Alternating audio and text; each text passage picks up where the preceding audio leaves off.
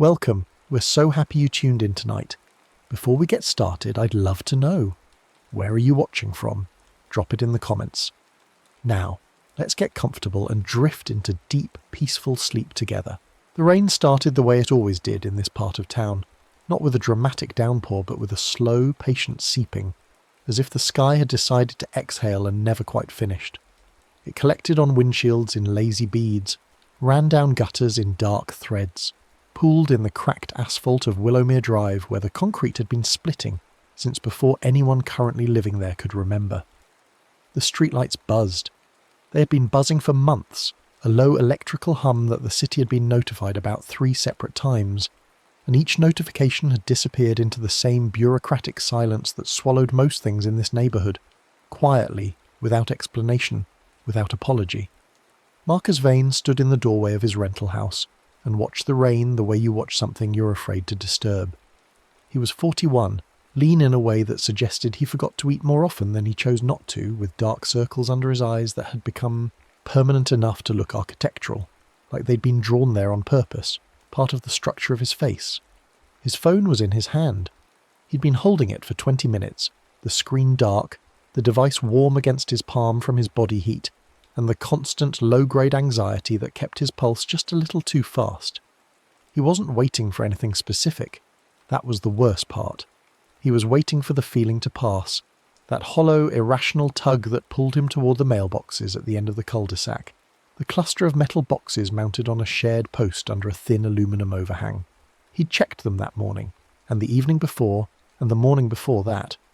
There was never anything in them that mattered. Bills, flyers for pizza places that had already closed, a credit card offer addressed to someone named Gerald, who had moved out 3 tenants ago, and whose mail Marcus had been throwing away for 6 months. But the pull was there, it had been, there for weeks, growing stronger each time he ignored it, each time he turned away from the window and told himself it was just habit, just the mechanical repetition of a routine that had outlived its purpose. Tonight, though, something in him cracked. Not dramatically, more like a hairline fracture in porcelain, invisible until you held it up to light. He stepped out into the rain without his jacket, without an umbrella, with nothing but his phone and his keys and the particular brand of loneliness that makes a person desperate enough to walk through wet air for the slim chance of feeling less empty. The sidewalk was slick under his shoes.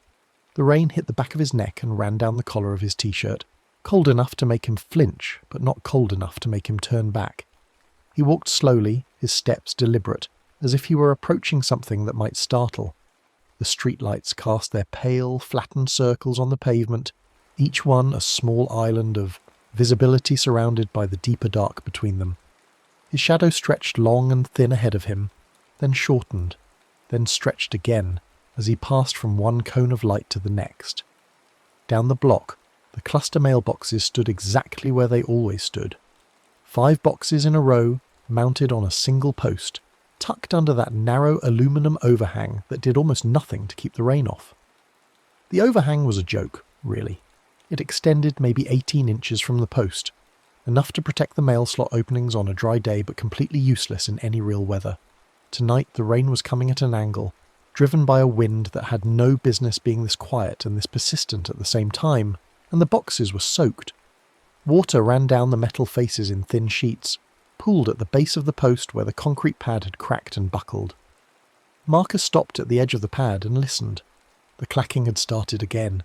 It was a sound he'd noticed before. Small, metallic, rhythmic. The kind of noise cluster mailboxes made when the wind caught the doors at a certain angle, when the latch springs were loose or the hinges had corroded just enough to allow movement. He'd heard it a dozen times. He'd told himself it was nothing. Wind. Old metal. The ordinary mechanical complaint of infrastructure left too long in the elements. But standing here now, in the rain, with the streetlights buzzing overhead and the water running down his arms, the clacking sounded different. It sounded conversational, not random, not wind-driven. The doors were opening and closing in a pattern, not a repeating one, but something that felt like it was responding to something. Like a question being asked and answered over and over in a language made entirely of small metal clicks. He stood there for a long time, listening. The rain continued to fall. The clacking continued to speak. Then he reached for his box, number 4, the one assigned to his unit. and pulled the handle. The door shifted before his fingers made contact. He felt it move under his hand, a slight give, a fraction of an inch, as if the box had already been in the process of opening when he arrived. He froze. His hand hung in the air, not quite touching the handle, and the door drifted open another hair's width, like a jaw loosening in its sleep. Marcus pulled his hand back. He watched the door. It stayed where it was, open just enough to show a sliver of darkness inside, a gap so narrow it shouldn't have been visible in the low light but somehow was.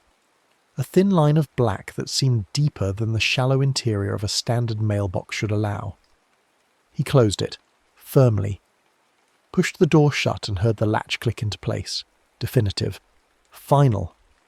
The door opened again, just a fraction. The same hair's width as before. His jaw tightened. He closed it again, harder this time, and held it shut with his palm for a count of 5. When he released, the latch held. But only for a moment.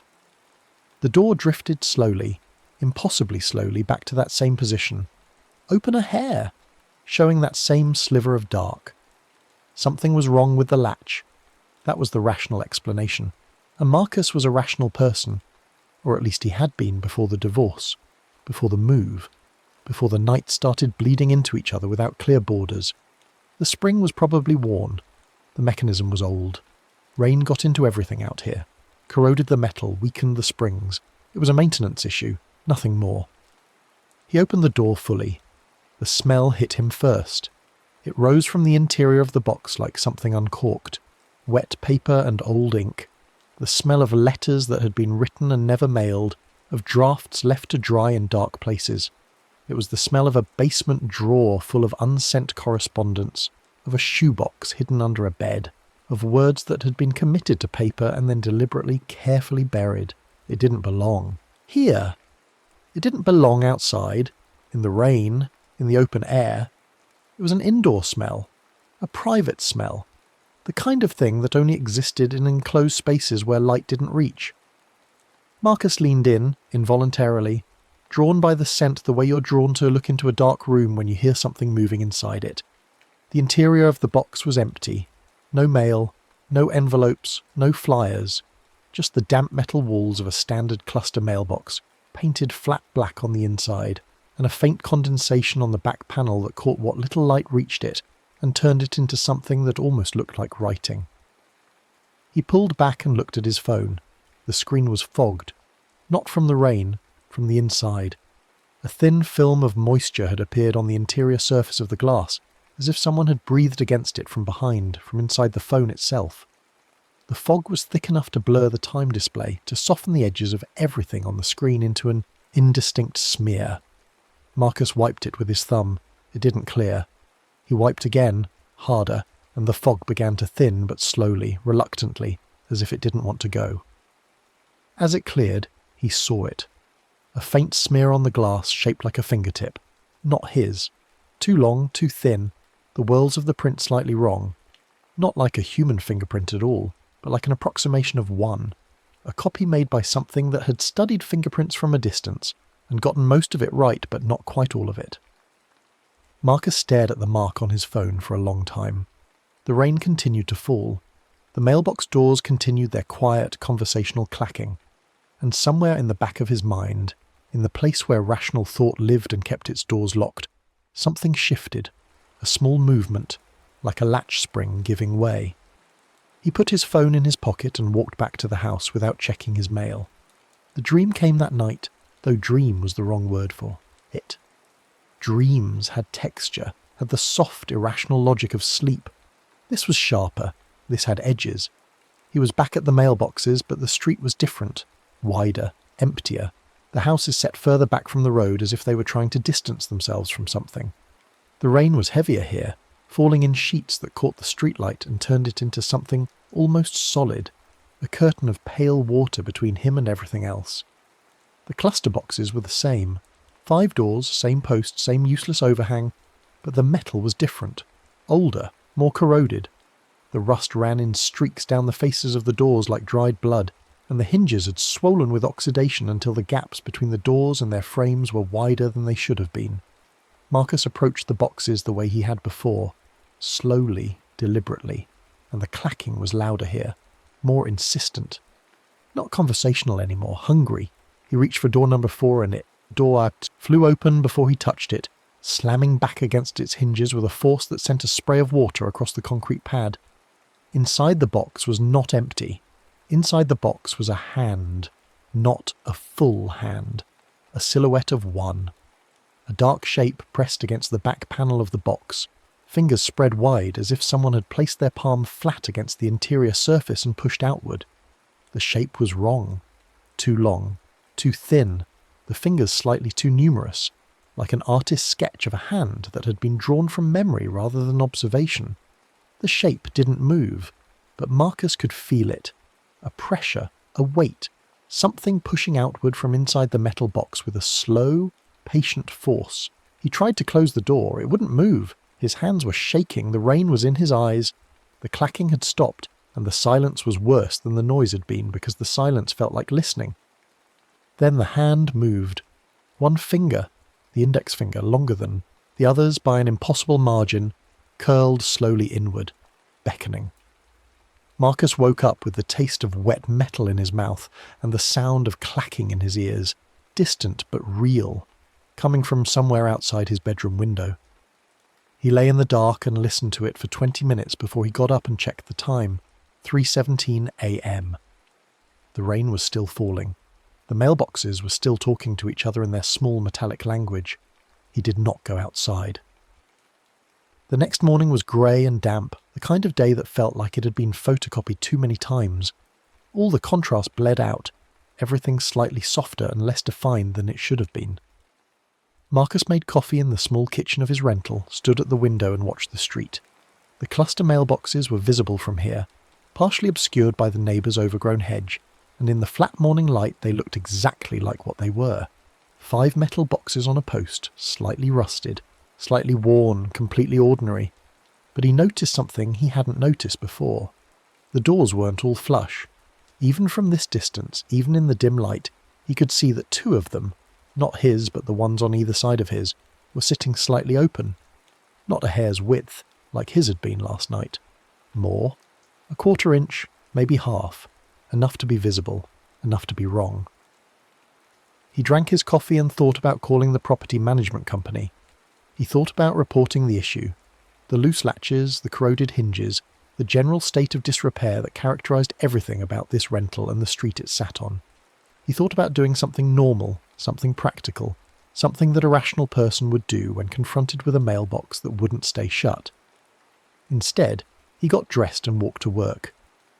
Work was a data entry position at an insurance company 3 miles away, a job that required almost nothing of his mind and left almost nothing in its wake. He sat at a desk, typed numbers into fields on a screen, and performed the mechanical labour of converting paper records into digital ones. It was the kind of work that made time feel elastic, stretching in some places, compressing in others, and by the time his lunch break arrived, he couldn't have said with confidence what time it was or how long he'd been there. He ate at his desk, a sandwich he'd made that morning, tasteless, eaten without tasting.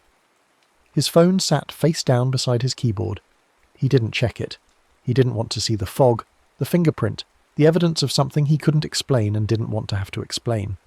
But at 2:15, in the middle of entering a claim number, his phone buzzed. He flipped it over. The screen was clear. No fog, no fingerprint, just a text message from an unknown number, a string of digits with no area code, no formatting, just numbers. 0, 0, 0, 0, 0, 0, 0, 0, 0, 0. He stared at it for a long time. Then he deleted it and went back to work. That evening, he didn't go to the mailboxes. He sat in his living room with the TV on and the volume turned up high enough to fill the room with noise, with the specific kind of noise that was designed to prevent silence from taking hold. A cooking show. Someone was chopping vegetables and explaining the chemistry of caramelization with an enthusiasm that felt almost aggressive in its cheerfulness. Marcus watched without seeing, his eyes on the screen and his mind somewhere else entirely, somewhere dark and metal and damp, somewhere that smelled like wet paper and old ink. At 10 o'clock he turned off the TV and sat in the silence that rushed in to replace it. The house was quiet. The rain had stopped. For the first time in days, the sound of water on the roof and windows had ceased, leaving a dry, hollow stillness that felt almost aggressive in its completeness. Marcus sat in the dark and listened to the absence of sound and waited for something he couldn't name. At 10:47 the clacking started. It came from outside, from the direction of the mailboxes, carried across the still air with a clarity that surprised him. It was louder than it had been the night before, more organised. The pattern had changed too. It wasn't the random wind-driven noise of loose latches anymore. It was structured, rhythmic. It sounded like someone typing on a keyboard made of metal, each keystroke precise and deliberate, and aimed at producing something specific. Marcus sat in the dark and listened to it for 15 minutes. Then he stood up, put on his shoes and walked outside. The air was cold. Not the wet, heavy cold of a rain, but the dry, sharp cold of a night that had been scrubbed clean by weather and left exposed. The streetlights buzzed overhead, their pale circles on the pavement slightly sharper now without the rain to soften them. The cluster mailboxes were visible at the end of the block, and even from here Marcus could see that something was wrong. All 5 doors were open, not wide open, not thrown back against their hinges like they had been in the dream, but open, each one sitting at a slightly different angle, as if they had been arranged that way deliberately, positioned to catch the streetlight at specific points. The effect was unsettling in a way that was hard to articulate. It looked like a row of mouths, each one open to a different degree, each one in the middle of saying something different.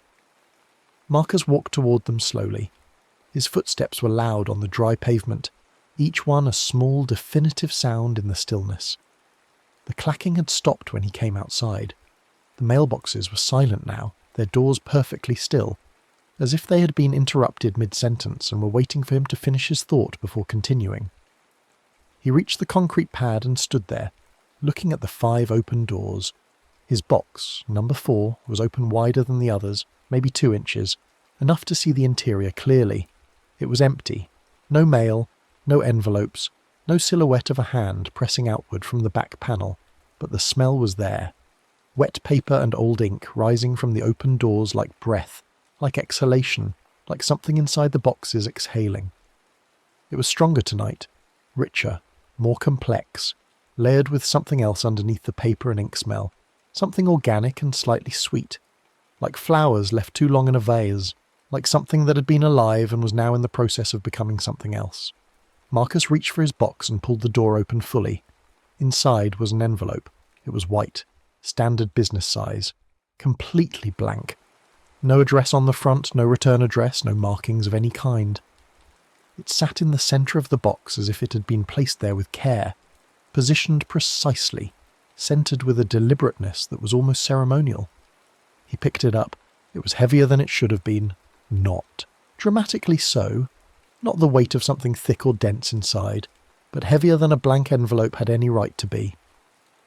The paper was slightly damp, not from rain, but from something else, some internal moisture, as if the envelope itself was sweating. Marcus turned it over in his hands. The back was blank too. No seal, no wax, no tape. The flap was closed but not fastened, tucked under, the way you'd close an envelope if you intended to open it again later, if you hadn't quite committed to sending it. He should have put it back. He should have closed the door, walked home and dealt with this in the morning, called the property management company, reported the vandalism or the prank or whatever this was and moved on. That was what a rational person would do. Instead, he opened the envelope. Inside was a single sheet of paper, folded once in half. He unfolded it. It was blank. He held the paper up to the streetlight, turned it at an angle, looking for writing, for impressions, for anything at all. Nothing. The paper was completely, perfectly blank, smooth and white and empty, as if it had never been touched, never been written on, never been used for anything at all. But as he stood there, holding the paper in the pale circle of streetlight, he felt something, a pressure behind his teeth, a tightness in his jaw, a sensation like words were trying to form in his mouth without his permission. A sentence rose from somewhere deep in his chest, heavy and urgent and familiar. I should have said it. The words pressed against the back of his teeth. He clenched his jaw. He did not say them out loud. Behind him, the mailbox doors began to move. He didn't sleep that night. He sat in his living room with every light in the house turned on and the blank envelope and the blank piece of paper on the coffee table in front of him, and he stared at them and tried to think clearly about what was happening to him. The rational explanations cycled through his mind like a slideshow: a prank by a neighbour, vandalism, a glitch in his perception caused by stress or lack of sleep, or the particular brand of grief that had been sitting in his chest for 2 years, like a stone that wouldn't dissolve. None of them felt right. None of them accounted for the smell, or the fog on his phone, or the weight of the envelope, or the way the doors moved in response to his breathing, or the sentence that kept rising in his throat like bile. I should have said it. He knew what the sentence was about. He had known for 2 years. It was about Sarah, about the last conversation they'd had, the one that had ended the marriage not with shouting or tears, or the dramatic rupture that people expected, but with a silence so complete it was almost physical. A silence that had filled the room like water filling a sealed chamber, rising slowly until there was no air left. Sarah had said something at the end of that conversation, something small and specific and devastating. And Marcus had opened his mouth to respond, had felt the words forming, had felt them arrange themselves into something true and necessary. And then he had closed his mouth again. He had chosen silence. He had let the words die in his throat, and Sarah had left, and the silence had followed him here, to this rental house on this street, to this mailbox with its loose latches and its wet ink smell. I should have said it. He pressed his palms against his eyes until he saw stars. The paper on the coffee table was still blank. He was sure of it. He had looked at it a dozen times, held it up to the light from every angle. But now, staring at it from across the room, he thought he saw something. A faint discoloration, a slight variation in the white surface, like the ghost of writing that had been erased but not completely removed. He picked it up again. Still blank. Completely, perfectly blank. But the smell was on it, wet paper and old ink, and when he brought it, close to his face he could feel the warmth of it, a faint, almost imperceptible heat rising from the surface, as if the paper had been recently touched by something warm. Marcus set the paper down carefully and went to the window. The street was dark and still. The cluster mailboxes were visible at the end of the block, and in the streetlight all 5 doors were closed, flush, latched, ordinary. But as he watched, one of them, number 3, the box next to his, opened, just a hair. The same fraction of an inch his own box had opened the night before. A small movement, barely visible but unmistakable in the stillness. He watched it for a long time. Then he closed the curtains and went back to the coffee table and stared at the blank paper until dawn. The property management company was called Meridian Residential Services, and their phone system was a labyrinth of automated menus and hold music that made Marcus want to put his fist through the wall. He called at 8 a.m. before work and spent 11 minutes navigating the menu tree before reaching a human being. A woman named Diane, who sounded tired and slightly annoyed, and who took his complaint about the mailboxes with the same enthusiasm that a person might take a report about a squeaky door hinge. "I'll put in a work order," she said. "Someone will come look at it." "When?" "I can't give you a specific date. We'll get to it." "The doors won't stay closed," Marcus said. "They keep opening on their own." "Like I said, we'll put in a work order. Is there anything else?" There was so much else. There was the smell and the fog and the envelope and the hand in his dream, and the way the hinges responded to his breathing like they were listening to him. But he couldn't say any of that. So he said no, there was nothing else, and hung up. And the work order went into the system where it would sit, unaddressed, for weeks or months or forever. The days that followed blurred together in a way that made it hard to reconstruct them afterward. Marcus went to work. He came home. He ate without tasting. He slept in fragments, waking at irregular intervals with the sound of clacking in his ears and the taste of wet metal in his mouth. Each night, before bed, he checked the mailboxes, not for mail, but to see if the doors were open, if the smell was there, if another envelope had appeared. On the 3rd night, one had. It was in box number 3 this time. Not his box, but the one belonging to the unit next door, a 1-bedroom apartment that had been vacant for 2 months. The door was open wider than before, and the envelope was positioned the same way as the first one, centred, deliberate, ceremonial, white, blank, slightly heavier than it should have been. Marcus took it anyway. He shouldn't have. It wasn't his mail, and the box wasn't his box. And taking someone else's envelope from a shared mailbox was technically a federal offence, or at least it felt like one. But the pull was stronger now, the irrational tug that had started this whole thing, and he found himself reaching into the box before he could think about whether he should.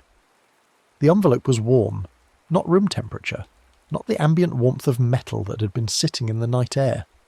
Warm the way skin was warm, the way a hand was warm when it closed round yours. The paper felt almost alive under his fingers, not moving, not pulsing, but present in a way that paper shouldn't be present, as if it were aware of being held. He opened it at home, under the kitchen light, with the same careful deliberation as before. Inside was another blank sheet of paper, but this time, as he held it up to the light, something happened. The paper began to change, not all at once, slowly, gradually, the way frost formed on a window pane.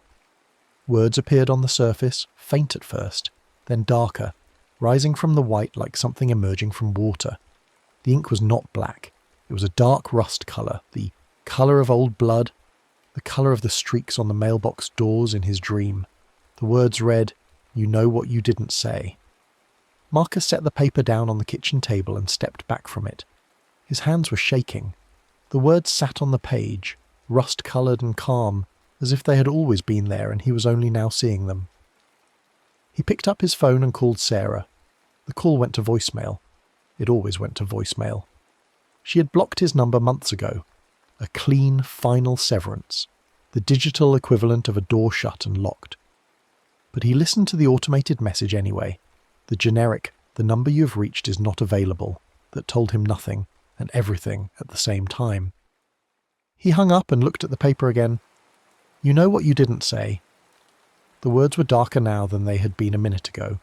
Denser, more present. As if they were still in the process of appearing, still rising from whatever depth they had been submerged in. Marcus sat down at the kitchen table and put his head in his hands and breathed. He started watching the mailboxes at night. He set up his laptop at the kitchen window, angled so he could see the cluster boxes at the end of the block, and he sat there after dark with a glass of water he forgot to drink and watched the boxes for hours at a time. Most nights nothing happened. The doors stayed closed. The street stayed empty. The streetlights buzzed and the occasional car passed, and the neighbourhood performed its ordinary nighttime rituals of silence and stillness. But on the fifth night, at 2:33 a.m, he saw it. A figure. It stood beside the mailboxes, not in front of them, not facing them, but beside them, positioned at the edge of the concrete pad as if it had just arrived or was about to leave. It was tall and thin, almost absurdly so, too tall for a person, too thin for a person, with proportions that were slightly wrong in ways that were hard to specify but impossible to ignore. The streetlight caught it at an angle, and the edges of the figure seemed to blur where they met the light, as if the boundary between the figure and the air around it was not quite solid. The figure's hands were moving, small, precise motions, fingers extending and retracting, wrists turning slightly, the movements of someone sorting through papers, organising envelopes, arranging correspondence with the careful attention of a clerk. The hands moved continuously, rhythmically, even though there was nothing visible in them. No envelopes, no papers, nothing. Just the movements themselves, performed in the empty air with a dedication that suggested the work was real, even if the materials were not. Marcus watched from the window, his hands gripping the edge of the laptop, his breath held so tightly in his chest that his vision began to narrow. The figure did not look at him. It did not look anywhere. As far as he could tell, its head was slightly bowed, its attention focused on the invisible work its hands were performing, as if it were deeply absorbed in a task that required its full concentration. The figure was rust-coloured. Not entirely, not uniformly. It was the colour of metal left too long in the rain, of iron gone to oxide, of the streaks on the mailbox doors that he had seen in his dream. The rust ran in patches across its surface, darker in some places, lighter in others, as if it were still in the process of forming, still spreading across whatever the figure was made of. Marcus watched it for 11 minutes. He timed it on the clock in the corner of his laptop screen. For 11 minutes, the figure stood beside the mailboxes and sorted invisible mail with its long, rust-stained hands, and the mailbox doors opened and closed in small increments around it, not randomly, not from wind, but in response to the figure's movements, as if the boxes were extensions of its hands, as if the latches and hinges were part of its body. Then the figure turned its head.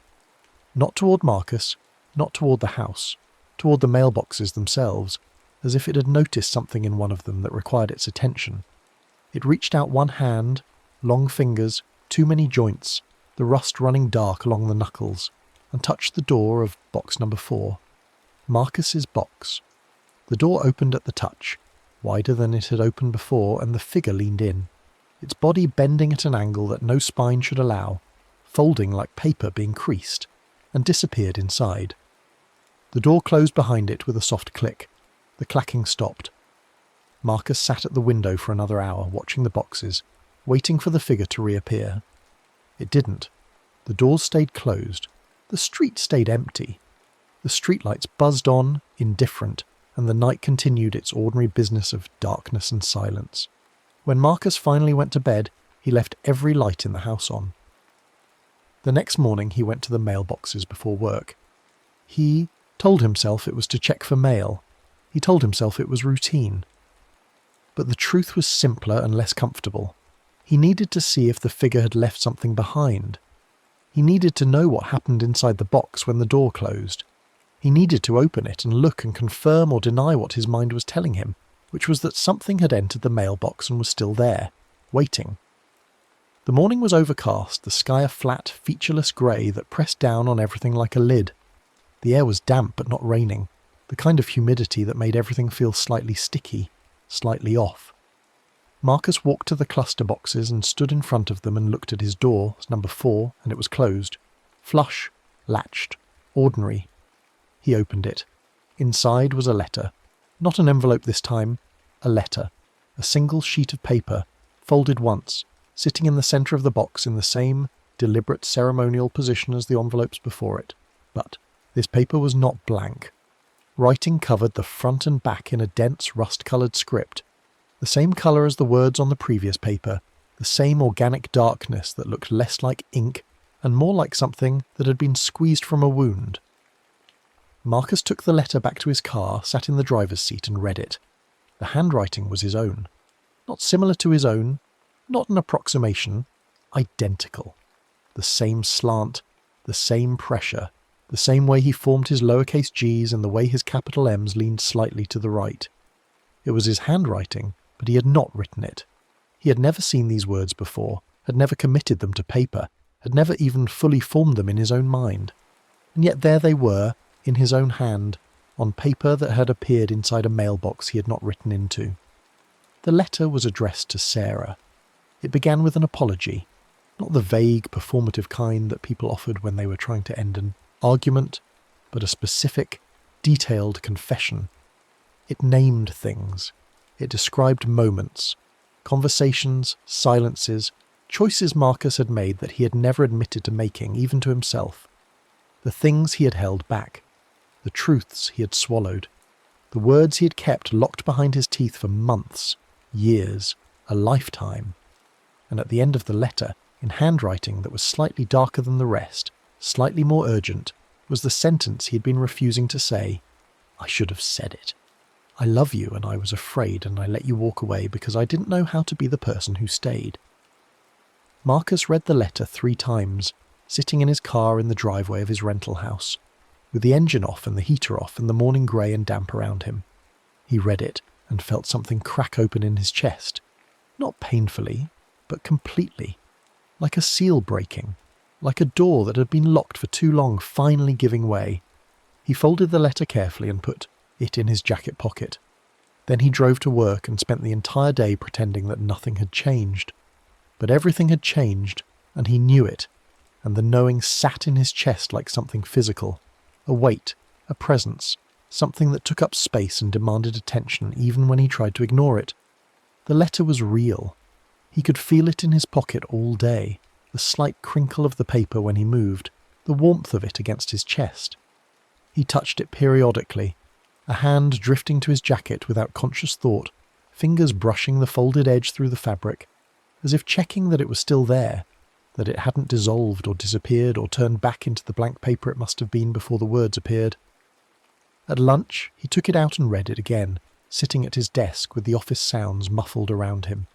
The words were still there, still in his handwriting, still rust-coloured and dense and devastatingly specific, and still, Sarwort, he checked, turning the paper to the light, slightly darker than they had been that morning, as if they were still developing, still rising from whatever depth they had been submerged in. He folded it back up and put it away, and spent the rest of the afternoon not thinking about it, which was the same as spending the rest of the afternoon thinking about nothing else. That night, he went to the mailboxes at midnight. He didn't bring a flashlight. He didn't bring an umbrella, though the rain had started again, a thin, persistent drizzle that coated everything in a fine mist and made the streetlights look slightly softer, slightly less defined. He walked to the cluster boxes the way he'd been walking to them for a week now, slowly, deliberately, with a particular attentiveness of someone approaching something that might be dangerous.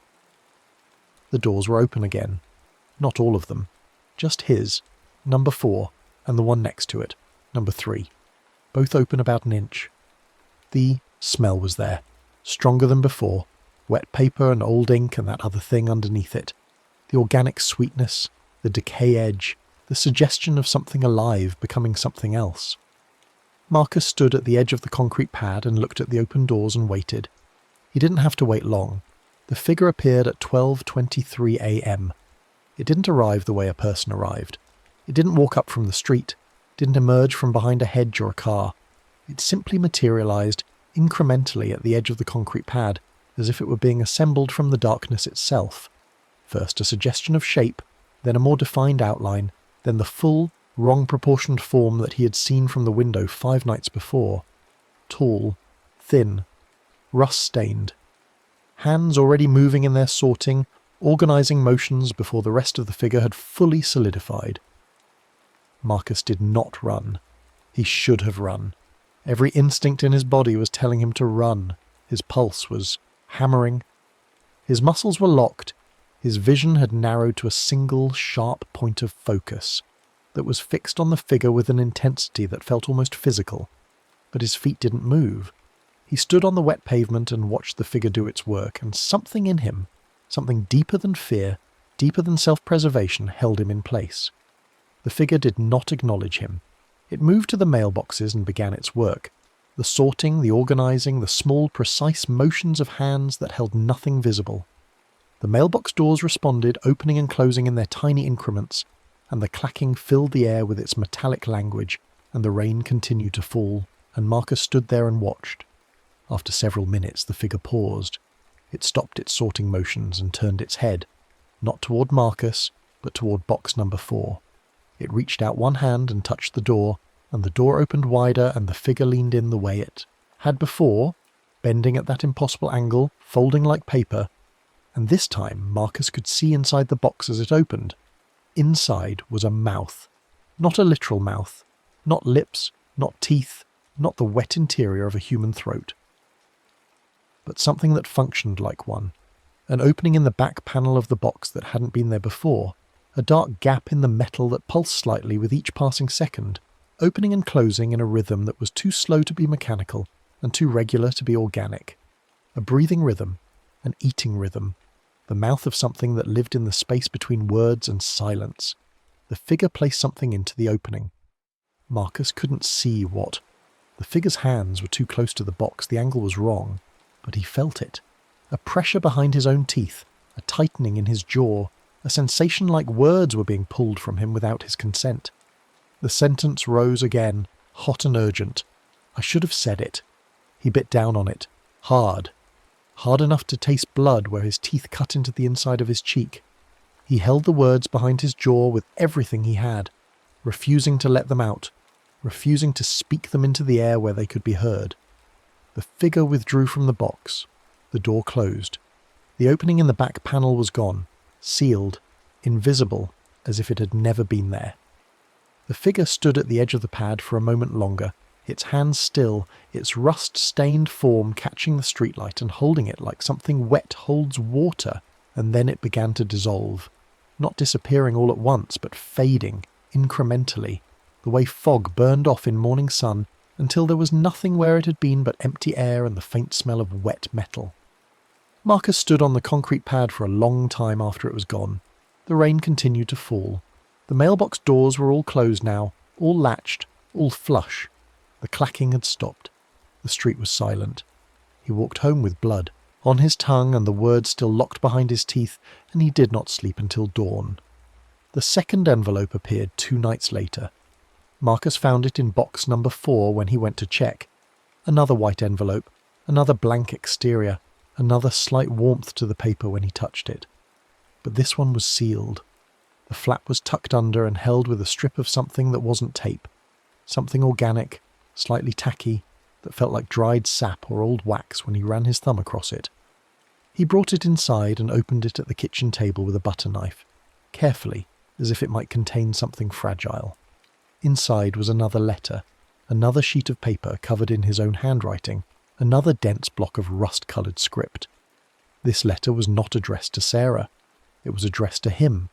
The words were in his own hand, but the content was not his. Not something he had thought, not something he had felt, not something he had ever consciously acknowledged.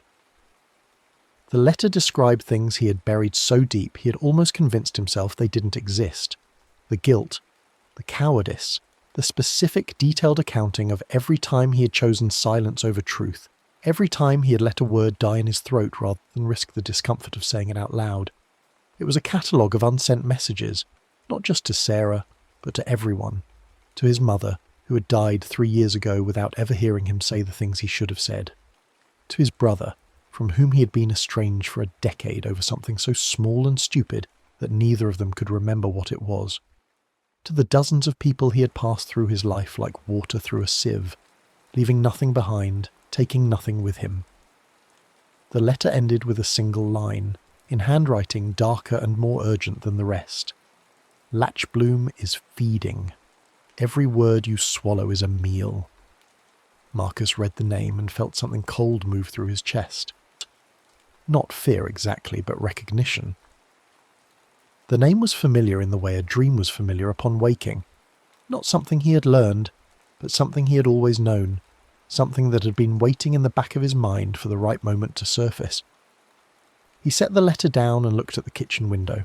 Outside, the rain was falling again, steady, patient, indifferent. The streetlights buzzed. Somewhere down the block the mailboxes stood in their cluster, their doors closed, their latches holding. For now. He started talking to the neighbours, not casually, not the way people made small talk in suburban neighbourhoods, with their weather comments and their nods of acknowledgement. He knocked on doors, he asked questions. He sat on porches and in living rooms and listened to people talk about the mailboxes with an attention that surprised them, that made them uncomfortable in ways they couldn't quite articulate. The woman in Unit 2, a retired teacher named Helen, with sharp eyes and a habit of qualifying everything she said with, "I know this sounds crazy, but," told him about the clacking. "It's been going on for years," she said, sitting in her living room with a cup of tea she kept forgetting to drink. "I thought it was the wind at first. Everyone did. But it's not the wind. You can tell when it's the wind. It's irregular. It stops and starts. This is different. This is intentional." Intentional how? Helen looked at him for a long moment, and something shifted in her expression. A decision being made, a calculation being run. "Like it's listening," she said. "Like it's waiting for you to say something." Marcus asked her if she'd ever found anything in her mailbox that she hadn't expected. Helen's face went very still. "Once," she said, "about 3 years ago, a letter, in my own handwriting. Things I'd never written down, never said out loud. Things about my husband. He died 4 years ago, things I should have told him." She paused. "I burned it. Did it help?" "No. The clacking got worse after that. Louder. Like it was angry." She looked at him with those sharp eyes. "What are you finding in yours?" Marcus didn't answer. The man in Unit 5, a younger guy named Derek, mid-20s, with the particular brand of casual confidence that came from never having been seriously frightened by anything, laughed when Marcus brought up the mailboxes. "Dude, it's just corroded hinges. The landlord's too cheap to fix them. That's it. That's the whole story. Have you ever found anything unusual in your box? Like what? A dead bird? Wrong mail? Like a letter? In your own handwriting?" Derek stared at him. "No. Have you?" Marcus didn't answer. The woman in Unit 1, an older woman named Margaret, who kept her curtains drawn at all times and who Marcus had never seen outside her house before, didn't answer the door at first. He knocked 3 times, waited, knocked again, and was about to give up, when the door opened a crack and one eye peered out at him. Dark, wary, ringed with the particular exhaustion of someone who hadn't been sleeping well for a long time. "What do you want?" Her voice was thin, slightly hoarse, as if she hadn't spoken in days. "I wanted to ask you about the mailboxes." The eye widened slightly. The door closed. Marcus heard the sound of locks being engaged. Multiple locks, more than a standard door should have, and then silence. He stood on the porch for a minute, then 2, then 5.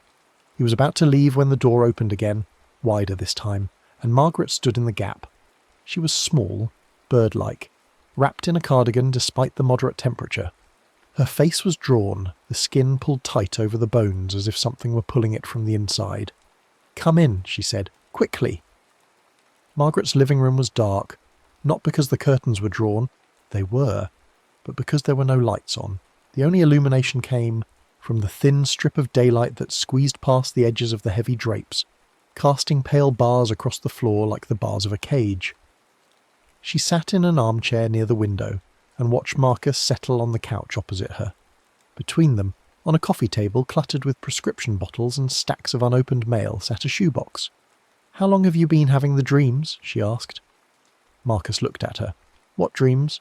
"The ones about the hand, inside the box, reaching for you." The silence that followed lasted long enough for the light to shift, perceptibly across the floor, the sun moving, the bars of illumination sliding slowly to the left. "How do you know about that?" Marcus asked. Margaret didn't answer. She reached for the shoebox, lifted the lid and set it on the coffee table between them. Inside was a stack of papers, dozens of them, maybe more, each one covered in dense writing. Different handwriting on each sheet, different ink colours, different paper weights and sizes. "Every person who's lived in this neighbourhood for more than a month gets one," she said. "A letter, in their own hand, then another, then another. They keep coming as long as you keep the words inside. Letters from the mailboxes. Letters from Latchbloom." She said the name the way you said the name of something you had lived with for a long time. Not with fear exactly, but with the particular weariness of someone who had spent years trying to understand a thing that didn't want to be understood. "What is it?" Marcus asked. Margaret looked at the shoebox. "Something that lives in the hinges, something that feeds on the words you don't say. Not just to one person, to everyone. Every unsent message, every swallowed truth, every time you open your mouth and then close it again without speaking. That's food. That's what it eats. How do you stop it?" "You can't stop it. You can only satisfy it." She paused. "There's a rule. The neighbours who've been here longest know it. If your mailbox door won't stay shut, if the clocking won't stop, you place a blank envelope inside. Blank, nothing written on it. You close the door gently and you accept it. You accept that some words are going to stay unsent. You stop trying to take them back. You stop rehearsing them. You just let them go. And that works. Sometimes, if you really mean it, if you can actually let go." She looked at him with those dark, tired eyes. "But if you say it, if you speak the words out loud, the ones you've been holding back, then it gets worse, much worse. What happens?" Margaret's gaze dropped to the shoebox, to the dozens of letters in their different hands, their different inks. "It delivers them, not to the person you meant to say them to you, through the walls, through the vents, through the house itself, your own voice coming back to you in pieces, night after night, until you can't sleep, can't think, can't do anything but listen to you, yourself saying the things you should have said, over and over, forever." She reached into the shoebox and pulled out one of the letters, a sheet of paper covered in a child's handwriting, large and uneven. The letters formed with the particular care of someone very young. The ink was rust-coloured. "This one was mine," she said, "from when I was 8. Something I never told my mother. Something I carried for 60 years. She held the paper in both hands, looking at it with an expression that was not quite grief and not quite shame, but something between the two. Something that had no name in any language Marcus knew. "Latchbloom found it," pulled it out of me without my knowing, and now it's on paper, and I can't unread it, and I can't unsay it, and I can't make it go away." Marcus looked at the letter in her hands, the child's handwriting, the rust-coloured ink, the words he couldn't read from where he sat but could feel the weight of, the density of the accumulated gravity of 60 years of silence. "What did you do?" he asked. Margaret folded the letter carefully and put it back in the shoebox. "I placed a blank envelope. I closed the door gently. I tried to let go." She paused. "I haven't succeeded yet, but I keep trying, every night, every time the clacking starts. I go out there and I put in a blank envelope and I close the door and I tell myself it's okay, that some words don't need to be said." She looked at him. "Do you believe that?" she asked. Marcus didn't answer. That night the rain came back. It arrived without warning. One moment the sky was overcast and dry. The next it was pouring. A sudden violent downpour that hit the roof and windows with enough force to sound like something pounding. Marcus was in his living room, sitting on the couch with the letters in his lap. Both of them, the one addressed to Sarah and the one addressed to him, reading them again, for the 10th time, 20th time, feeling the words sink deeper each time he read them. The rain was so loud he almost didn't hear the clacking, but he did hear it. Underneath the percussion of water on every surface, underneath the rush of it through gutters and down drains, the mailboxes were speaking. Louder than before. Faster. The pattern had changed again. It wasn't typing anymore. It wasn't the organised, deliberate rhythm of correspondence being sorted. It was something else. Something hungrier. The sound of a mouth opening and closing rapidly, tasting the air, searching for something to eat. Marcus set the letters down and stood up and went to the window. The street was invisible through the rain. A solid wall of water between him and everything else. He couldn't see the mailboxes. He couldn't see anything. But he could hear them, and the sound was getting louder, and underneath it, rising from somewhere he couldn't identify, was a smell. Wet paper and old ink and the organic sweetness of decay, seeping into the house through gaps he hadn't known existed, through cracks in the window frames and the spaces around the door hinges and the small invisible openings that every house had but that no one ever noticed until something decided to come through them. The smell filled the living room in minutes. It was thick, almost solid, a presence in the air that coated the back of his throat and the inside of his nose and made his eyes water. Marcus covered his mouth with his hand and breathed through his fingers and watched the rain pound against the window and listened to the mailboxes talk to each other in their metallic, hungry language. Then the clacking stopped. The silence was sudden and complete. Not the gradual fading of sound, but an abrupt cessation, as if someone had thrown a switch. The rain continued, loud and relentless, but the mailboxes were quiet. The smell was still there, thick in the air, but it wasn't moving anymore. It was static, waiting.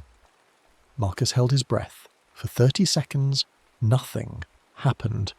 The rain fell, the house was still. The smell hung in the air like fog. Then, from somewhere inside the walls, a sound. A small sound. A soft, metallic click. The sound of a latch engaging, or disengaging. The sound of a door opening, somewhere behind the drywall, somewhere in the space between the interior and exterior surfaces of the house, where pipes ran and wires ran, and the structure of the building held itself together in its quiet, invisible way. Click. Then another click, from a different location, this one from the kitchen.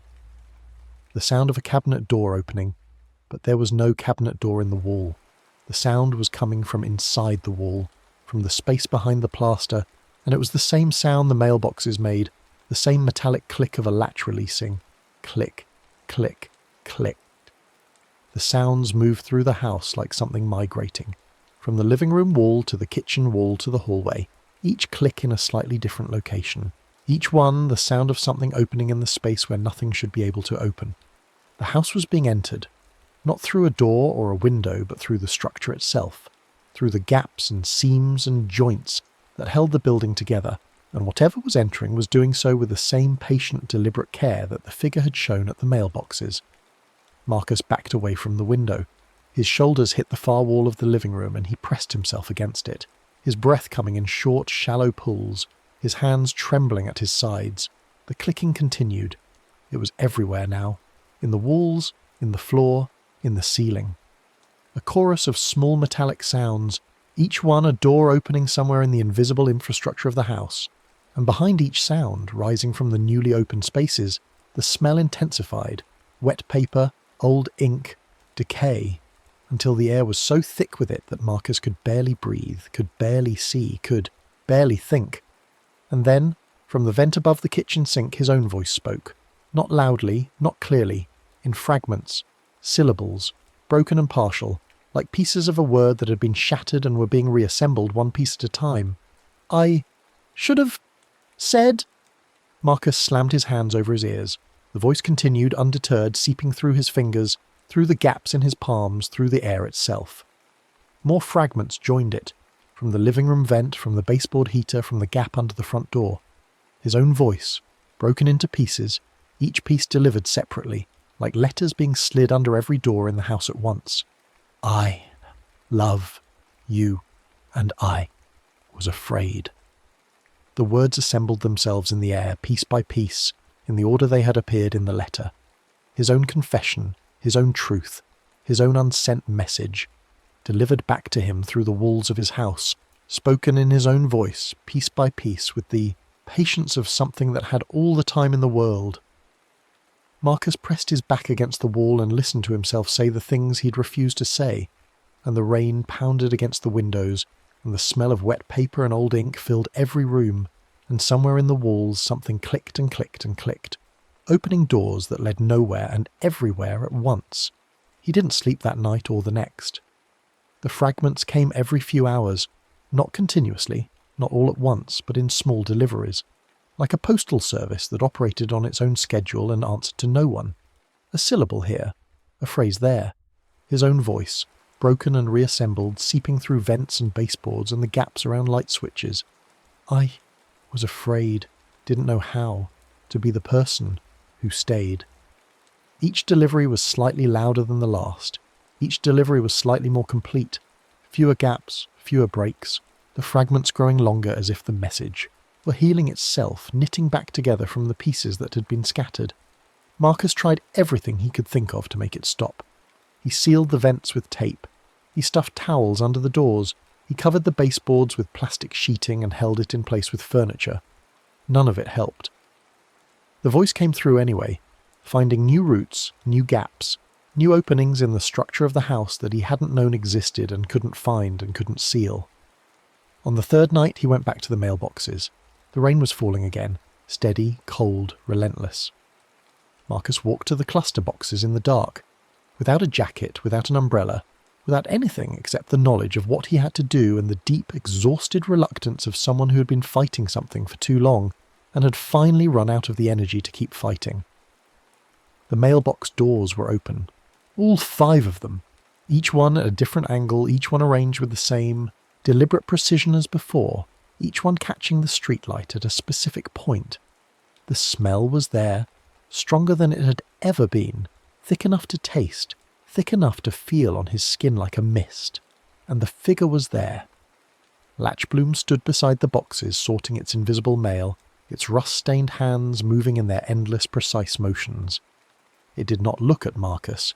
It did not acknowledge him in any way. It simply continued its work, as if he were not there, as if his presence were no more significant than the rain or the wind or the buzzing of the streetlights. Marcus reached into his jacket pocket and pulled out an envelope. He had found it in a kitchen drawer that afternoon.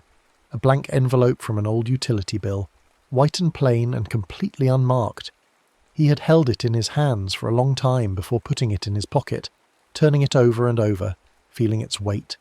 The ordinary empty weight of paper with nothing inside it. He had considered writing something on it, considered putting a letter inside, considered using it for what envelopes were designed for, carrying words from one person to another. He hadn't written anything. He had left it blank. Now he stood at the mailboxes and held the blank envelope in both hands and looked at it in the pale streetlight and felt the pull, the deep, insistent tug of all the words he had been holding back, all the unsent messages that Latchbloom had been feeding on, all the regret and guilt and love and cowardice that had accumulated in his chest like sediment at the bottom of a river. The sentence was there, pressing against the back of his teeth. I should have said it. He did not say it. He opened the door of box number 4, it swung wide at his touch as if it had been waiting for him, and placed the blank envelope inside. He positioned it carefully in the centre of the box, the way the letters had been positioned when they appeared. Deliberate, ceremonial, and offering. Then he closed the door, gently, no slam, no force, no anger or desperation or need. Just a soft, quiet click, the sound of a latch engaging, of a door finding its rest, of a mouth closing after a long silence. He held the silence. It was the hardest thing he had ever done. Harder than the divorce, harder than the grief, harder than the nights of listening to his own voice seep through the walls of his house. The silence required him to do something that went against every instinct he had, to accept, not to deny, not to erase, not to pretend the words didn't exist, to acknowledge them, to feel their weight, their presence, their demand, and to let them remain where they were, unsent, unspoken, alive in the space between thought and expression, in the dark interior of a mouth that chose not to open. Some words are allowed to remain unsent. He held the silence and breathed and did not speak. Behind him, the figure stopped moving. For the first time since Marcus had seen it, Latchbloom was still. Its hands hung at its sides, motionless. Its head was bowed. The rust-stained form seemed to dim slightly, as if the light were being withdrawn from it, as if something that had been sustaining it, feeding it, had been cut off. The mailbox doors began to close, not all at once, one by one, in sequence, box 1, then 2, then 3, then 5, each door swinging shut with a soft click, each latch engaging with a definitive sound. The clacking ceased. The smell began to fade, slowly at first, then more quickly, as if something were pulling it back through the same channels it had used to spread. The wet paper and old ink scent retreated from the air, replaced by the clean, cold smell of rain and wet pavement. Box number 4's door held. Marcus watched it from where he stood, his hands at his sides, his breath steady and slow. The door was closed. The latch was engaged. It did not move. It did not drift open. It stayed shut with a finality that felt almost physical, a solidity, a permanence, as if the door had been welded into place. He looked at Latchbloom. The figure was dissolving, not the way it had dissolved before, not fading incrementally, not burning off like fog. It was coming apart.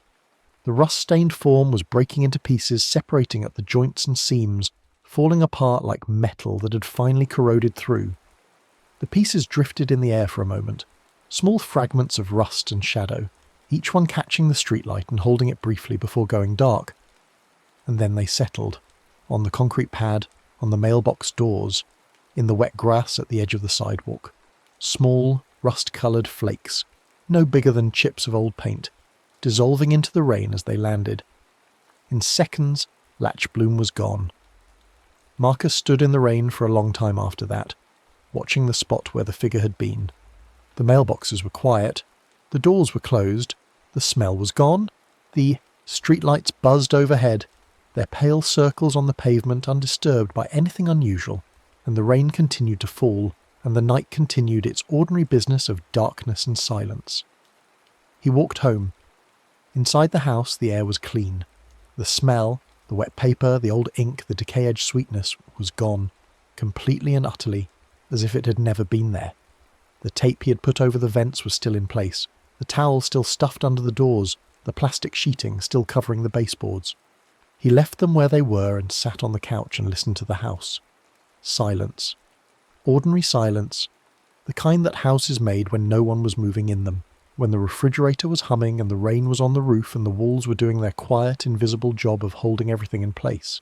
No clicking, no fragments of his own voice seeping through the infrastructure, no letters being delivered through the walls. Marcus sat in the silence and breathed and felt something loosen in his chest, not dramatically, not all at once, but slowly, like a knot that had been pulled tight for years finally beginning to give way. The words were still there, still present, still heavy, still pressing against the inside of his mouth with their demand to be spoken. I should have said it. The sentence was still real. The regret was still real. The love and the fear and the cowardice were still real. but they were quieter now, less urgent, less hungry. They sat in the space where they had always lived, in the silence between thought and speech, in the dark interior of a closed mouth, and they stayed there, and they did not demand to be released, and they did not feed anything. He did not say them out loud. The morning after, Marcus went to the mailboxes one last time. The sun was out, the first clear morning in weeks. The sky was a pale, washed blue, the kind of colour that followed heavy rain, and the air was clean, and cold and smelled like nothing but wet earth and ozone. The cluster mailboxes stood at the end of the block exactly where they always stood, and in the morning light they looked exactly like what they were. 5 metal boxes on a post, slightly rusted, slightly worn. All 5 doors were closed, all 5 latches were holding. Marcus opened his box, number 4, and inside was nothing. No envelope, no letter, no rust-coloured writing on blank paper, just the empty interior of a standard mailbox, slightly damp from the rain, catching the morning light on its flat black walls. He closed the door. It stayed shut. He stood there for a moment, in the sun, with the clean air in his lungs, and the silence in his chest and the knowledge that something had ended, or at least paused, or at least shifted into a different phase. He didn't know if Latchbloom was gone for good. Margaret's shoebox of letters suggested it wasn't, suggested that the feeding went on, in different forms, with different people as long as there were words that wanted to be spoken and mouths that chose to stay closed. But his door held, his latch caught, his mailbox stayed shut. For now, that was enough. He ran into Helen 2 days later at the mailboxes. She was checking her mail, actual mail, bills and catalogues and the ordinary detritus of suburban life, and she looked at him with those sharp eyes and said, "You look better." "Do I?" "Less haunted." She smiled a small, careful smile. "Did you do the thing?" "The blank envelope?" "Yes." "Yes," Helen nodded. She closed her mailbox door and it stayed shut. "Good," she said. "That's good." They stood together for a moment in the morning light, 2 people who shared a knowledge that couldn't be explained to anyone who didn't have it. And then Helen went back to her house, and Marcus went back to his. And the street was quiet, and the mailboxes stood in their row, like a row of closed mouths, holding whatever was inside them in silence. Marcus did not call Sarah again. He thought about it often, in fact, in the weeks and months that followed. The letter was still in his jacket pocket, and he read it sometimes late at night, when the house was quiet and the words pressed against his teeth with their old familiar urgency. He thought about finding her address, thought about mailing the letter, the real one, the one Latchbloom had written in his hand, thought about saying the words out loud finally after all this time. He didn't. Not because he didn't want to, not because the words weren't true.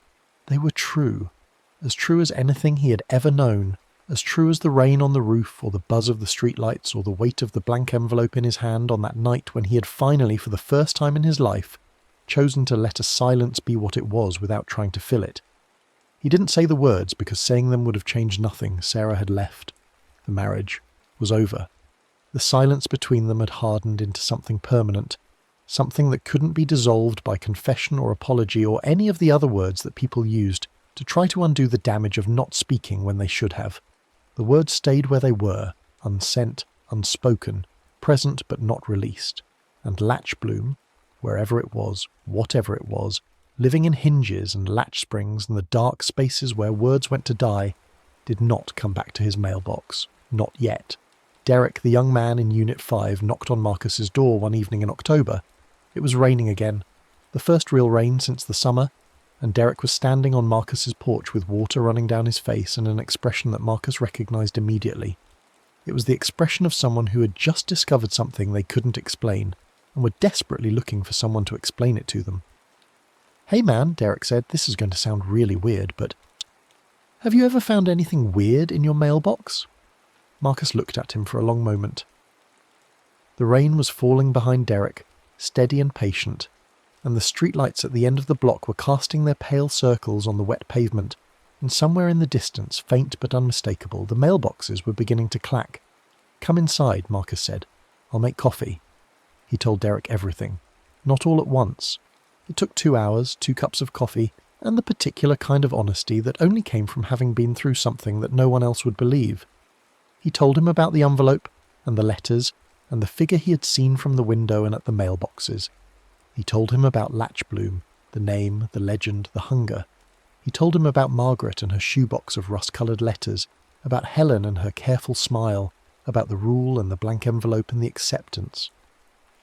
Derek listened with the expression of someone hearing a ghost story at a party, sceptical at first, then less so, then genuinely unsettled as the details accumulated and the internal consistency of the account began to override the rational objections he had been preparing. "So what do I do?" he asked at the end. Marcus told him about the blank envelope, about closing the door gently, about the acceptance, the hardest part, the part that couldn't be faked or performed, the part that required something genuine and difficult and real. "But what am I accepting?" Derek asked. "I don't have unsent messages. I don't have things I haven't said. I'm an open book, man. I tell people what I think." Marcus looked at him for a long time. "Everyone has unsent messages," he said. "You just haven't found yours yet." Derek left with the instructions and the skepticism and the particular brand of unease that came from being told something you didn't want to believe but couldn't quite dismiss. Marcus watched him walk back to his unit through the rain, and then he closed the door and stood in his living room and listened to the mailboxes clack at the end of the block. The sound was louder tonight, more organised, more hungry. Something new was being fed. The dreams didn't stop entirely. They came less frequently now, once a week, then once every 2 weeks, then once a month. But they came, always the same, the mailboxes, the rain, the concrete pad with its cracked and buckled surface, the hand inside the box pressing outward, the fingers too long and too numerous, beckoning with that slow, patient curl of the index finger. But the dreams were different now, less frightening, more like visits, like someone checking in, looking in on something they had invested in, something they were still interested in even if the immediate crisis had passed. Marcus woke from these dreams calm, or at least calmer than he had been before. He lay in the dark and felt the words in his chest, still there, still present, still heavy with everything they carried, and he let them be there. He didn't fight them. He didn't try to speak them or swallow them or burn them away. He just acknowledged them, the way you acknowledged the weather or the passage of time or any other thing that was real and present and beyond your control. Some words stayed unsent. That was not a failure.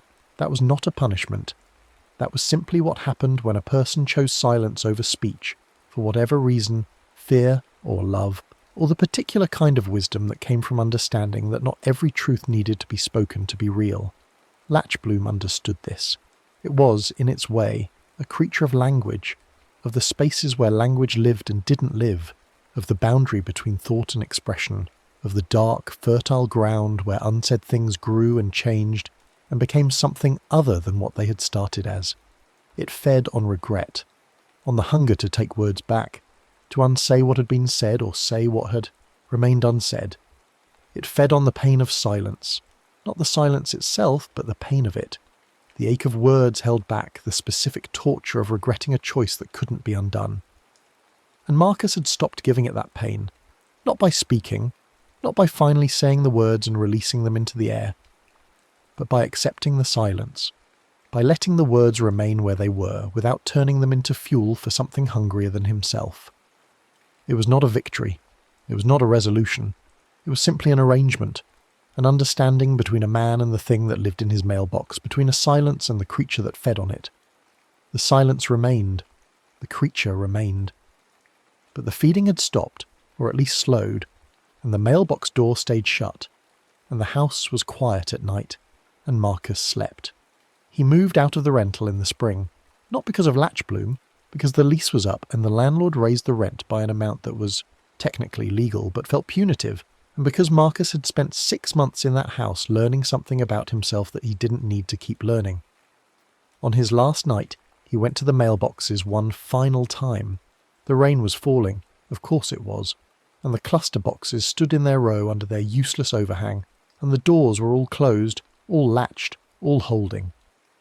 Marcus stood on the concrete pad and listened to the rain, and the silence, and the faint, almost inaudible sound of metal settling in its hinges, not clacking, not talking, not hungry, just existing, just being what it was. He had a blank envelope in his hand, not for any specific reason.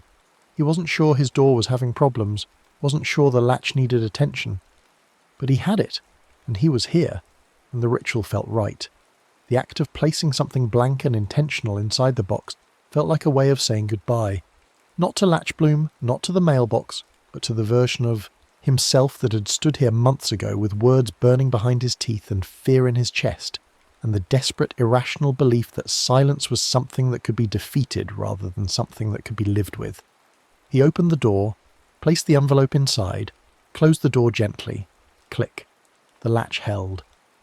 Marcus stood there for a moment in the rain, with his hands at his sides and the clean, cold air in his lungs and the words still there, still present, still real, still unsent.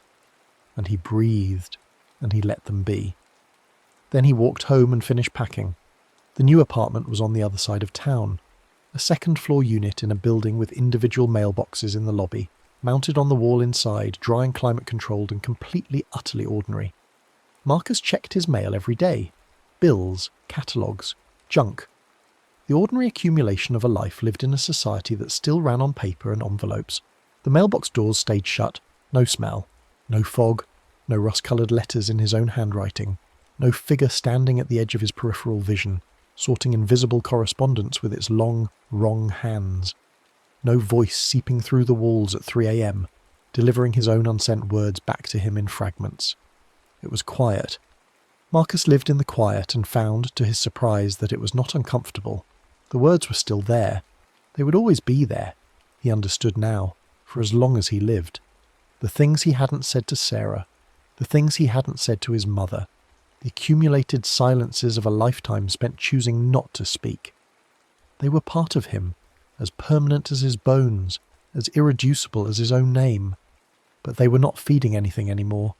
He thought about Latchbloom sometimes, not with fear, not with the particular dread that had characterized those weeks on Willowmere Drive, with something closer to curiosity, the detached intellectual interest of someone trying to understand a phenomenon they had experienced but not fully comprehended. What was it really? A creature, a force, a reflection, something that existed because human beings existed, because language existed, because the gap between what people thought and what they said was as old as thought itself. Marcus didn't know.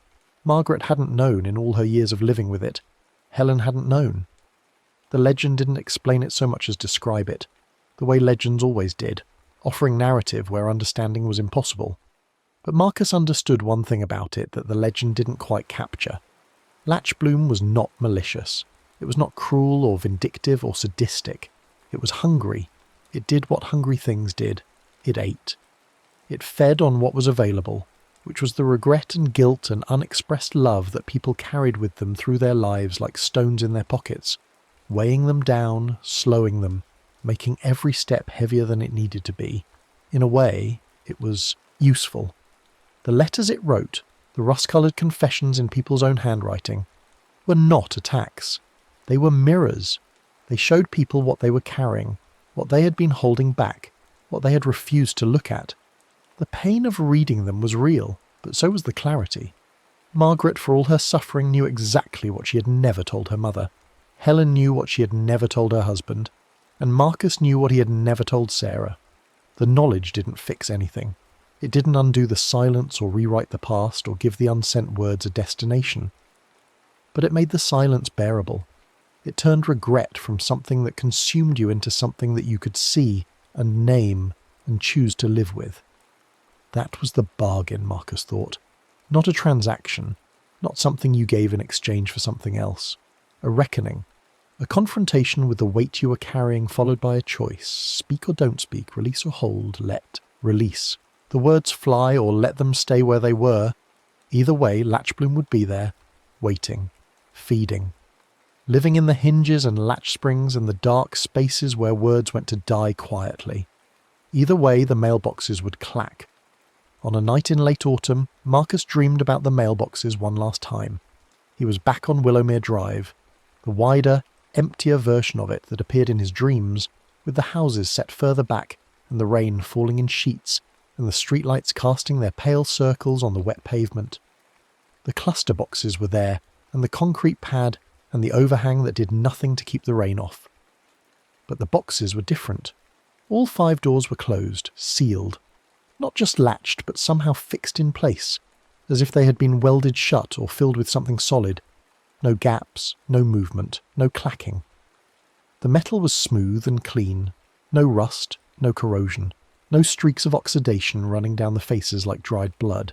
Marcus walked toward them and stopped at the edge of the concrete pad. Latchbloom was there, not beside the boxes this time, not sorting invisible mail with its long rust-stained hands. It was inside the boxes, visible through the sealed doors somehow, the way you could see something through frosted glass. A shape behind the metal pressed against the interior surface from all 5 boxes at once, its form distributed across the entire cluster like a single body inhabiting multiple spaces simultaneously. Its hands were still.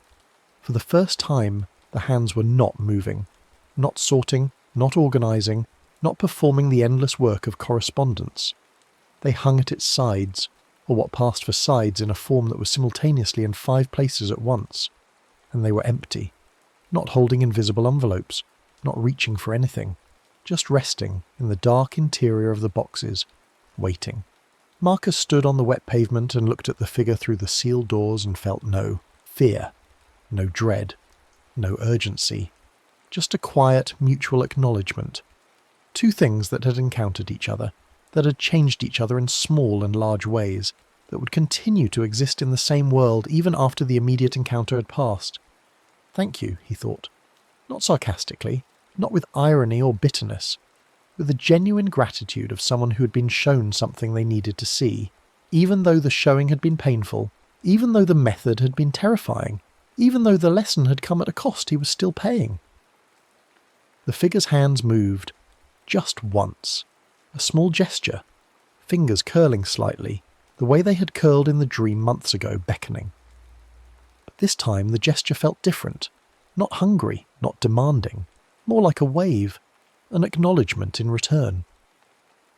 Then the dream ended, and Marcus woke up in his apartment on the other side of town, and the morning was quiet, and the mailboxes in the lobby were closed, and the words in his chest were still there, and he breathed and he let them be. The seasons turned, winter came and went, spring arrived with its particular brand of aggressive renewal.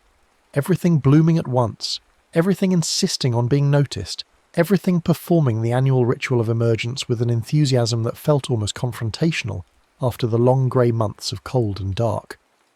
Marcus got a new job, a better one, something that required his mind, that demanded engagement and creativity, and the kind of attention that kept the silence at bay during the day. He made friends, tentatively at first, then with increasing confidence. He went to dinners, he went to movies, he did the things that people did when they were trying to rebuild a life that had been quietly dismantled by grief and guilt and the particular loneliness of someone who had spent too long holding words inside. He did not contact Sarah. He thought about it sometimes, late at night when the apartment was quiet and the city was doing its quiet work outside his window. He thought about writing her a letter. A real letter.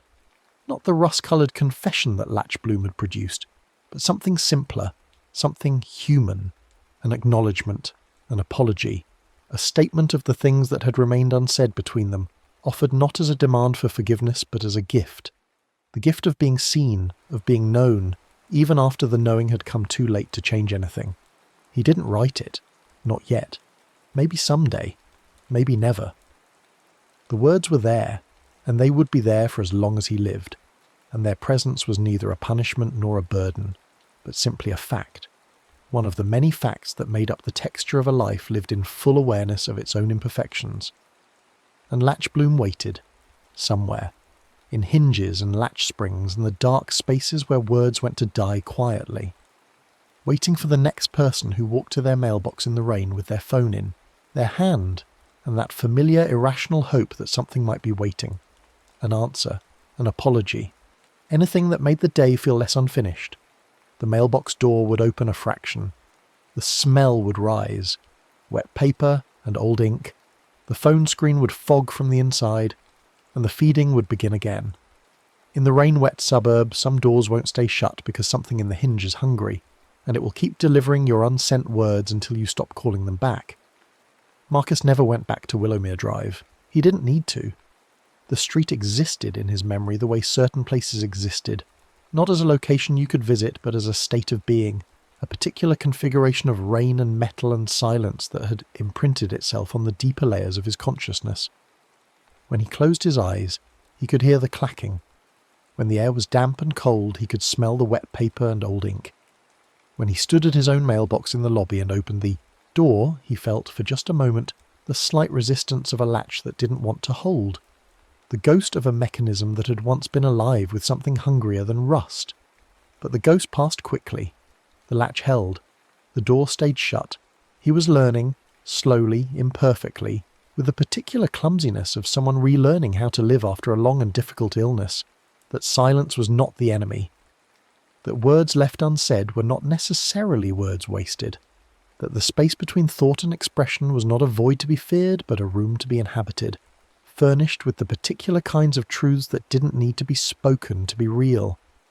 It was not a comfortable lesson. It was not the kind of thing that resolved cleanly, that tied itself up in a neat narrative bow and left you feeling better about the world.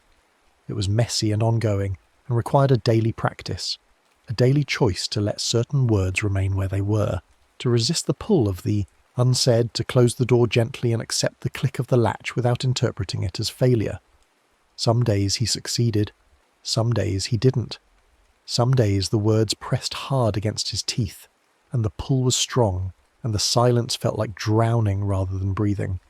On those days he thought about Latchbloom, about the figure at the mailboxes sorting its invisible correspondence with its long, rust-stained hands, feeding on the hunger that lived in the gap between what people thought and what they said.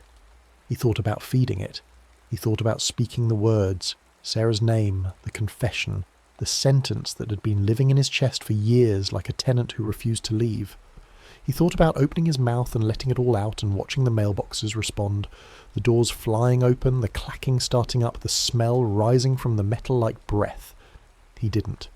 Not because he was afraid of what would happen, not because Margaret's warnings echoed in his mind, but because he had made a choice, a quiet, private, entirely personal choice, to let the silence be what it was, to stop fighting it, to stop feeding the thing that lived in it. The word stayed inside. The mailbox stayed shut. The night was quiet. And somewhere, in a suburb that smelled of rain and wet metal, a figure made of rust and shadow stood beside a row of cluster mailboxes and sorted invisible letters with hands that never stopped moving, and waited, with infinite patience, for the next mouth that couldn't stay closed. Spring bled into summer. The days lengthened. The rain came less frequently, replaced by the dry heat of a California summer that turned everything golden and brittle and slightly desperate. Marcus kept his apartment, kept his job, kept the quiet routine that had become the scaffolding of his rebuilt life. He dreamed about the mailboxes less often now, once a month, then once every 6 weeks, then not at all. The dreams faded the way dreams did, gradually without drama, replaced by other images and other landscapes that the sleeping mind generated from its own inexhaustible inventory of fears and desires and half-remembered moments. But the words didn't fade. They were always there, present, patient, as permanent as the structure of his own body. The things he hadn't said to Sarah, the things he hadn't said to his mother, the accumulated weight of a lifetime of chosen silences. They lived in him the way a river lived in its bed, shaping the landscape around them, carving channels, wearing away at the banks but never quite emptying, never quite disappearing, always flowing in the same direction. He learned to live with them, not comfortably, comfort was not the word, but steadily, with the kind of practiced acceptance that came from doing something difficult every single day until it became, if not easy, at least familiar.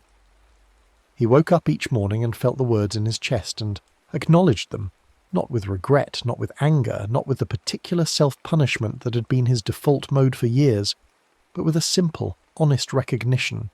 These are here, these are mine, they are not going anywhere, and Latchbloom, wherever it was, fed on other people's hunger, other doors that wouldn't stay shut, other mouths that couldn't stay closed. The world was full of unsent messages. It always had been, It always would be.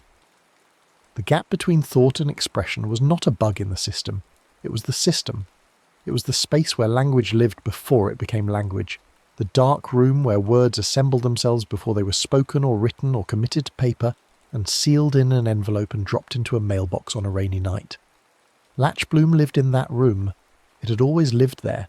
It would continue to live there long after Marcus was gone, long after everyone currently alive was gone, as long as there were minds that thought and mouths that chose not to speak. It was not a monster. Not exactly.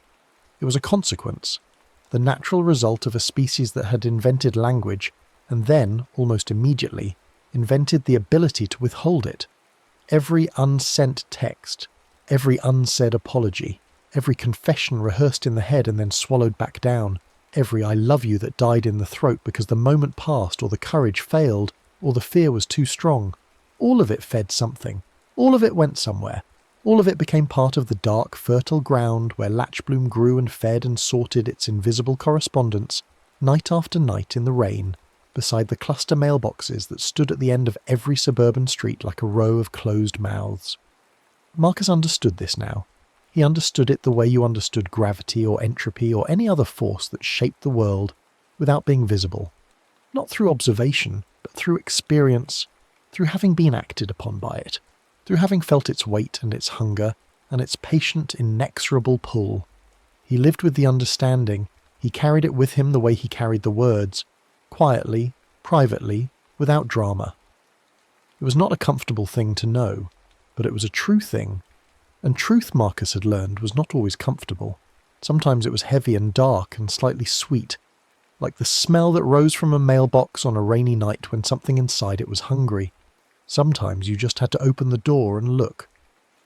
The last thing Marcus did, before he closed the final chapter of his time on Willowmere Drive, was visit Margaret one more time. He drove back on a Saturday in late September, when the summer heat was beginning to break, and the air had that particular quality it had in the days before the first autumn rain. Dry, sharp, expectant, as if the atmosphere were holding its breath.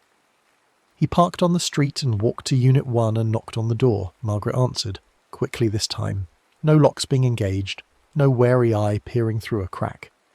She opened the door and looked at him and smiled. A small, tired smile, the smile of someone who had been expecting him. I wondered when you'd come back, she said. They sat in her living room, in the bars of light that came through the curtains, and drank tea that Margaret made in a kettle on the stove. The shoebox was still on the coffee table, still full of rust-coloured letters in different hands.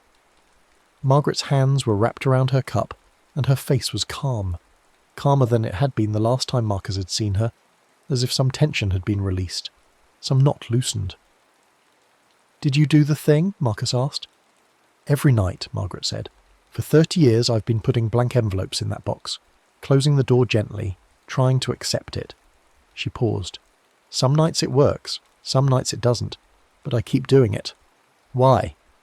Margaret looked at the shoebox, at the letters, at the accumulated weight of decades of unsent words, pulled from dozens of people and assembled here, in this dark room, in this quiet house at the end of a quiet street. "Because the alternative is worse," she said. "The alternative is saying it out loud and having it come back through the walls, having your own voice in your own house, telling you everything you've ever failed to say, night after night, until you can't sleep and can't think and can't do anything but listen." She looked at him. "I'd rather put a blank envelope in a box every night for the rest of my life than hear my own voice say the things I didn't say to my mother." Marcus understood. He nodded. They sat together in the quiet for a while, drinking tea, listening to the house settle around them, the ordinary sounds of wood and plaster and metal adjusting to the changing temperature, the sounds that every house made when it was simply existing, simply holding itself together against the slow, patient pressure of time. "Does it ever end?" Marcus asked. Margaret considered the question. "The hunger? No. Latchbloom is always hungry. It lives on what we don't say and will never stop not saying things. It's part of being human. The gap between what we think and what we speak. That gap is always there, and something will always live in it." She paused. "But you can choose what you feed it. Regret. The kind that eats you alive, The kind that makes you rehearse the words over and over until they become a loop you can't break out of. That's the rich food. That's what makes it strong. But if you can let the words go, really let them go, not suppress them, not deny them, but genuinely release them into the silence without turning them into punishment, then the food gets thinner, less nourishing, and Latchbloom gets quieter. She smiled again, that same small, tired smile. It never goes away, but it gets quieter. Marcus sat with that for a long time, turning the words over in his mind, the way you turned a stone over in your hand, feeling its weight, its texture, the particular shape of it. Then he finished his tea, thanked Margaret, and left. He drove back to his apartment on the other side of town through the autumn streets, past the ordinary houses and the ordinary mailboxes and the ordinary lives being lived in the ordinary silence of a suburb on a Saturday afternoon. The sky was overcast, the air was cool. Somewhere in the distance the first clouds of the autumn rain were forming, building slowly, preparing to fall. Marcus drove through it all and felt the words in his chest. Still there, still heavy, still unsent. And he breathed, and he let them be, and he did not call them back. And in the rain-wet suburb the doors stayed shut, for now. The next story is about to begin. Please relax and enjoy. The rain came down in sheets that night, turning First Avenue into a river of black glass. Maya's shoes were already soaked through, her socks squelching with each step as she hurried toward the bus shelter half a block away. The water seeped between her toes, cold and invasive, and she could feel blisters forming on her heels where the wet leather had begun to chafe. Her umbrella had snapped 2 blocks back, the cheap metal ribs bending backward in a gust that came screaming between the buildings like something alive and angry. She'd left it in a trash can, the black fabric flapping uselessly, and now the rain plastered her hair to her skull and ran down the back of her neck in rivulets that made her shiver. The day had been a grinding nightmare of small humiliations. Her manager had dressed her down in front of the entire office for a report that wasn't even her responsibility. His voice loud enough that people 3 cubicles away had looked up from their screens. Then her ex had texted, asking about the security deposit from their old apartment, the kind of passive-aggressive question that really meant when are you going to stop being difficult. Her phone had died halfway through her attempt to reply, the screen going black in her hand like a tiny death. She'd missed lunch because the quarterly review ran over, and when she finally got to the break room someone had taken her yogurt from the fridge. The good kind, the expensive one she'd been looking forward to all morning. By the time she left the office at 8:30, nearly 3 hours passed when she was supposed to clock out, she felt hollowed out, a shell of herself held together by spite and caffeine. The bus shelter appeared through the rain like a yellow island in the dark. Its light flickered, on, off, on again, with the rhythm of something struggling to stay conscious. Maya pushed herself forward, her legs heavy, her whole body aching with the kind of exhaustion that went deeper than muscles and bones. She was tired in her teeth, in her hair, in the spaces between her thoughts where hope was supposed to live. The shelter's narrow roof came into view, and she stumbled the last few steps, practically falling under its protection. The relief was immediate but incomplete. The roof kept off the worst of the downpour, but water dripped through gaps in the panels, creating a percussion of drips and splashes that echoed against the metal walls. The bench was wet, a dark stain spreading across its plastic surface, but Maya sat down anyway. What did it matter? Her jeans were already soaked. Everything was already ruined. She felt the dampness seep through the denim immediately, cold against her thighs, and she didn't even care. She just sat there, shoulders slumped, staring out at the rain-blurred street. The shelter smelled like wet concrete and something else. Something faintly chemical and sweet, like the air inside a bus after it's been running all day with the windows closed.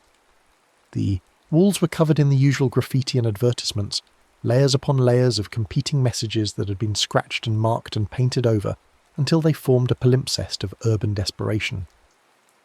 Someone had carved, "Miguel was here" into the plastic bench support.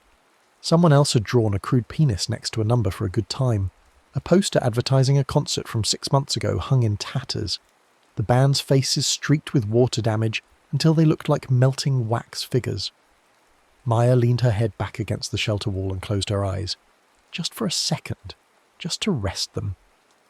The rain drummed its steady rhythm on the roof, and she felt herself beginning to drift, her thoughts loosening and spreading like watercolours in the wet. She thought about her apartment, 3 transfers and 40 minutes away if the buses were running on time, which they never were.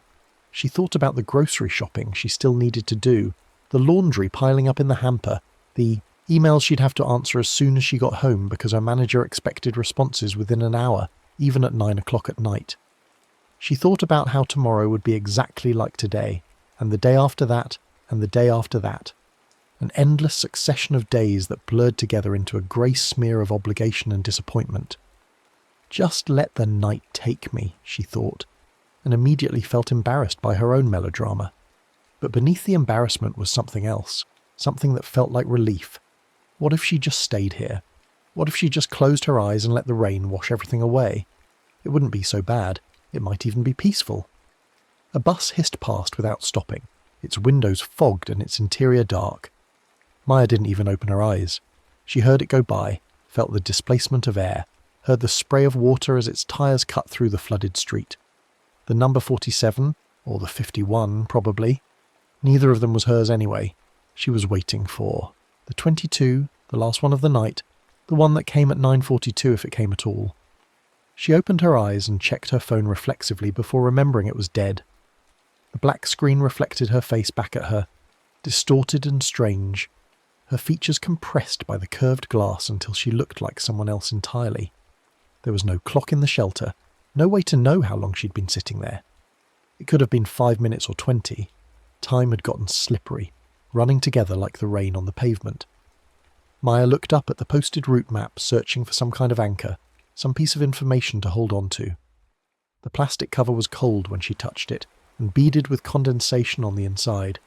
She leaned closer, squinting through the moisture, trying to make out the stops and numbers. The map showed the usual tangle of coloured lines, the 22 in blue running from downtown out to the eastern suburbs where she lived.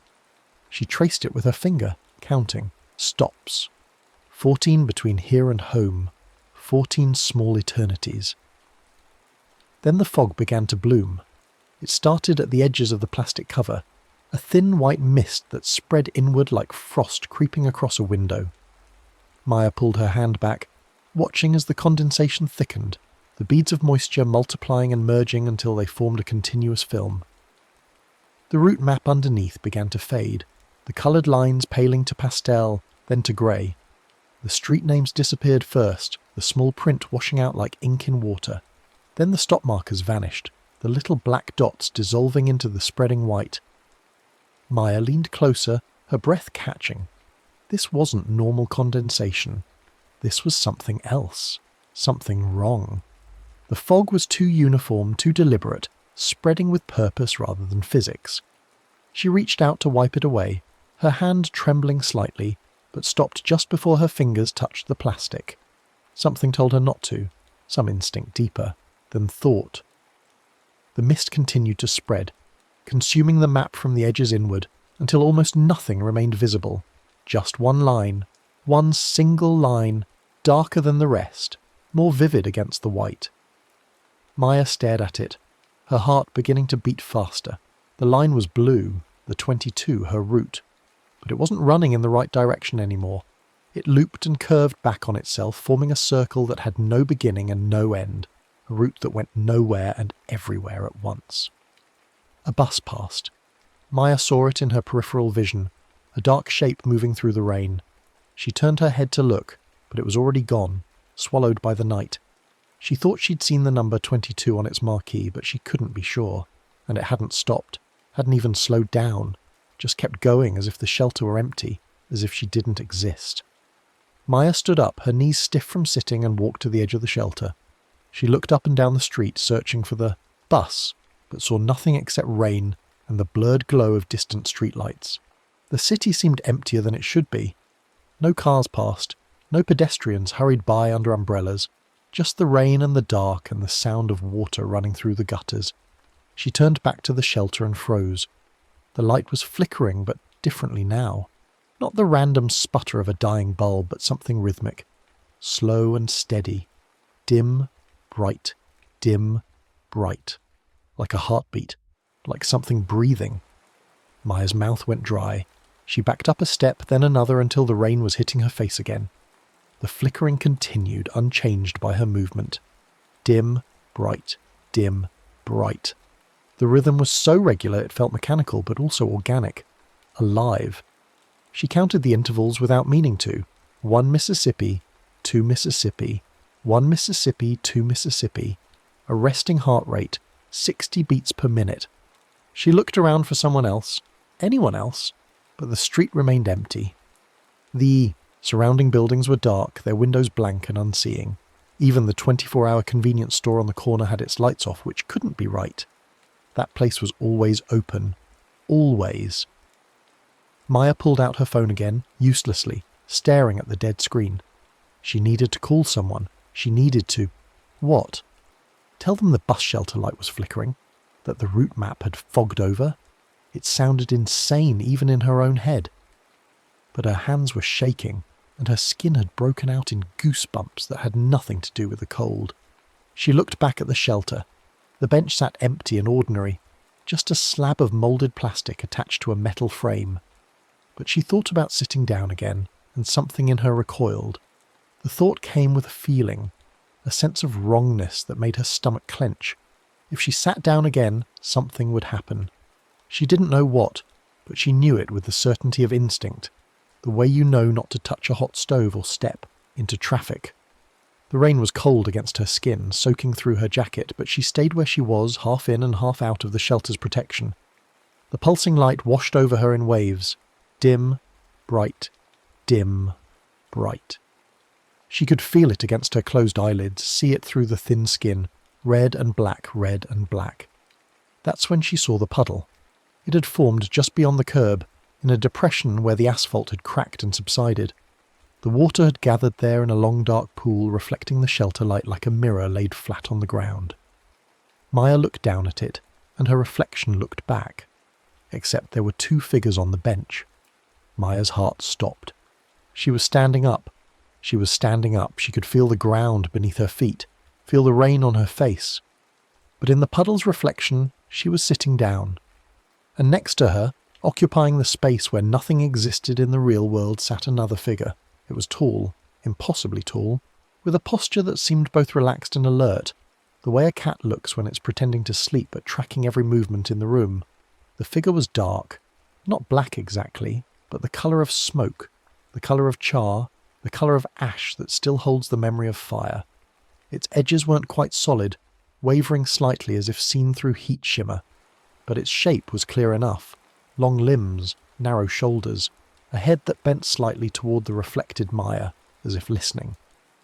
Maya snapped her gaze up to the bench. Empty. Just her jacket draped over the armrest where she had left it. She looked back at the puddle. The 2 figures remained seated side by side, the dark one's posture somehow suggesting intimacy, closeness, a relationship of some kind. Then the puddle rippled.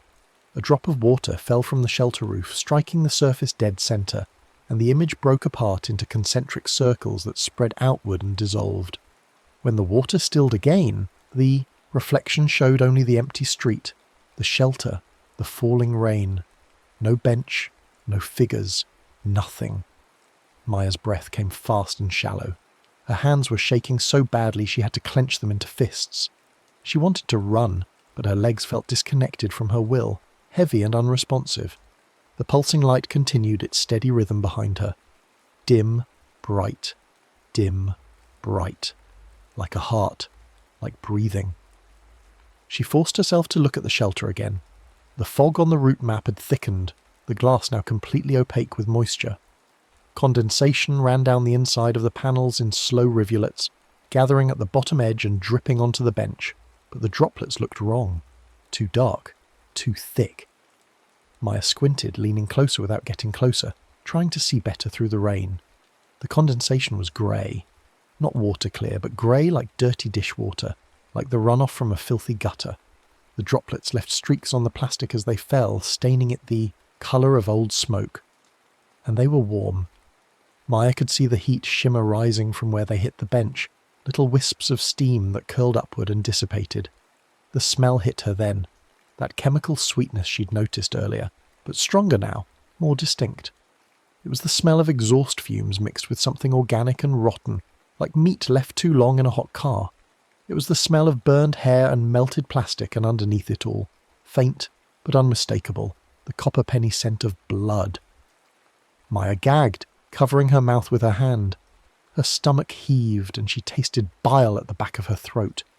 She stumbled backward, putting more distance between herself and the shelter, her feet splashing through the flooded sidewalk. The rain was coming down harder now, or maybe it just seemed that way because she was fully exposed to it, standing in the open with no protection. Water ran into her eyes, blurring her vision, but she didn't look away from the shelter. Couldn't look away, because something was forming in the corner of the glass panel. It started as a smear, a dark blotch like a thumbprint on the inside of the fogged plastic, but it spread, growing larger, taking shape. It looked like a reflection of something standing behind the shelter, something tall and narrow that swayed gently from side to side. The movement was hypnotic, rhythmic, like seaweed moving with ocean currents, or like something hanging from a rope. Maya turned around so fast she nearly slipped on the wet pavement. Nothing behind her, just the empty street, the rain, the dark buildings. She spun back to the shelter. The smear was gone, vanished as completely as if it had never existed. But the swaying sensation remained. She could feel it in her inner ear, in her sense of balance. The whole world seemed to be rocking gently, left to right, even though she was standing still. Her mind raced, trying to find explanations. She was tired, she was stressed. She was dehydrated, hungry, pushed past her limits by a day that had demanded too much. This was all in her head. Exhaustion, hallucinations, micro-sleeps. Her brain misfiring because it needed rest and food and safety. That made sense. That was rational. But the pulsing light continued, steady as a metronome. The fog on the glass remained thick and grey. The smell of blood and exhaust hung in the air. And somewhere in the back of Maya's mind, in a place that predated language and logic, a voice whispered that she knew what this was. That she'd heard about it before, in the way you hear about urban legends and ghost stories, the tales that night shift workers and late commuters share to pass the time and ward off the dark. Sutsway. The name came to her fully formed, complete, as if it had always been there waiting to be remembered. She'd heard it from a co-worker months ago, a woman named Jessica who took the bus home every night because she couldn't afford a car. Jessica had mentioned it casually, the way you mention an interesting piece of trivia, while they were both standing in the break room waiting for the coffee to brew. "You ever heard of Sutsway?" Jessica had asked, doctoring her coffee, with 3 sugars and powdered creamer. Maya had shaken her head, only half listening, checking her phone for messages. "It's this thing people talk about. People who take the late buses. They say there's this, I don't know, thing that shows up in certain shelters when it's raining. Looks like smoke or shadows or something. And if you see it, you fall asleep." Jessica had laughed, but it sounded forced. "Stupid, right? But I swear, there's this one shelter on Madison that gives me the creeps. I always stand when I'm waiting there, even when I'm exhausted." Maya had made a non-committal sound and changed the subject, and she hadn't thought about it since.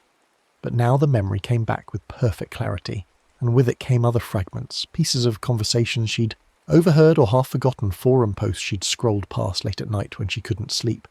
Someone in the accounting department had mentioned it once, warning a new hire about the shelters on the south side. "Don't fall asleep waiting," he'd said.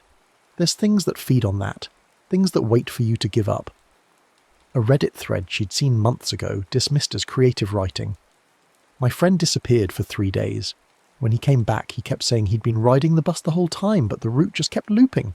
He said there was someone sitting next to him, but when he tried to look at them directly, there was nothing there. Just smoke." A conversation at a bar, 2 strangers talking loud enough for her to overhear. "My sister knew someone who fell asleep at a bus stop and woke up 3 stops past where she lived. But here's the thing, she did it every night for a week, always missing her stop, always ending up in the same place. She said she kept dreaming about a figure made of exhaust fumes, asking her where she was going. She couldn't answer. One night she just didn't come home." Maya had dismissed all of it as urban mythology, the kind of stories cities generate to make sense of their own strangeness. But standing here now, watching the shelter light pulse like something alive, smelling blood and burned plastic in the rain-soaked air, She understood that the stories had been warnings, testimonies, evidence of something that lived in the liminal spaces of the city, feeding on exhaustion and despair. Another bus passed, its headlights cutting through the rain. Maya spun toward it, raising her hand, but it was already too far away. She caught a glimpse of the route number, 34, not hers, and the interior, completely empty except for something dark in the very back seat. The windows were fogged from the inside, and as the bus receded into the distance, Maya saw a shape move past one of the windows, too tall to be sitting, too thin to be human. The shelter light pulsed brighter for a moment, as if responding to the bus's passage. Dim, bright, dim, bright, dim, bright. Maya felt the flare of it against her retinas, even through her closed eyelids. The rhythm had changed slightly, picked up pace. Now it felt less like a resting heartbeat and more like something excited, anticipating. She looked at the bench and felt a pull so strong it was almost physical, a gravity that wanted to drag her back under the shelter's roof and press her down onto that damp plastic surface. Her legs ached, her feet hurt, her whole body was so tired, so desperately tired, and the bench was right there, just a few steps away. She could sit down, just for a minute, just to rest. The thought was seductive, wrapping around her mind like warm honey. What would it hurt? Just to sit for a moment, just to close her eyes briefly, just to let the exhaustion have her for a little while. She'd been working so hard for so long. She deserved rest. She deserved to stop trying. Maya's legs moved without her permission, carrying her back toward the shelter. One step, then another. The rain seemed to push her forward, the wind guiding her like invisible hands. The bench grew closer, its wet surface gleaming in the pulsing light. She could already feel how it would be to sit down, to let her weight settle, to stop fighting gravity and fatigue and the grinding machinery of her life. Just sit down. Just close your eyes. Just let go. No. The word came from somewhere deep inside her, a voice that sounded like her own but stronger, clearer, more certain than she'd felt in months. Maya stopped moving, her legs locking in place, her body refusing to take another step toward the bench. Her heart hammered in her chest and sweat mixed with rain on her face. She'd almost done it. She'd almost sat down again. She backed away from the shelter, her hands shaking, and nearly stumbled over her own feet. The pull was still there, tugging at her like a riptide. But she resisted. She thought about the stories, about the people who'd fallen asleep and woken up in the wrong place, or not woken up at all. About the loops and the smoke-dark figures and the routes that led nowhere. There was a rule. Jessica had mentioned it, hadn't she? Or maybe Maya had read it somewhere, or maybe her exhausted brain was inventing it now, desperate for some kind of ritual that might protect her. But it felt true, felt right, the way folklore always contains a kernel of actual wisdom. If the shelter light begins pulsing like a slow heartbeat, you must stand, step out into the rain for 3 breaths, and silently name where you're going. Maya was already standing in the rain, but she forced herself to take another step back, fully clearing the shelter's overhang. Water immediately soaked through to her scalp, ran down her face, dripped from her chin. She could feel it everywhere, cold and insistent, more real than anything else in the world. The rain was real. The ground beneath her feet was real. She was real. She took a breath, deep and slow, filling her lungs until they ached. The air was wet and cold, tasting of exhaust and ozone and something else, something faintly sweet and rotten that made her want to gag. But she held it, counted to 3 and released it. 1. The pulsing light continued behind her. She could feel it against her back, a rhythm that tried to sync with her breathing, tried to slow her down and drag her into its tempo. She resisted, keeping her own pace, forcing her lungs to work independently of that terrible metronomic flashing. Another breath. Deeper this time, pulling the cold air down to the bottom of her lungs, feeling her ribs expand, feeling her diaphragm stretch. The rain hammered against her skull, soaked her clothes, filled her shoes with water. She'd never been so wet, so cold, so uncomfortable. It was perfect. It was exactly what she needed. The discomfort was proof of her existence, proof that she was still here, still fighting. 2. The fog on the shelter glass seemed to thicken in her peripheral vision, pressing against the panels as if trying to break through. She heard a sound like distant thunder, or like something very large breathing very slowly. The pavement beneath her feet vibrated, a sensation so faint she might have imagined it. But she didn't think she had. Something was responding to her resistance. Something was noticing that she wasn't giving in. One more breath. The last one. She made it count, pulling air deep into her chest, holding it, feeling her heartbeat slow and steady. The rain washed over her face, into her mouth, down her throat. She swallowed it without thinking, tasting the city, tasting the night, tasting metal and concrete and all the accumulated grime of urban existence. 3. Now she had to name where she was going. The rule was specific. Not where she wanted to go, or where she hoped to go, but where she was actually going. A real destination. A place she could picture in detail. The rule demanded honesty, demanded that she have an actual answer, not just a vague intention or a default location. Maya closed her eyes and thought about her apartment. The studio in the converted warehouse building out on Ashland. The building with the elevator that only worked half the time and the hallway that smelled like old cooking oil and someone's cigarette smoke seeping through from the unit next door. Her apartment with the water-stained ceiling and the toilet that ran constantly and the radiator that clanked like someone hitting pipes with a hammer. The place where her mail piled up unopened on the kitchen counter, where her plants had all died from neglect, where she slept 4 hours a night and woke up feeling worse than when she went to bed. She tried to name it as her destination, tried to form the thought clearly, I'm going home. But the words felt hollow, false. Was she going home? Did she even want to go home? That apartment wasn't a destination. It was just a place she existed, a box she slept in. There was nothing there worth going to, nothing there that made the journey matter. The pulsing light grew brighter, sensing her hesitation. She could feel it behind her, warming the back of her neck, inviting. The shelter whispered without words. It's okay. You don't have to go anywhere. You can stay here. You can rest. You don't need a destination. You just need to stop trying. Maya's knees started to bend, her body preparing to sit without her conscious permission. Her eyes started to close, her muscles relaxing, surrendering to the exhaustion that had been building for months, maybe years. It would be so easy, so simple. Just sit down. Just let go. Just stop caring where she ended up. No. Think. Where are you going? Where do you actually want to go? The answer came from somewhere unexpected, somewhere she'd buried under months of routine and resignation, and the grinding machinery of survival. Her sister's house. Diane's place in the suburbs, the one with the big kitchen and the garden in the back, and the guest room that was always made up with clean sheets, just in case Maya ever needed it. Diane, who called every week, even though Maya rarely called back. Diane, who'd invited her over for dinner tonight. No, yesterday. It was past midnight now.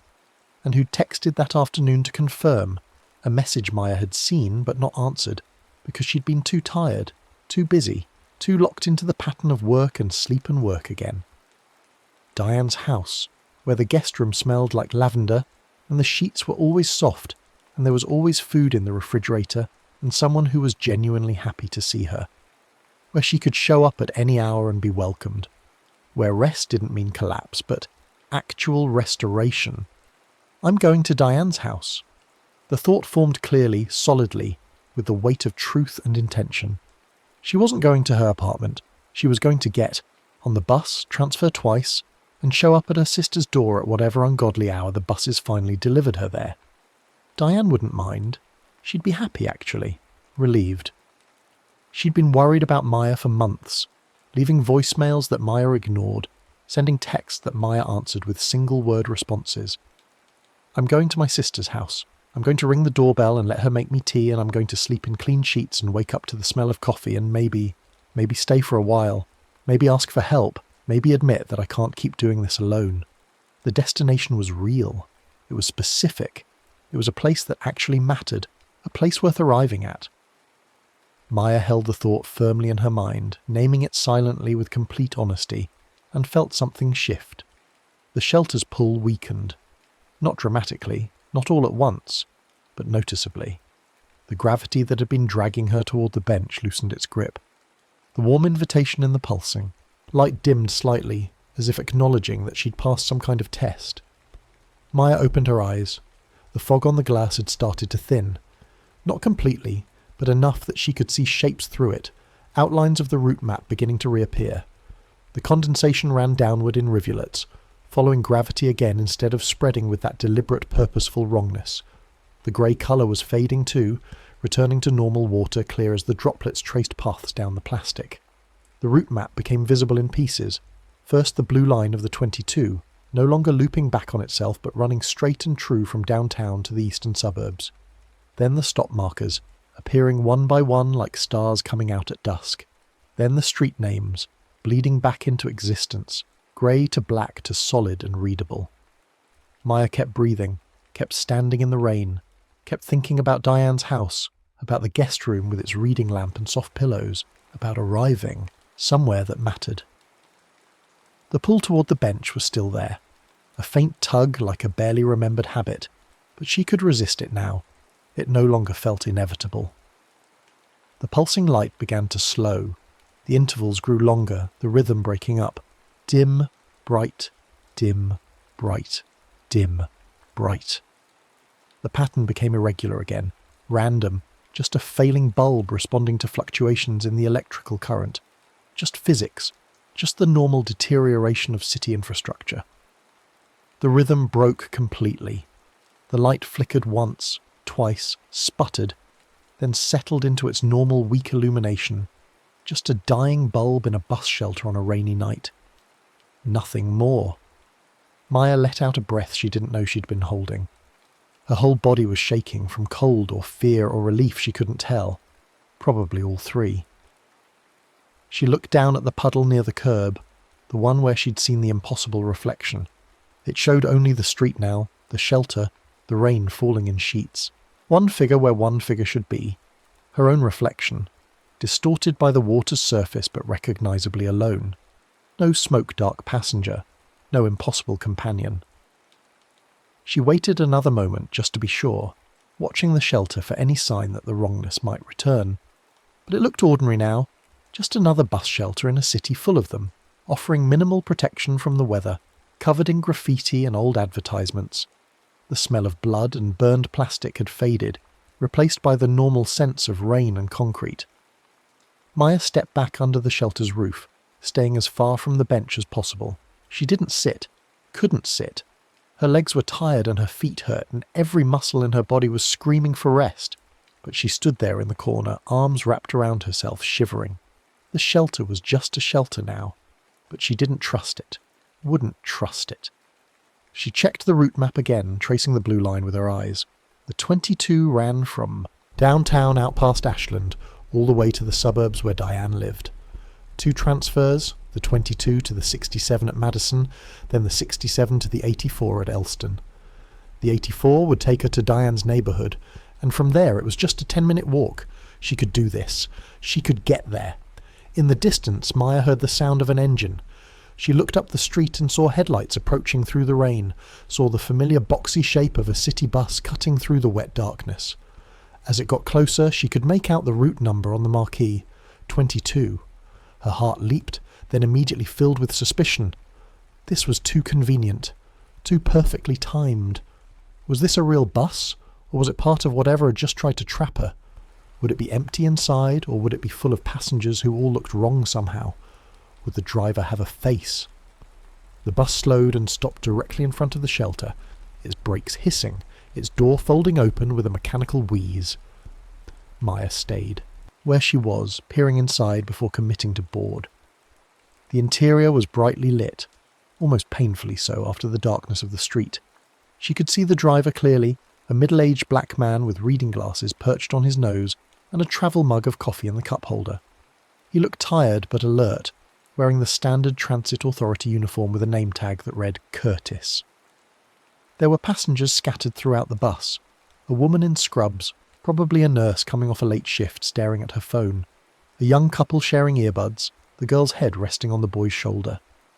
An older man with a newspaper folded in his lap, his eyes closed but his posture upright, the practised half-sleep of someone who'd taken this route 1,000 times. A teenager with a backpack covered in pins and patches, sketching in a notebook. They all looked normal, tired, real, human. Their clothes were wet from the rain. Their faces had the particular exhaustion that came from working late or travelling far. They looked like actual people, not like shadows or smoke or impossible reflections. "You getting on?" Curtis the driver asked. His voice was rough, probably from hours of breathing diesel fumes and recycled air, but it was a real voice, a human voice. Maya climbed the steps slowly, one hand on the rail, ready to bolt if anything felt wrong. She fumbled for her transit card with numb fingers, her hands shaking so badly she almost dropped it. Curtis waited patiently while she tapped it against the reader. The machine beeped, a normal electronic beep, and flashed green. "Route's running a little behind schedule," Curtis said conversationally. "Rain's got traffic backed up downtown. Probably add 10-15 minutes to the usual trip." Maya nodded, not trusting her voice. She moved down the aisle, passing the other passengers, hyper-aware of each one. The nurse glanced up from her phone, made brief eye contact, then looked away, normal stranger behaviour, on public transit. The couple didn't look up at all, lost in their music. The older man's eyes were still closed. The teenager kept sketching. Maya chose a seat near the middle, away from other passengers but not isolated in the back. She sat down carefully, as if the seat might be a trap, might do something unexpected. But it was just a seat, plastic and slightly damp, probably from someone's wet coat earlier, with the particular smell of city buses everywhere, a mix of rubber and sweat and industrial cleaner and rain. The door closed with its pneumatic hiss, and the bus lurched forward, pulling away from the shelter. Maya looked back through the rain-streaked window, watching the shelter recede into the distance. It looked completely ordinary now, just another small box of light in the vast darkness of the city. The light had stopped pulsing. The glass was clearing as the fog dissipated. It looked like every other bus shelter she'd ever seen, but as they turned the corner and the shelter began to disappear from view, Maya saw something in the reflection on the window. A dark smear standing where the shelter had been, tall and narrow, swaying slightly, watching.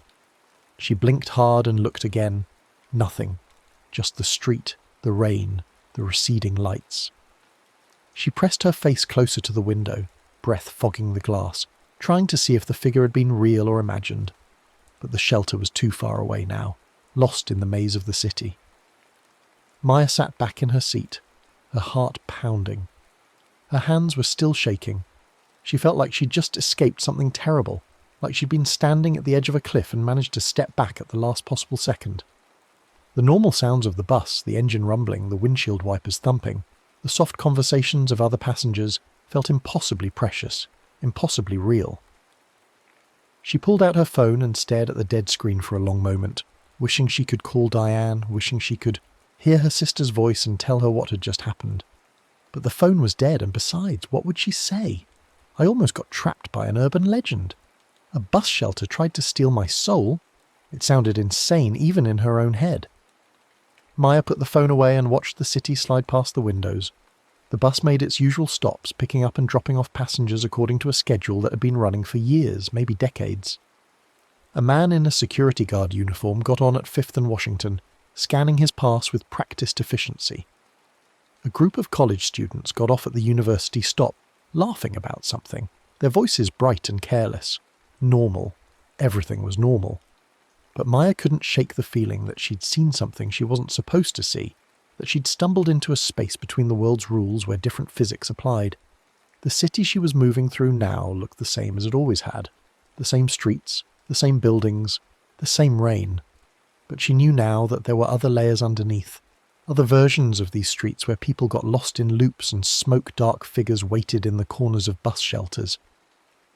The bus rumbled on through the wet night, and Maya counted stops obsessively, making sure they matched the route map. 1, 2, 3. The bus turned where it was supposed to turn, stopped where it was supposed to stop. 4, 5, 6. People got on and off in the normal rhythms of late-night transit. 7, 8, 9. At the 10th stop, Madison and Vine, Maya stood and pulled the cord, signalling for the next stop. This was where she needed to transfer to the 67. The bus slowed and pulled up to another shelter, this one more populated with several people waiting under its roof. The shelter light was steady, bright, normal. No pulsing, no fog on the glass. Maya got off and immediately stepped away from the shelter, standing in the rain despite the protection it offered. She'd rather be wet than risk another shelter, another test, another encounter with whatever Sutsue was. The other people waiting gave her strange looks. Why was this crazy woman standing in the rain when there was a perfectly good shelter right there? But she didn't care. The 67 arrived within 5 minutes. Maya boarded it with the same cautious care she'd used for the 22, checking the driver, checking the passengers, making sure everything looked real and normal. It did. The driver was a young woman with braids and tired eyes, listening to music through one earbud. The passengers were the usual late-night mix of service workers and night owls and people with nowhere better to be. Maya sat near the front this time, where she could watch the street, where she could track their progress and make sure they were actually moving forward, actually making progress toward a real destination. The 67 took a different route through the city, cutting north through neighbourhoods Maya recognised. There was the shuttered factory that had been turned into artist lofts. There was the corner store where she'd once bought emergency tampons at midnight. There was the park where she'd eaten lunch sometimes, back when she'd worked at a different job in a different part of the city. Real places, real memories. The world was solid again, following its normal rules. The second transfer was at Elston, a major intersection with good lighting and multiple shelters.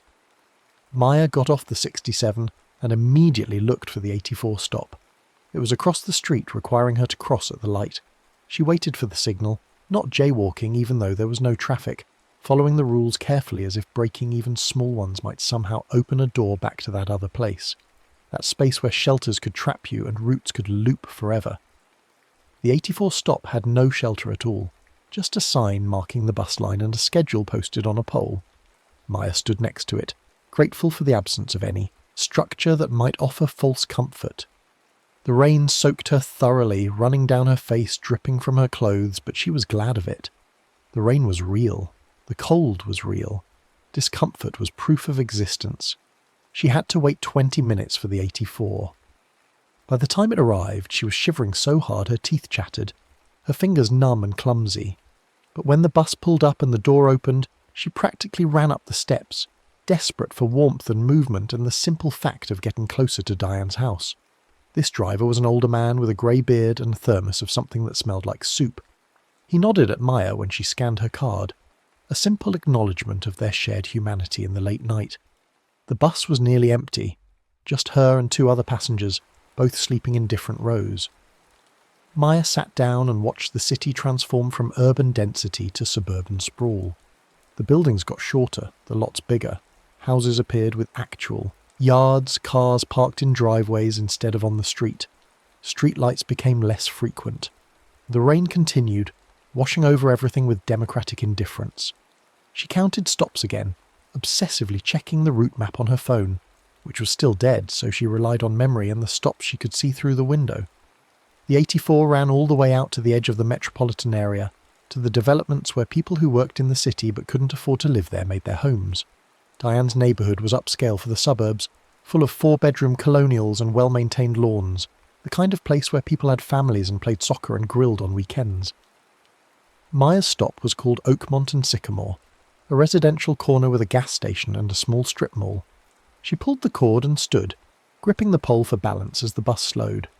When the doors opened, she stepped out into suburban rain, softer here than in the city, falling through, trees that muffled it into something gentle. The bus pulled away, leaving her alone on the sidewalk.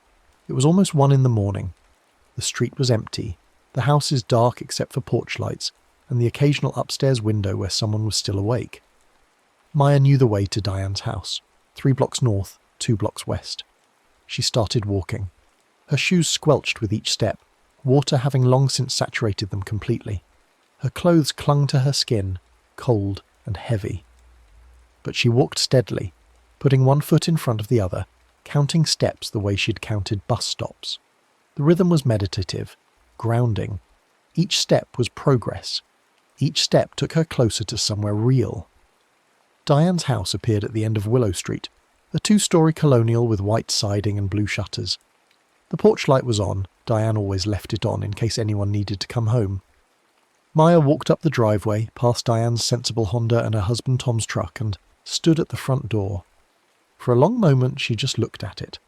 A normal door, painted red, with a wreath hanging from a hook and a doormat that said, "Welcome" in cheerful letters. Behind that door was warmth and safety, and her sister, who would be asleep but would wake up and wouldn't be angry, would just be glad Maya was there. Maya raised her hand and rang the doorbell. She heard the chime echo through the house, then silence, then footsteps, slow and careful. Someone moving through the dark, trying not to wake anyone else. A light came on inside. A shadow moved behind the frosted glass panel in the door. The door opened. Diane stood there in pyjamas and a robe, her hair mussed from sleep, her face transforming from confusion to concern in the span of a heartbeat. "Maya? Oh my God, you're soaked. What happened? Are you okay?" Maya opened her mouth to explain and found she couldn't. The words jammed in her throat, too big and strange to fit through. How could she explain what had happened? How could she describe the shelter, the fog, the reflection in the puddle, the smoke-dark figure that had sat beside her in a reality she could only see in reflections? Diane would think she'd had a breakdown. Maybe she had. Maya's voice cracked. Tears started flowing, mixing with the rain on her face. "I needed to get out of there. I needed to go somewhere real. I needed to see you." Diane didn't ask questions, didn't push for explanations. She just reached out and pulled Maya inside, into warmth and light and safety, into a house that smelled like the lavender sachets Diane put in all the closets and the faint residual scent of whatever they'd had for dinner.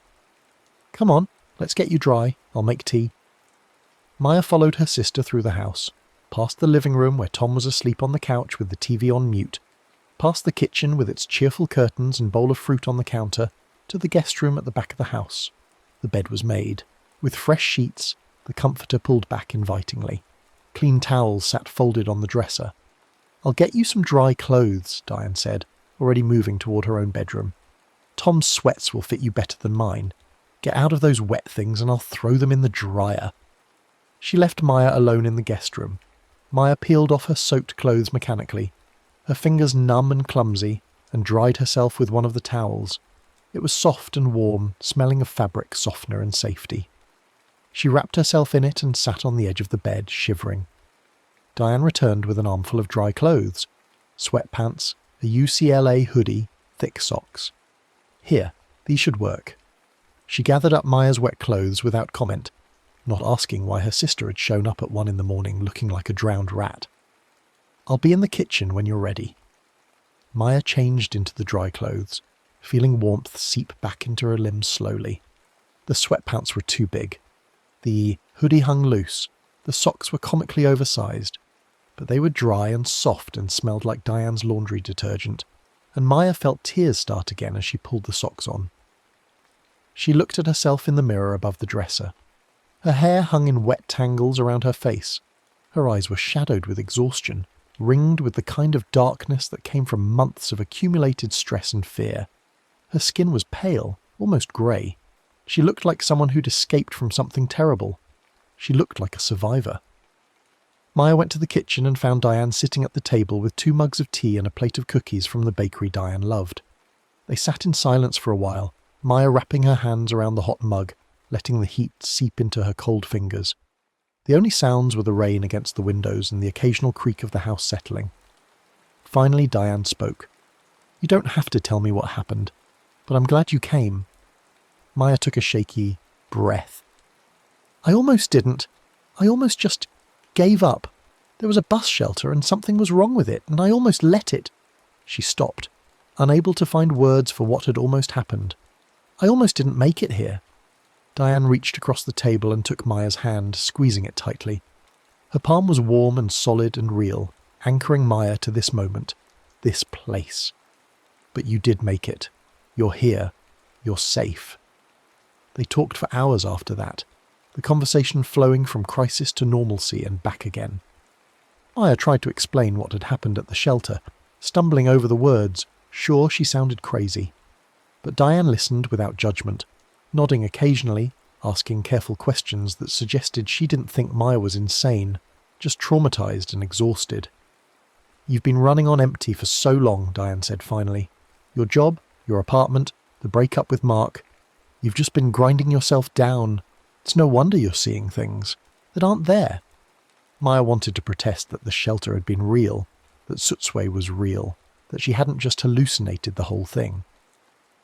But Diane's explanation was easier, more comfortable. It fit into the normal world better than smoke-dark figures and impossible reflections. Maybe it was true, maybe exhaustion and stress had created the whole experience, her brain misfiring in the rain. But deep down, Maya knew better. The shelter had been real, the test had been real, and she'd passed it barely by remembering where she was going and insisting on arrival. Stay here for a while, Diane said. Take some time off work, sleep in a real bed, eat regular meals. We'll figure out what's next, but first you need to rest. Maya nodded, too tired to argue, too grateful to resist. She stayed in Diane's guest room that night, sleeping deeper than she had in months, not waking until almost noon the next day when sunlight streamed through the curtains and she could hear children playing in a yard somewhere nearby. The days that followed had a dreamlike quality, slow and soft and fundamentally different from the grinding routine of her previous life. Maya called in sick to work the first day, then the second, then finally submitted her resignation via email on the third day, not even bothering to give 2 weeks' notice. She couldn't go back there, couldn't return to that office with its fluorescent lights, and its impossible demands, and its slow, grinding erosion of everything she'd once hoped to be. Her manager called, angry and blustering, demanding she reconsider, but Maya hung up on him mid-sentence and turned off her phone. Diane helped her make arrangements for her apartment, hiring movers to pack up her things and put them in storage until Maya figured out what she wanted to do next. Tom drove her back to the city once to retrieve essentials, but Maya refused to go inside the apartment. She stood in the car while Tom went up, bringing down her laptop and some clothes and the few things she actually cared about. "Are you sure you don't want to come up?" Tom asked. "It's your place." Maya shook her head. "I can't go back there. Please just get my stuff." She stayed in the car, watching the building where she'd lived for 2 years, where she'd moved in with such hope and optimism after the job offer, where she'd slowly been ground down into someone she didn't recognize. It looked ordinary in the daylight, just another converted warehouse, just another building full of people trying to make rent and get by. But to Maya it represented everything she was leaving behind. Tom made 3 trips, bringing down boxes and bags, and finally the few plants Maya had neglected to death. "Got everything you marked on the list," he said, loading the last box into the truck bed. "Ready to go?" Maya looked up at her third-floor window one last time. In the glass, for just a moment, she thought she saw a dark figure standing next to her reflection, tall and thin, swaying slightly. But when she blinked, it was gone, just the glass and the sky and the reflection of the street. "Yeah," she said quietly, "let's go." They drove back to the suburbs in silence, Tom wisely not asking questions. Maya watched the city recede in the side mirror, getting smaller and smaller, until it was just a skyline in the distance, just a cluster of buildings that held no power over her anymore. The weeks turned into a month. Maya slept a lot at first, her body finally given permission to rest, catching up on months or maybe years of accumulated exhaustion. She had nightmares sometimes, dreams of bus shelters and pulsing lights and routes that looped forever, but she always woke up in Diane's guest room with its lavender smell and soft sheets, and the sound of normal morning life happening downstairs. Slowly, carefully, she started to rebuild. She applied for new jobs, low-stress positions that paid less but wouldn't eat her alive. She saw a therapist Diane recommended, talking through the burnout and the exhaustion, and carefully not mentioning Sutsue or smoke-dark figures because she knew how that would sound. She started exercising, just walking around Diane's neighbourhood at first, then jogging, feeling her body remember what it was like to move for pleasure instead of just necessity. And she never ever said the words, "I don't care anymore." Even when things got hard, and they did get hard, job hunting was demoralising and she missed the steady paycheck and independence of having her own place. She never let herself give up completely. She kept naming where she was going, kept taking deliberate steps toward real destinations, kept arriving at places that mattered. 2 months after that rainy night, Maya got a job offer from a non-profit that did advocacy work for public transit accessibility. The irony wasn't lost on her. The pay was mediocre, but the work was meaningful, and the office culture seemed healthy, the kind of place where people actually went home at 5 o'clock and took real lunch breaks. She accepted immediately. She found a studio apartment closer to Diane, in a neighbourhood with good bus service, but also bike paths and sidewalks where you could walk safely. The building was newer, well maintained, with an elevator that actually worked, and a super who responded to maintenance requests. It was smaller than her old place, but brighter, with windows that faced east so she woke up to sunlight. Maya settled into her new life carefully, deliberately, building it piece by piece like someone constructing a bridge across dangerous water. She made friends at her new job. She adopted a cat from a shelter, a grey tabby with one bent ear who slept on her pillow and purred like an engine. She answered Diane's calls. She took care of herself in small ways that felt revolutionary, eating breakfast, going to bed at reasonable hours, keeping plants alive. And she rode the bus. She had to, for work, and at first the thought terrified her. But she couldn't let one bad night, one supernatural encounter or exhaustion-induced hallucination or whatever it had been, make her afraid of public transit forever. So she started slowly, riding during the day when the buses were crowded and bright, when shelters were just shelters and route maps were just pieces of printed paper behind plastic. She was careful. She never waited alone late at night.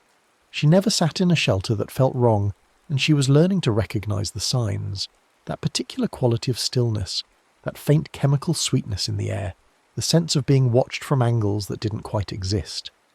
When she felt it, she stood in the rain or the snow or the heat, standing exposed rather than risk sitting down somewhere dangerous. She never let herself get so tired that giving up seemed easier than continuing. If she felt exhaustion creeping up on her, the kind that whispered, "Just close your eyes, just rest, just stop trying," she got off the bus early and called an Uber or walked the rest of the way or called Diane for a ride. She wouldn't risk it, wouldn't risk forgetting where she was going. And she always knew her destination. Not just the address or the stop number, but the real answer to where are you going. She was going to work, where she helped people access transportation that might help them escape their own loops. She was going home, to the apartment with the cat and the plants and the bed where she actually slept. She was going to Diane's house for Sunday dinners. She was going to the coffee shop where she'd started writing in a journal, working through everything that had happened. She was going forward toward a life that mattered, toward the places worth arriving at. 6 months after that night, Maya was on the bus heading home from work when she saw something that made her heart stop. A woman got on at 11th Street, and Maya recognised her immediately. Not her face, but her posture, her expression, the particular quality of exhaustion that seemed to radiate from her like heat. The woman looked exactly like Maya had looked that rainy night, soaked despite no current rain, exhausted beyond reason, moving with mechanical precision like someone running on nothing but momentum. The woman sat down near the back of the bus and immediately closed her eyes, her head tilting back against the window. Maya watched her, feeling that strange sense of recognition, of kinship. Then the woman's lips moved, forming words Maya couldn't hear but could read. "I don't care anymore." Maya was on her feet before she'd consciously decided to move. She walked to the back of the bus and sat down next to the woman, who opened her eyes in startled confusion. "Where are you going?" Maya asked quietly. The woman blinked, clearly thinking this was an incredibly weird question from a stranger. "What? Where are you going? What's your destination?" The woman stared at her like she was crazy. I don't know. Home, I guess, if I can get there." "Where's home?" The woman's voice trailed off. She looked lost, untethered, like someone who'd forgotten why she was moving at all. "I have an apartment on Sherman, but I don't want to go there. I can't stand being there alone anymore." "Then where do you want to go? Where do you actually want to be?" The woman was quiet for a long moment, tears starting to form in her eyes. Then, very softly, "My mum's house. She lives in Oak Park. I haven't visited in months. She keeps asking me to come over, and I keep saying I'm too busy, but I'm not. I'm just so tired. Her voice broke completely. Maya put her hand on the woman's arm, a gesture of human contact, of solidarity. "Then go there. Get off at the next stop and catch the 50 West. It'll take you straight to Oak Park." "I don't have the energy. I should just go home and sleep and try to deal with everything tomorrow. No. Maya's voice was firm, carrying the certainty of experience. Trust me. Don't go to that apartment tonight. Don't just give up and go through the motions. Go somewhere you actually want to be. Go somewhere that matters. Know where you're going, or you might end up somewhere terrible. The woman looked at her with red-rimmed eyes, and Maya saw recognition there, not of her specifically, but of the truth in what she was saying. Why do you care what happens to me? Because someone should have told me the same thing once. Because you need to actually arrive somewhere, not just end up wherever the momentum takes you. Because, Maya paused, choosing her words carefully, because there are things in this city that feed on people who stop caring. Things that wait in the spaces between where you are and where you're going, and they're hungry for people like us. The woman's eyes widened slightly. You felt it too, the pull toward just stopping. Maya nodded. I felt it, and I know what happens if you give in. You get stuck in a loop, riding the same route forever, never actually arriving anywhere. So please, get off this bus, go to your mum's house, actually get there, actually arrive somewhere that matters to you. The bus pulled up to the next stop. Maya stood and gestured for the woman to follow. After a moment's hesitation, she did, stumbling to her feet and following Maya off the bus into the evening air. They stood on the corner, and Maya pointed down the street. The 50 stops 2 blocks that way. It'll be here in about 10 minutes according to the app. Get on it. Go to Oak Park. Go to your mum's. Stay there tonight. Sleep in your old room or on the couch or wherever. Just go somewhere you actually want to be. Promise me. The woman nodded slowly, something shifting in her expression, some decision being made. Okay, I will. Thank you. I don't even know why I'm thanking you. This is so weird, but thank you. Don't thank me yet. Just go. And remember, always know where you're going. Don't ever let yourself forget that you're heading somewhere real. Maya waited with her until the 50 arrived, making sure she actually got on, making sure she was committed to going to Oak Park instead of defaulting back to that empty apartment on Sherman. As the bus pulled away, the woman looked back through the window and mouthed thank you again. Maya stood on the corner and watched the bus disappear, thinking about all the tired people in the city, all the ones currently sitting in bus shelters or subway stations or parking garages, teetering on the edge of giving up, whispering I don't care anymore to the indifferent night. She couldn't save them all. She couldn't be everywhere at once, couldn't stand guard at every liminal space where Sutsue might be waiting. But she'd saved one tonight. That woman would arrive at her mother's house. She would have comfort and rest and a place to remember why arrival mattered. She would survive. Maya pulled out her phone and opened a notes app, typing quickly before she lost the thought. There are things in cities that feed on exhaustion and despair. They wait in the in-between places, bus shelters, subway platforms, parking garages late at night. They make comfort feel like surrender and rest feel like giving up. They steal your sense of destination and trap you in loops where you ride forever but never arrive. The only defense is knowing where you're going, naming your destination with honesty, insisting on arrival even when you're too tired to care. If a shelter feels wrong, don't sit. If a light pulses like a heartbeat, step into the rain, take 3 breaths, name where you're going, not just the address, but why it matters. Don't ever say you don't care anymore. Don't ever stop insisting on arrival. She saved the note, thinking she might turn it into something longer someday. A blog post, maybe, or a zine she could leave on buses and in shelters, a warning for other exhausted commuters who might find themselves facing the same test she'd faced. But who would believe it? And would believing it even help? Or would it just sound like the ravings of someone who'd had a breakdown and misinterpreted exhaustion hallucinations as supernatural encounters? Maya didn't know, but she knew what she'd experienced, and she knew that woman on the bus had been headed toward the same kind of danger, the same test, and might not have passed it without intervention. She caught the next bus home, arriving at her stop just as the sun was setting, painting the sky in shades of orange and purple. Her apartment building looked warm and welcoming in the fading light, and her cat would be waiting inside, probably sitting on the windowsill watching for her return. Maya climbed the stairs to her second-floor unit, unlocked her door and was greeted by immediate loud meowing and the sound of paws trotting across hardwood. Her cat, Dr. Whiskers, wound between her legs, purring and demanding attention. Maya picked him up, feeling the solid warmth of him, the vibration of his purr against her chest. She was home. She had arrived. This was a real place, a real destination, somewhere that mattered. But as she moved through her evening routine, feeding the cat, making dinner, watering her plants, Maya couldn't stop thinking about that bus shelter, about Sootsway and the smoke-dark figure and the test she'd barely passed, about all the other people who might be sitting in shelters right now, tired beyond reason, whispering "I don't care anymore" into the rain-soaked darkness. That night, Maya had the dream again. She was back at that shelter on First Avenue, sitting on the wet bench. The rain fell in steady sheets outside, and the light above her head pulsed with that terrible rhythm. Dim, bright, dim, bright. Like a heartbeat, like breathing. She tried to stand but couldn't move, her body refusing her commands, held down by exhaustion that felt like gravity. In the dream, she looked down at the puddle near the curb, and saw two figures on the bench, herself and the smoke-dark passenger sitting beside her. This time when she looked up, the figure was there in reality too, no longer confined to reflections. It sat next to her, swaying gently, and though it had no face she could discern, she felt it watching her with interest that felt ancient and patient. "Where are you going?" it asked, and its voice was like the hiss of bus brakes, like the rustle of newspaper in wind, like the sound of doors closing. Maya tried to answer, but found she couldn't remember. Where was she going?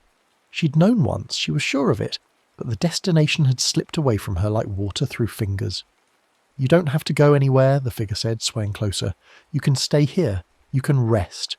You've been so tired for so long. Don't you deserve to stop trying?" Yes, Maya thought. Yes, I deserve rest. I deserve to stop. "Just close your eyes," the figure whispered. "Just let go. Just say you don't care anymore." Maya felt the words forming on her lips, felt herself surrendering to the exhaustion, felt the shelter closing around her like a warm cocoon. The route map on the wall showed only loops now, circles that went nowhere, and that seemed right somehow. That seemed like what she deserved. But then she heard another voice, distant but clear. "Where are you going, Maya?" She turned her head.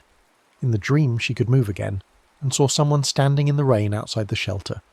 A figure she recognized. Herself. But not the exhausted version sitting on the bench. This was a different Maya. The one who'd stepped into the rain. The one who'd named her destination and insisted on arrival. "Where are you going?" the standing Maya asked again. "I don't know," the sitting Maya whispered. "I forgot." "Then remember, you're going to Diane's house. You're going to your new apartment. You're going to work where you help people. You're going to the coffee shop. You're going to the vet with Dr. Whiskers. You're going to Sunday dinners and morning jogs and 1,000 small destinations that add up to a life worth living. You're going forward. You're arriving." The smoke-dark figure hissed, and its form wavered. "She's lying. There's nowhere to go. There's only the loop, only the waiting, only the not arriving." "No," the standing Maya said firmly. "There's arrival. There's destination. There's knowing where you're going and insisting on getting there. Stand up. Step into the rain. Remember."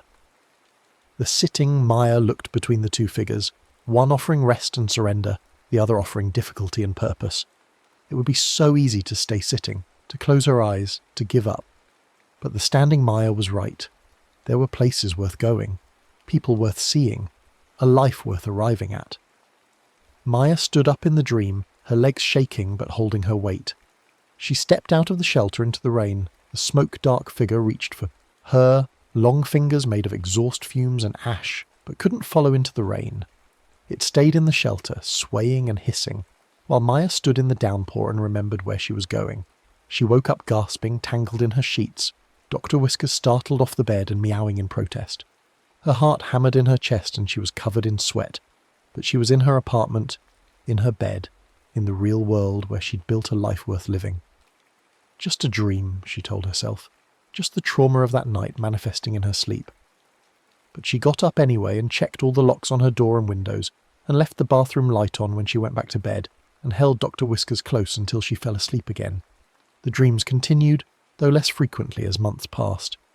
Maya learned to recognize them, and sometimes even to wake herself up before they got too bad. But they were always essentially the same, the shelter, the pulsing light, the smoke-dark figure, offering rest and surrender, and her own voice asking, "Where are you going?" She started to think of it as her brain's way of processing ongoing trauma, of working through the fear that she might forget again, might stop caring again, might find herself in that shelter or one like it, and fail the test this time. So she developed rituals to ward off that fear. Every morning she named 3 destinations for the day, even if they were mundane: work, home, the grocery store, the gym, Diane's house, wherever. The act of naming grounded her, reminded her that she was moving forward with purpose. She continued intervening when she saw people who looked like they were approaching that edge, that moment of giving up. Sometimes it was as simple as making eye contact on the bus and smiling, a small reminder that they were seen, that they existed in someone else's reality. Sometimes it meant asking someone if they were okay, offering a granola bar from her bag, sharing information about resources for housing or food or mental health support. And occasionally, when she saw someone who really looked like they were about to whisper, "I don't care anymore," and mean it, she would sit next to them and ask, "Where are you going?" Most people thought she was weird and ignored her, but a few, the ones who really needed to hear it, understood something in the question, responded to the genuine concern beneath it. Those people, Maya helped. She'd walk them to their transfer, make sure they got on the right bus, make sure they were actually heading somewhere they wanted to be. She couldn't save everyone, couldn't even save most people, but she saved the ones she could, and that had to be enough.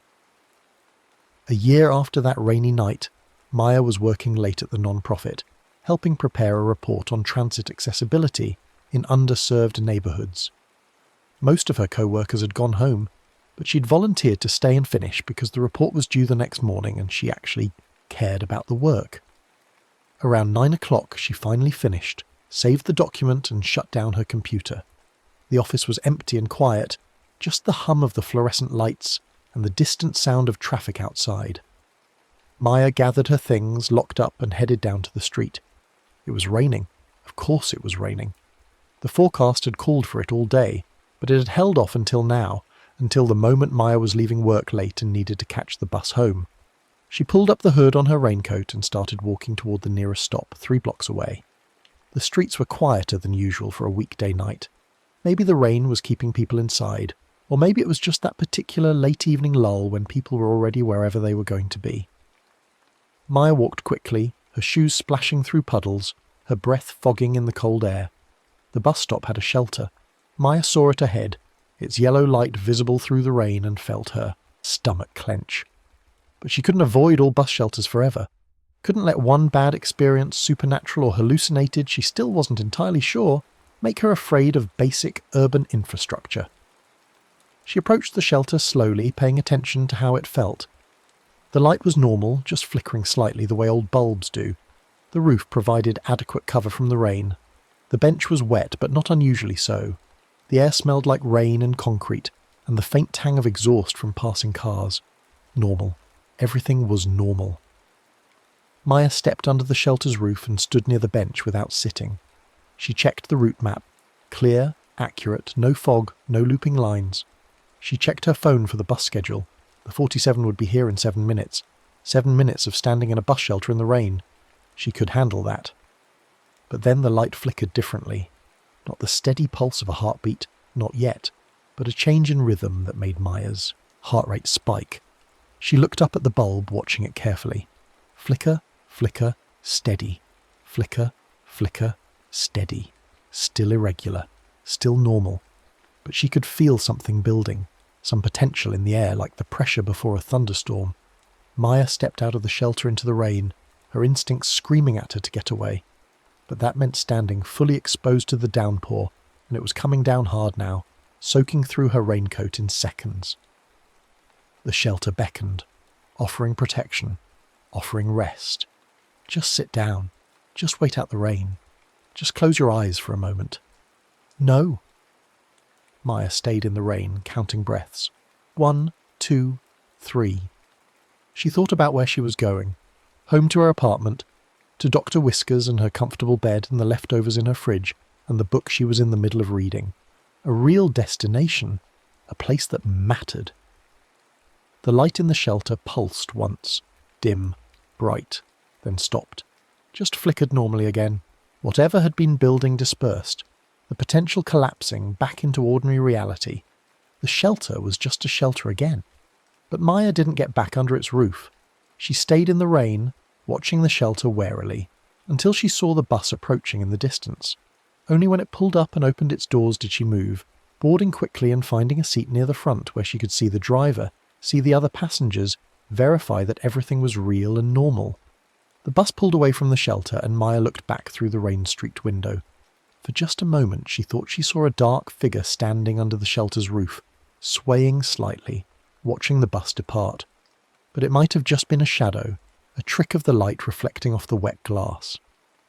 Maya faced forward and didn't look back again. She got home without incident, fed her cat, ate her leftovers, read until her eyes grew heavy and went to bed. Normal. Everything was normal, but she dreamed about the shelter again that night, about the smoke-dark figure and the pulsing light and the question, "Where are you going?" In the dream, she answered clearly, "I'm going forward. I'm going to a life that matters. I'm going to arrive."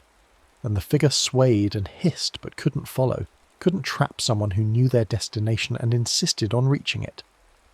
Maya woke feeling more tired than when she'd gone to sleep, but she got up anyway, named her 3 destinations for the day, and kept moving forward. The months continued. Maya's life stabilized and then flourished in small, quiet ways. She got a raise at work. She started dating someone from her running group, her elementary school teacher named Sarah, who had kind eyes and a terrible sense of humour that made Maya laugh despite herself. She moved into a bigger apartment, a 1-bedroom with room for an actual desk and a bookshelf, and all the small markers of a life being lived with intention. But she never forgot about Sutsway, never stopped being careful around bus shelters, especially late at night, especially in the rain, never stopped asking people where they were going when they looked like they'd forgotten, never stopped insisting on arrival, and she started documenting it, carefully and thoroughly, in a private blog she maintained anonymously. She called it The Geography of Giving Up, and filled it with her observations, her theories, her warnings. She wrote about the shelters where she'd felt that particular wrongness, marked them on a map she embedded in the blog. She wrote about the signs to watch for, the pulsing lights, the fogging glass, the smoke-dark reflections in puddles. She wrote about the rules: step into the rain, take 3 breaths, name where you're going with complete honesty. The blog got a few readers, other night shift workers and late commuters who'd had their own strange experiences. They shared their stories in the comments, and Maya recognised the truth in some of them, the genuine encounters with something that fed on exhaustion and despair. Other stories were clearly exaggerations or creative fiction, but she published them anyway because the line between truth and fiction was less important than the warning they all contained. Don't give up, know where you're going, insist on arrival. One commenter stood out, someone using the handle Midnight Rider 47. They left detailed descriptions of their encounters with what they called the loop, a state where you rode the same bus route over and over, seeing the same stops, the same other passengers, never getting any closer to your destination. They'd escaped once, they claimed, by getting off the bus and walking, actually physically moving through the city instead of letting the bus move them. The walking had broken the loop, returned them to normal geography. Maya messaged them privately, asking for more details. Midnight Rider 47 responded with a long rambling message that was either the testimony of someone who genuinely experienced something impossible, or the creative writing of someone with too much time. But buried in the details were specifics that rang true: the smell of burned plastic, the way time became elastic during the loop, the sense of a presence just outside your vision, swaying like something hanging from a rope. It feeds on forward motion, Midnight Rider 47 wrote, or rather, it feeds on the absence of it. When you stop caring where you're going, when you surrender to the momentum and just let yourself be carried along, that's when it can trap you. The only defense is active participation in your own trajectory. You have to want to arrive somewhere. You have to insist on it. Maya saved the message and added its insights to her blog. She was building a database of sorts, a collection of testimonies and warnings that might help others recognise the danger before it was too late. 2 years after that rainy night on First Avenue, Maya got a message, through her blog, that made her blood run cold. "I think I'm stuck in the loop," it read. "I've been on the same bus for 3 days. I keep falling asleep and waking up back at the same shelter. The driver never changes. The other passengers never change. I don't know how to get off. I don't know where I'm going. Please help. The username was The Lost Commuter, and the timestamp showed they'd sent the message at 3:47 a.m. Maya stared at the message for a long time, her hands shaking slightly. This wasn't just someone sharing a spooky experience or asking for advice about a weird bus shelter. This was someone claiming to be actively trapped, right now, unable to escape. It could be a hoax. It could be someone trolling her blog, testing to see how she'd respond. But what if it wasn't? What if the lost commuter was genuinely stuck in some kind of temporal or spatial loop, riding the same route over and over while Sutsue fed on their wakefulness? Maya typed a response. What route are you on? What was the last stop you remember before everything started looping? She hit send and waited, refreshing the page obsessively, hoping for a reply. None came. She checked every hour for the rest of the day, but the lost commuter didn't respond. Their user profile showed they'd been inactive since that single desperate message at 3:47 a.m. Maya tried to convince herself it was just internet nonsense, someone messing with her, but she couldn't shake the feeling that it had been real. That somewhere in the city someone was trapped on an endless bus ride, unable to wake up enough to escape, unable to remember where they were supposed to be going. She started looking for them, though she knew it was probably futile. She rode different bus routes at different times, watching for passengers who seemed wrong somehow, who seemed stuck in a loop. She checked bus shelters, looking for people who'd been sitting there too long, who'd missed multiple buses without getting up. She never found the lost commuter. But she found others, people who looked lost, people who looked like they'd given up, people who sat in shelters and stared into nothing with expressions of complete resignation. She talked to them when she could, asked them where they were going, tried to help them remember that arrival was possible. Most of them shook her off or ignored her. But a few responded, a few remembered, a few stood up and got on the next bus with renewed purpose. Maya counted those as victories, small wins in a war she was only beginning to understand. Because the more she investigated, the more she realised this wasn't just a single haunted bus shelter, or one isolated phenomenon. Sutsue, or whatever it was, whatever collective name she could give to the thing that fed on giving up, existed throughout the city, maybe throughout all cities. Every transit system had its legends of ghost buses and impossible routes. Every city had its stories of people who disappeared in plain sight, who sat down to wait for a bus and simply never arrived anywhere again. Maya started collecting these stories more systematically, reaching out to transit workers and long-time commuters, gathering urban legends and first-hand accounts. She found patterns. Most encounters happened late at night, most involved rain or other bad weather, most occurred when someone was at the end of their rope, exhausted and desperate and ready to give up. The stories came from all over, not just her city, but others too. Someone in Chicago wrote about a subway platform that trapped people in an endless loop of the same train arriving but never quite stopping. Someone in New York described a bus that drove in circles through Manhattan, the same 20-minute route repeating infinitely while passengers fell asleep and woke up and fell asleep again, never able to get off. Someone in Seattle told about a ferry that crossed the same stretch of water over and over, the shore always visible but never getting closer. The details varied, but the core was always the same. Exhausted people, liminal spaces, the choice between giving up and insisting on arrival, and always, mentioned or implied, a presence that fed on the moment of surrender. Smoke dark, swaying, patient. Maya expanded her blog, adding stories from other cities, building a network of aware commuters who watched for the signs and helped when they could. It remained small, a few hundred regular readers, maybe 1,000 people who'd stumbled across it at some point, but it was something. A small light in the dark, a warning system for the exhausted. And then, 3 years after that night on First Avenue, Maya had another direct encounter. She was heading home late from a work event, a fundraising dinner that had run long. It was past midnight, and she was tired but not dangerously so, pleasantly buzzed from 2 glasses of wine and good conversation. She waited at a shelter she'd used hundreds of times before, a busy stop on a well-lit street where she'd never felt any hint of wrongness. The light began to pulse, dim, bright, dim, bright, slow and steady, exactly like a heartbeat. Maya's pleasant buzz evaporated instantly. She stood up from the bench she'd been sitting, had felt safe enough to sit, and backed away from the shelter. But the pulsing didn't stop.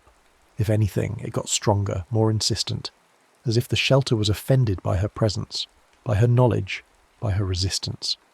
The route mat began to fog over, moisture spreading across the plastic from the inside out. Maya watched it happen, her heart pounding, her breath coming fast. This couldn't be happening here. Not at this shelter, not on this street. This was supposed to be safe. But safety, she realised, wasn't about location. It was about state of mind. And despite her vigilance, despite her years of being careful, she was tired tonight. Not desperately exhausted like she'd been that first night, but tired enough, vulnerable enough. The wine had lowered her defences, made her let her guard down. Maya stepped out into the night air. It wasn't raining at least, just cold and clear, and forced herself to take 3 slow breaths. She thought about where she was going, home to her apartment, to Sarah, who was probably already asleep in their bed, to Dr. Whiskers, who would be annoyed she'd been out so late, home to safety and warmth and love. The pulsing slowed but didn't stop. The fog on the glass remained thick. Then she saw it, the reflection in the shelter's glass panel. Not her reflection, but the smoke-dark figure standing behind her, swaying gently. She could see it clearly this time, more detailed than ever before. It was tall and impossibly thin, its body seeming to be composed of exhaust fumes and shadows, and the particular darkness that existed in tunnels and under bridges. It had no face, but she felt it watching her with interest that was ancient and hungry. Maya turned around slowly. Nothing there. Just the empty street, the dark buildings. But when she looked back at the glass, the reflection remained. Closer now, swaying just behind her reflected shoulder. "I know what you are," Maya said out loud, surprising herself. Her voice shook but held firm. "And you can't have me. I know where I'm going." The figure in the reflection swayed faster, agitated. The pulsing light flickered wildly for a moment. Maya felt a pull toward the shelter so strong it was like a physical rope around her waist, dragging her back under the roof, toward the bench, toward surrender. But she resisted, planted her feet, named her destination again, out loud this time. "I'm going home, to Sarah, to my cat, to my life. You can't have me because I'm not giving up." The pull intensified. Maya felt her feet start to slide on the pavement, actually moving toward the shelter against her will. The figure in the reflection reached out with long fingers made of smoke and shadow, reaching for her reflected throat. Maya closed her eyes and thought about every arrival she'd made in the past 3 years. Every time she'd gotten home safely, every Sunday dinner at Diane's, every morning she'd woken up in bed next to Sarah, every moment she'd insisted on forward motion despite exhaustion, despite fear, despite the constant whisper that it would be easier to just give up. "No," she said firmly, "I'm not yours. I'm arriving. I'm always arriving." The pull snapped like a broken rope. Maya stumbled backward, catching herself against a storefront window. When she looked at the shelter again, the light was normal, just flickering slightly with old age. The fog on the glass was clearing. The reflection showed only the empty shelter, no smoke-dark figure. A bus pulled up at that exact moment, the 23 that would take her home. Maya got on without looking back, her legs shaky, her heart still racing. She collapsed into a seat and watched through the window as the shelter receded into the distance. It looked completely ordinary now, just another bus shelter on a city street. But Maya knew better. She knew what lived in those liminal spaces, what waited for the exhausted and desperate, and she knew that her vigilance, her insistence on arrival, was the only thing keeping her safe. She got home and found Sarah asleep in their bed, Dr. Whiskers curled up on her pillow. Maya stood in the doorway for a long moment, just looking at them, feeling overwhelming gratitude for this life she'd built, this destination she'd insisted on reaching. She'd arrived. Again. And she'd keep arriving every day, no matter how many times Sutsui tested her, no matter how strong the pull toward giving up became, because she knew where she was going, and that knowledge was the only thing that mattered. Maya climbed into bed next to Sarah, who mumbled something and pulled her close without waking. Dr. Whiskers purred against her cheek. The apartment was warm and safe and real. She'd arrived, and in the morning, she'd name 3 new destinations and start moving toward them, insisting on forward motion, refusing to loop, refusing to give up.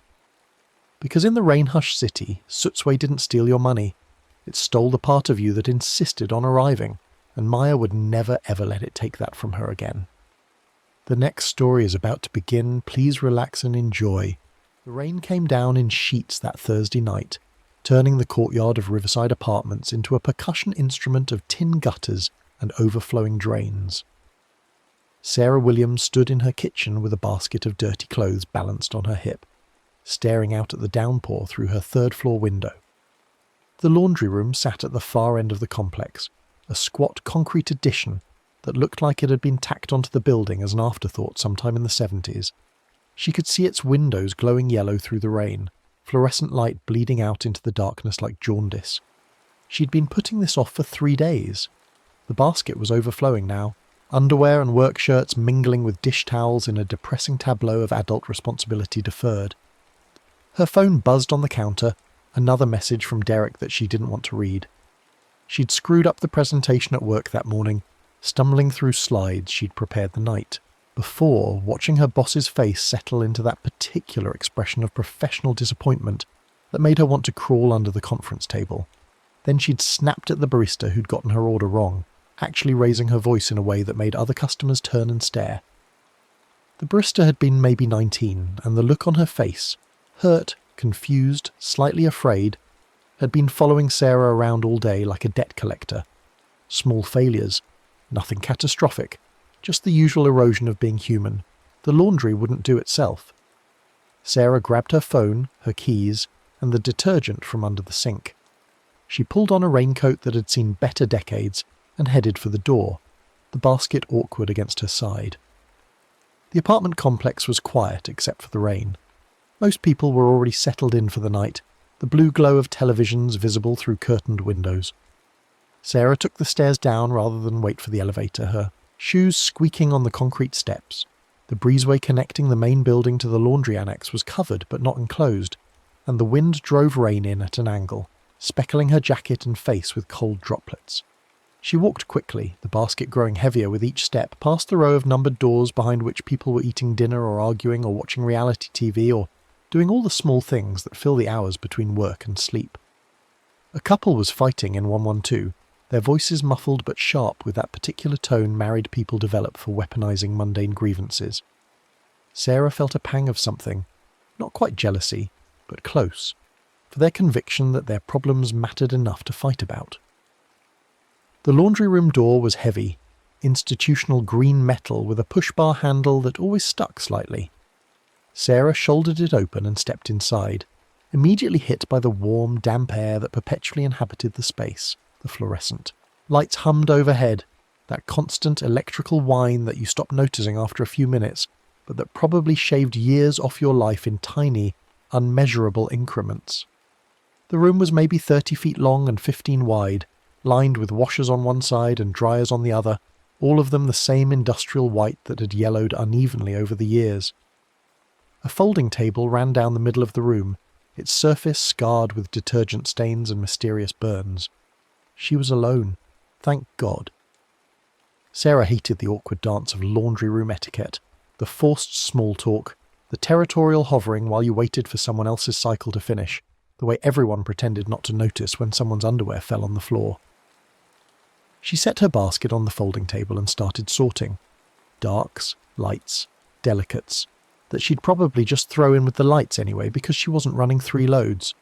The washers were coin-operated, a fact that felt increasingly anachronistic in an age of apps and contactless payment, but the building's owner was apparently content to let the 70s live on in perpetuity.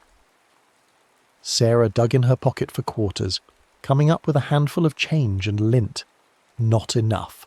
She'd need to use the change machine mounted on the wall near the back of the room. She was loading the first washer when she heard it. Clink.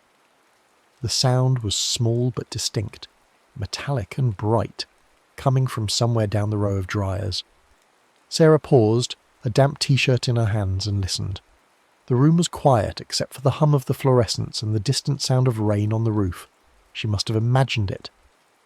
She turned back to the washer. Clink, clink. There it was again, clearer this time, unmistakable. The sound of a coin hitting metal, rolling. settling. Sarah set down the shirt and walked slowly toward the dryers. They were all motionless, their round windows dark and empty. She counted as she walked. 1, 2, 3, 4, stopping at the 5th dryer in the row. Its door hung slightly ajar, the drum inside completely empty except for a few strands of lint clinging to the mesh screen. Clink. The sound came from inside the drum. Sarah stared at the empty space, her heart doing something complicated in her chest. She reached out and pulled the door fully open, peering inside. Nothing. The drum was spotless except for the lint. She leaned in closer, the smell of warm metal and old detergent filling her nostrils, and that's when she felt it. A breath of warm air against her face, coming from somewhere deep inside the dryer, as if the machine itself was exhaling. Sarah jerked back, her shoulder hitting the dryer next to her with a hollow boom that echoed in the small room. She stood there breathing hard, staring at the open dryer door. Warm air. Machines didn't breathe. Machines didn't exhale warm air when they were turned off and empty. She was being ridiculous. It was probably just residual heat. From someone's earlier load, air trapped in the venting system released when she opened the door. Except the dryer was cold when she touched it.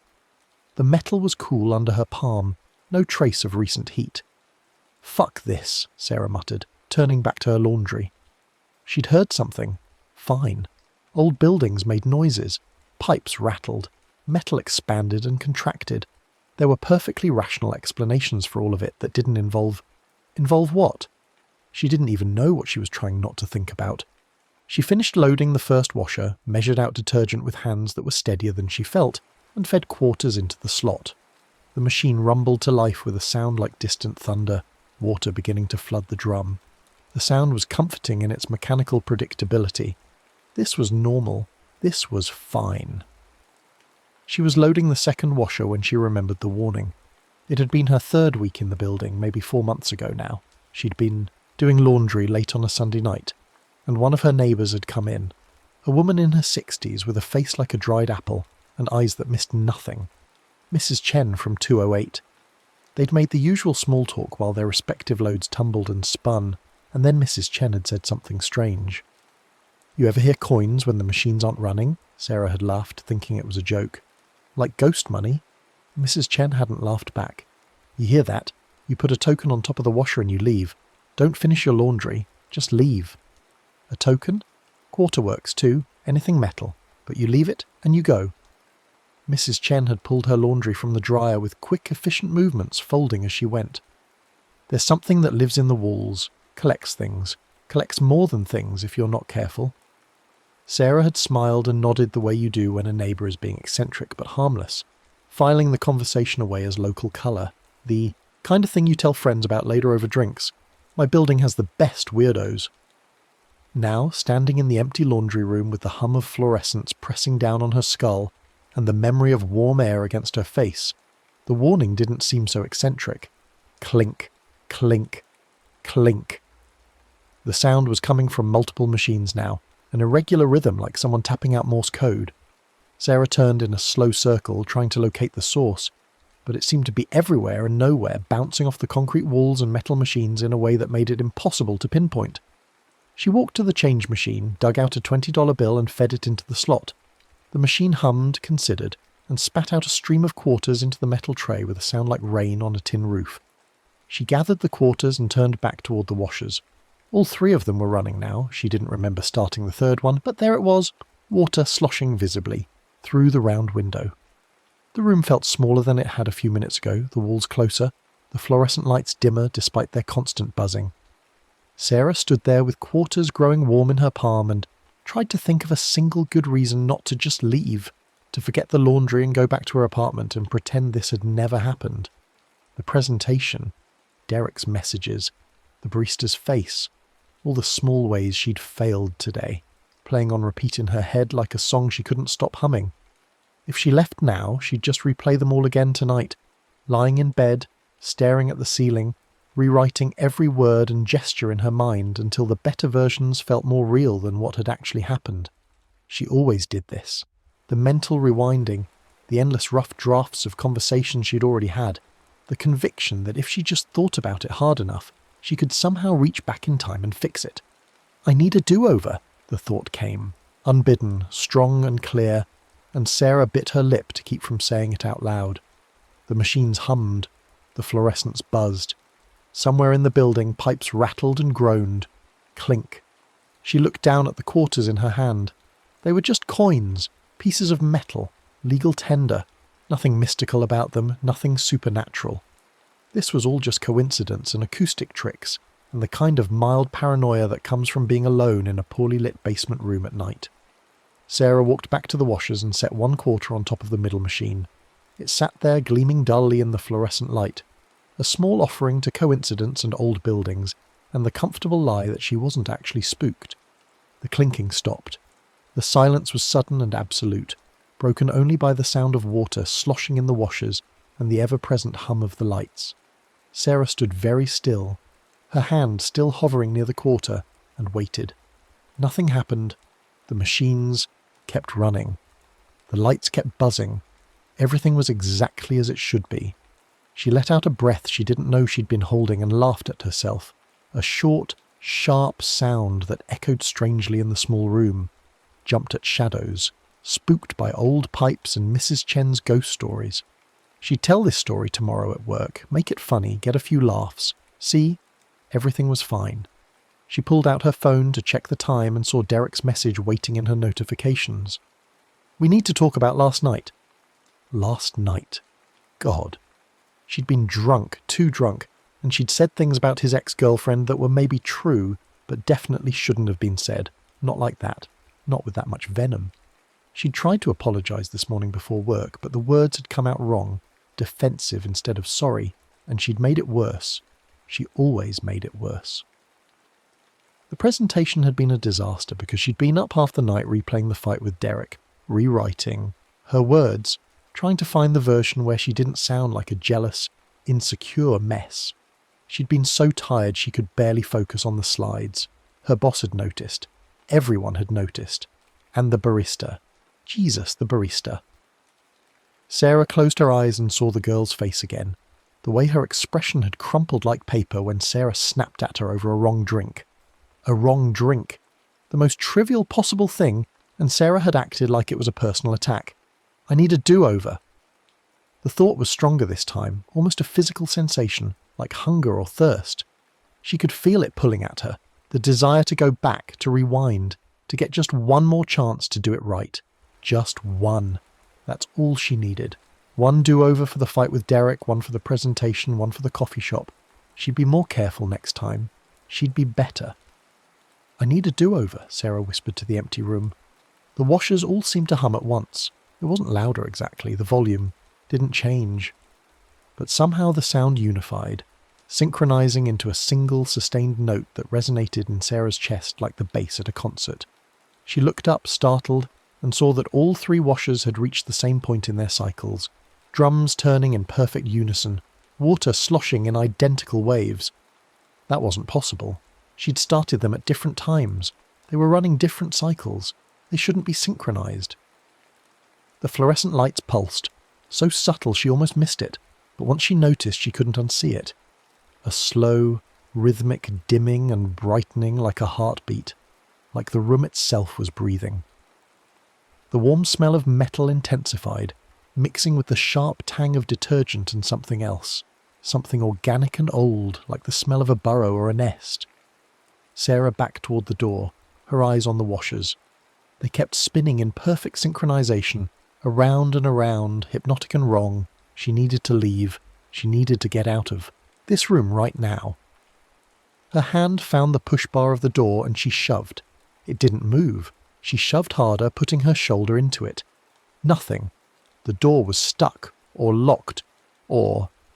She looked back at the washers.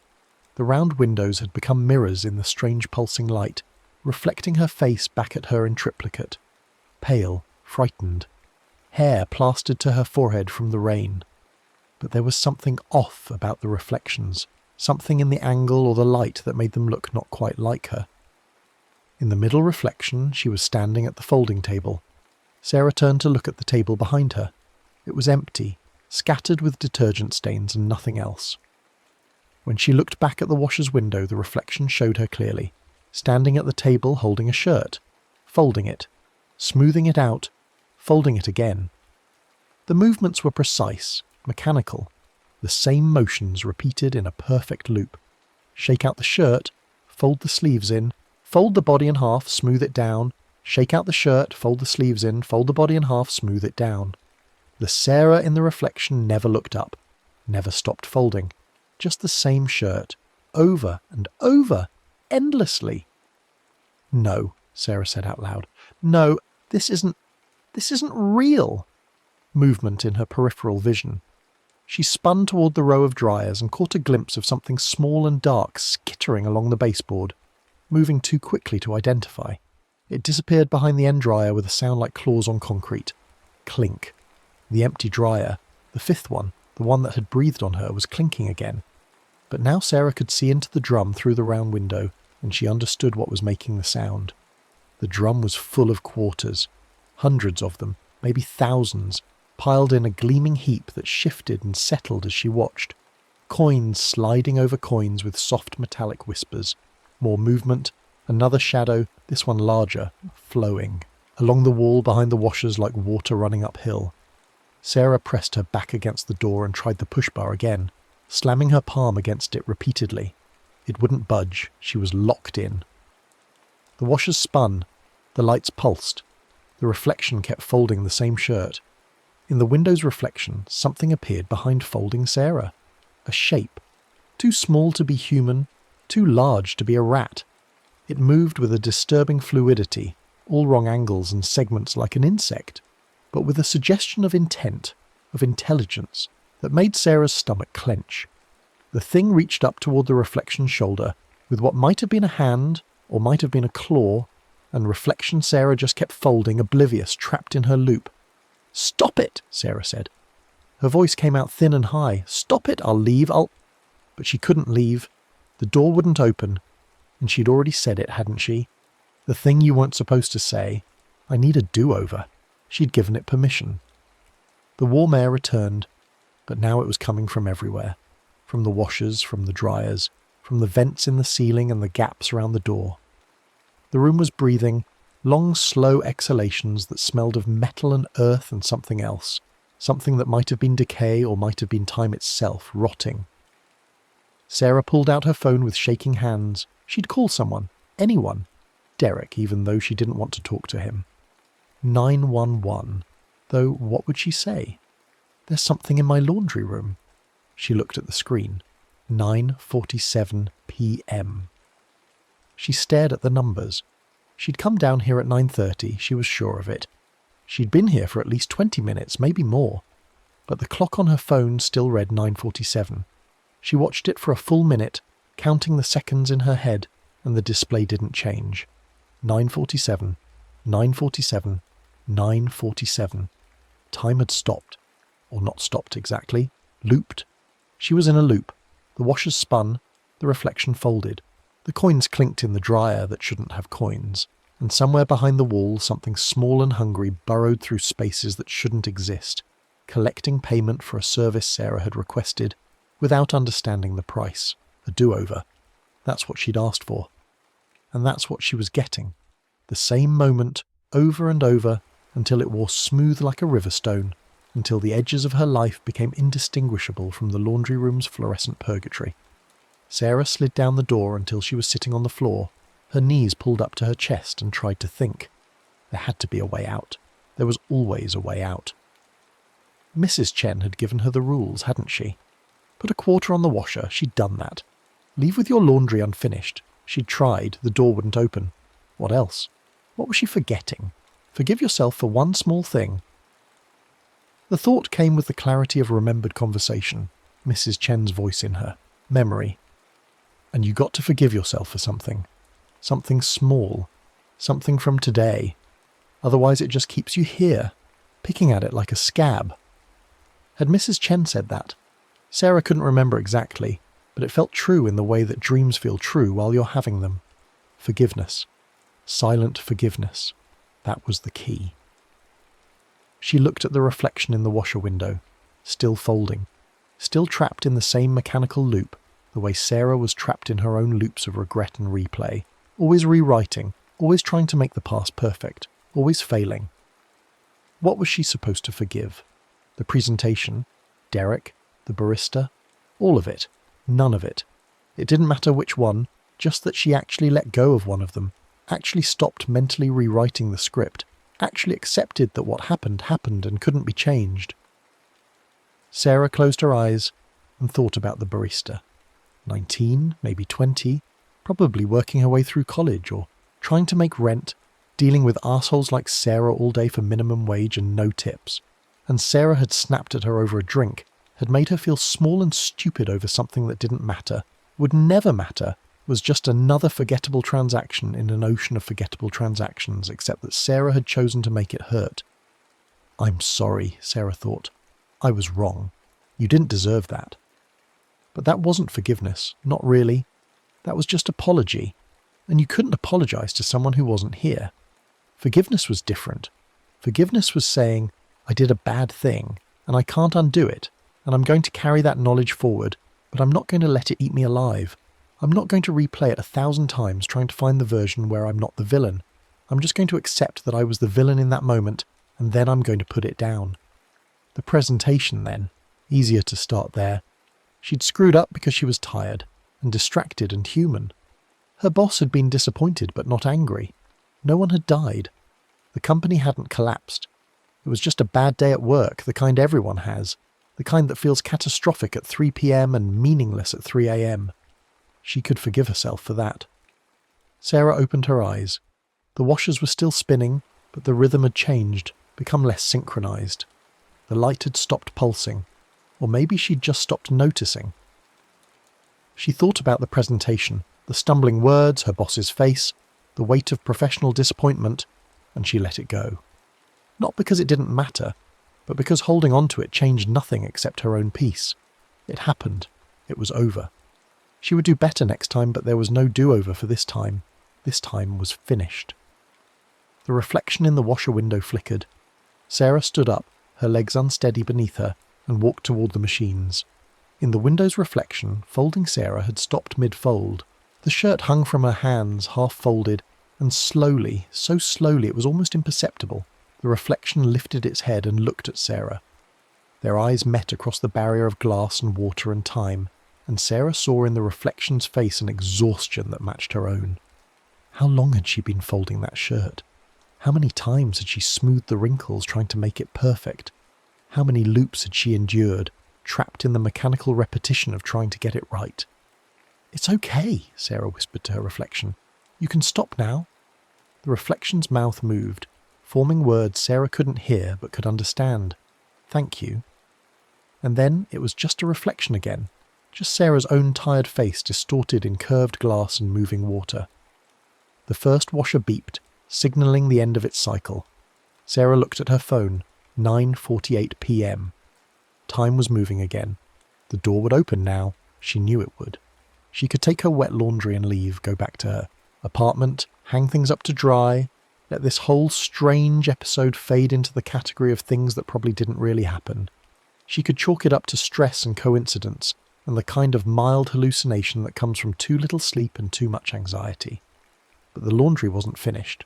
The washers had stopped, but the clothes were still wet. She hadn't run them through the dryers, and the rule, however she'd learned it, from Mrs. Chen or from somewhere deeper and older, was clear. Leave with your laundry unfinished. Sarah looked at the dryer with the coins. Through the round window she could still see them piled in the drum, a glittering heap of quarters that represented every time someone had stood in this room and wished for a do-over, every moment someone had tried to pay their way backward through time. It looked like a dragon's hoard, if dragons collected regret instead of gold. She turned away from the dryers and went to the first washer. The clothes inside were clean but soaking, water dripping from the sleeves and hems as she transferred them to her basket. She didn't wring them out. She didn't try to squeeze out the excess water. She just moved them, wet and heavy, accepting that they would drip all the way home, that she'd have to hang them around her apartment like soggy flags, that they might get mildewy if they didn't dry fast enough, unfinished, imperfect, good enough. The second and third washers were still running, but Sarah didn't wait for them. She scooped out the wet clothes, her clothes, the ones she'd spent the last 3 days avoiding, and piled them in the basket without sorting or organising. Water pooled at the bottom of the basket, dripping through the woven plastic onto her shoes. The quarter was still sitting on top of the middle washer where she'd left it. Sarah picked it up, looked at it for a moment. Just a quarter, ordinary and boring and completely legal tender, and then put it back down. Payment rendered. Debt acknowledged. She hoisted the basket onto her hip and turned toward the door. Behind her she heard a sound like wind through a tunnel, or like something breathing in a space too small for breathing, or like coins sliding over coins in endless patient counting. She didn't look back. The push bar moved easily under her palm. The door swung open, letting in the sound of rain and the cool night air. Sarah stepped out into the breezeway and the door closed behind her with a solid, final click. The walk back to her apartment was longer than she remembered. The basket was heavy with wet clothes, water dripping out with every step, leaving a trail behind her like breadcrumbs. Her arms ached, her shoulders screamed, but she kept walking, past the fighting couple in 112, quieter now, the argument winding down or relocating to colder, more silent territories, past the blue television glow, past all the small, ordinary lives being lived in their small, ordinary ways. She climbed the stairs, to the 3rd floor, fumbled with her keys, and finally shouldered her way into her apartment. The basket hit the floor with a wet thud. Sarah kicked off her shoes and stood there in her dark kitchen, breathing hard, her raincoat dripping onto the linoleum. Her phone buzzed. Derek again. "Sarah, are you ignoring me?" She looked at the message for a long moment, then put the phone face down on the counter. She'd respond tomorrow, or maybe the day after, or maybe never. The point was that she didn't have to decide right now, and she definitely didn't have to mentally rehearse 17 different versions of what she might say before actually saying anything. The conversation would happen, or it wouldn't, and she would navigate it when it came, and it would probably go badly because conversations with Derek usually did, but that was okay. That was just life, messy and imperfect and lurching forward without do-overs. Sarah started pulling wet clothes from the basket and draping them over. Every available surface, the backs of chairs, the shower curtain rod, the coat rack by the door. They hung there dripping and sad, wrinkled beyond salvation, probably ruined by improper washing, and definitely ruined by incomplete drying. She'd have to rewash most of them. She'd have to buy new towels. Some of the colours had probably bled together in ways that could never be reversed. It was fine. It was all fine.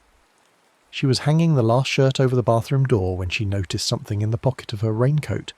A small hard lump that hadn't been there before. Sarah reached in and pulled out a quarter. It was warm, as if it had been held in someone's hand for a long time, and when she held it up to the light she saw that it wasn't one of her quarters. The date was wrong, 1973, too old from before she was born, and there was something scratched into the surface. Tiny marks that might have been intentional or might have been random damage, but that looked, if you squinted, like tiny claw marks. Sarah turned the quarter over in her palm, feeling its warmth, its weight, its strange presence in her apartment like a souvenir from a place you're not sure you actually visited. She walked to her kitchen window and looked out across the courtyard. The laundry room's lights were still on, still bleeding that sickly yellow fluorescence into the rainy night. As she watched, the lights flickered once, twice, then steadied. Someone else was down there now. She could see a shadow moving behind the windows, a tenant doing their laundry, going about their normal Thursday night routine. They'd probably heard the coins by now. They were probably trying to decide if it was just building noises or something else, something that required them to make a choice about what they believed was possible. Sarah hoped they knew the rules. She hoped Mrs. Chen had gotten to them, or whoever else passed along the warnings in this place. She hoped they would place their quarter and forgive themselves and leave with their laundry wet and unfinished, accepting imperfection as the price of forward movement. But she couldn't save them. That wasn't how it worked. Everyone had to figure it out for themselves. The hard way, always the hard way, with wet clothes and scratched quarters and the creeping understanding that some things you just can't undo, no matter how many quarters you feed into the machine. Sarah set the warm quarter on her windowsill and turned away from the rain-soaked view. She had work tomorrow. She'd have to face her boss and Derek and probably that barista if she was stupid enough to go back to the same coffee shop. She'd have to navigate all of it without the comfort of believing she could rewind and fix her mistakes, without the fantasy of do-overs and second chances. She'd have to just live through it, messy and imperfect and stumbling forward through time like everyone else, making mistakes and carrying them, and occasionally, if she was lucky, forgiving herself enough to not replay them endlessly in the fluorescent-lit laundry room of her mind. It would be hard. It would probably be terrible.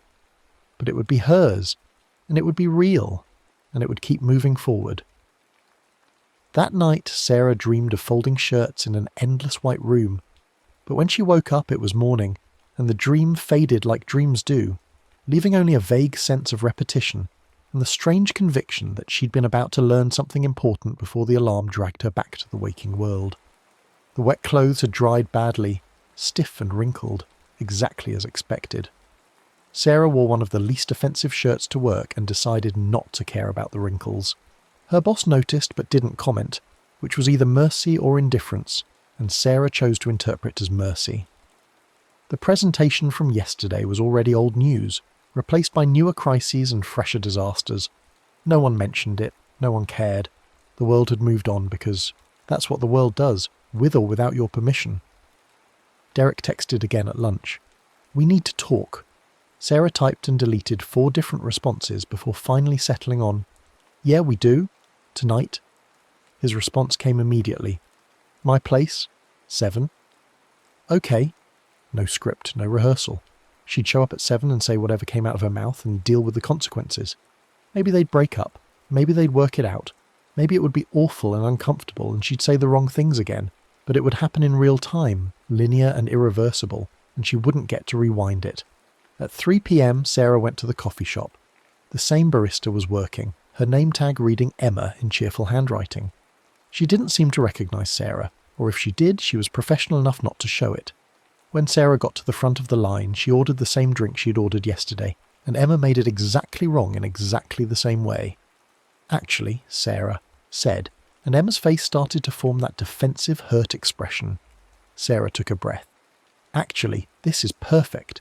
Thank you." Emma blinked, confused, but rallied with a customer service smile. "Oh, great. Have a nice day." Sarah took the wrong drink and left a $5 tip in the jar and walked out into the autumn afternoon. The drink was too sweet and too cold, and she drank it anyway, every sip, and it was fine. Everything was fine. She worked until 6, then drove to Derek's apartment with her stomach doing gymnastics and her mind blissfully, mercifully blank. No script, no plan. Just her and Derek and whatever words came out when she opened her mouth. It went badly. Not catastrophically, but definitely badly. Derek was hurt about the ex-girlfriend comments and Sarah was defensive, and they talked in circles for an hour before Derek finally said what they'd both been avoiding. "I don't think this is working." And Sarah, instead of scrambling to fix it, instead of mentally rewinding to find the perfect words that would make him change his mind, just nodded and said, "Yeah, I don't think it is either." They divided up the few possessions they'd accumulated in each other's apartments.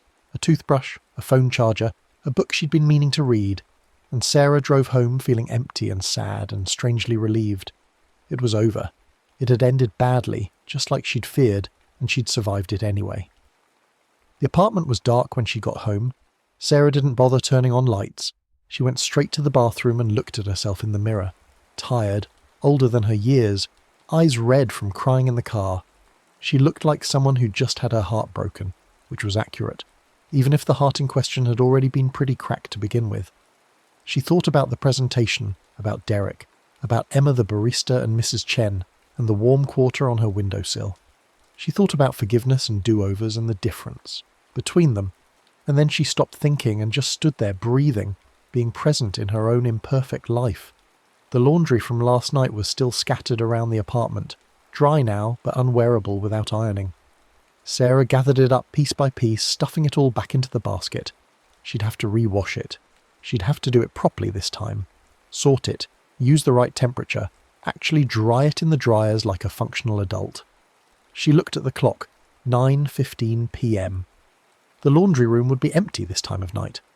Most people did their washing earlier, on their way home from work or right after dinner. Sarah could go down there, re-wash everything, do it right this time, learn from her mistakes, be better, or she could leave it for tomorrow, for this weekend, for whenever she felt up to dealing with it. Sarah set the basket down and went to her bedroom instead. She'd deal with the laundry later. Right now she needed to sleep to let this long, terrible day end. So tomorrow could start. No do-overs, just forward momentum one day after another, making mistakes and surviving them and occasionally learning something in the process. She was almost asleep when she heard it. Faint but unmistakable, drifting up from the courtyard 3 floors below. Clink, clink, clink. Sarah lay in the dark and listened to the sound of quarters falling, coins hitting metal, payment being rendered for services requested. Someone else was down there. Someone else was hearing the sounds and making choices. Someone else was learning the rules the hard way. She hoped they'd figure it out. She hoped they'd leave their laundry unfinished and walk away with wet clothes and scratched quarters and the knowledge that some hours can't be purchased back, no matter how much change you feed into the machine. But she didn't get up. She didn't go down to warn them. She just lay there in the dark, listening to the distant clinking, and eventually the sound faded, or she stopped, noticing it, and sleep pulled her down into dreams of folding and refolding, washing and rewashing, trying and trying and trying, until the alarm clock released her into Friday morning. The weekend passed in a blur of normalcy. Saturday brought rain again, the kind of persistent drizzle that makes the whole world feel damp and grey. Sarah stayed inside most of the day, catching up on shows she'd been meaning to watch, ordering takeout because cooking felt like too much effort, existing in that liminal space between one chapter of life and whatever came next. Sunday afternoon, she finally dealt with the laundry. The room was bright and innocent in daylight, fluorescent light still humming but somehow less oppressive when filtered through the grey afternoon sky visible through the small windows. A few other tenants were there. A young couple folding baby clothes with the exhausted efficiency of new parents. An older man sorting whites and colours with meticulous care. Everyone nodded, polite acknowledgement, and went about their business. Sarah loaded her washers, fed in quarters, and sat on the folding table to wait. The machines ran through their cycles without incident. No clinking, no warm breath, no reflections doing anything except reflecting. She transferred everything to the dryers when the time came, feeding in more quarters, and the drums tumbled her clothes in ordinary mechanical rotation, hot air and motion combining to do what they were designed to do. While she waited, Sarah pulled out her phone and scrolled through messages. Her sister had texted, asking how she was doing. Her mum had sent a Facebook friend request that Sarah had been ignoring for 3 weeks. Work emails accumulated in her inbox like sediment, the ordinary detritus of a life being lived. She was folding a t-shirt, just folding it normally, once, no loops or repetitions, when someone sat down next to her on the table. Sarah looked up to see Mrs. Chen, a basket of fresh laundry, balanced on her hip. "Doing better," Mrs. Chen said. It wasn't a question. Sarah smoothed the shirt and set it in her basket. "Yeah, I think so." Mrs. Chen started folding her own laundry with practiced efficiency. For a while they worked in companionable silence, the sound of tumbling dryers and the conversation of the young couple providing a backdrop of normalcy. "You heard them," Mrs. Chen said eventually. Still not a question. Sarah nodded. "Thursday night. And you got out?" "Eventually." Sarah reached for another shirt. "You didn't tell me all the rules." Mrs. Chen smiled, a small expression that held more sadness than humour. "Would you have believed me if I had? Before it happened?" "Probably not. Nobody does. That's the thing about warnings. They only work after you've already needed them once." Mrs. Chen shook out a towel with a sharp snap. "But you figured it out. That's what matters. The forgiveness part? The hardest part." Mrs. Chen folded the towel into a precise square. Easier to leave your laundry wet. Easier to put down a quarter. But actually forgiving yourself for something, actually letting go?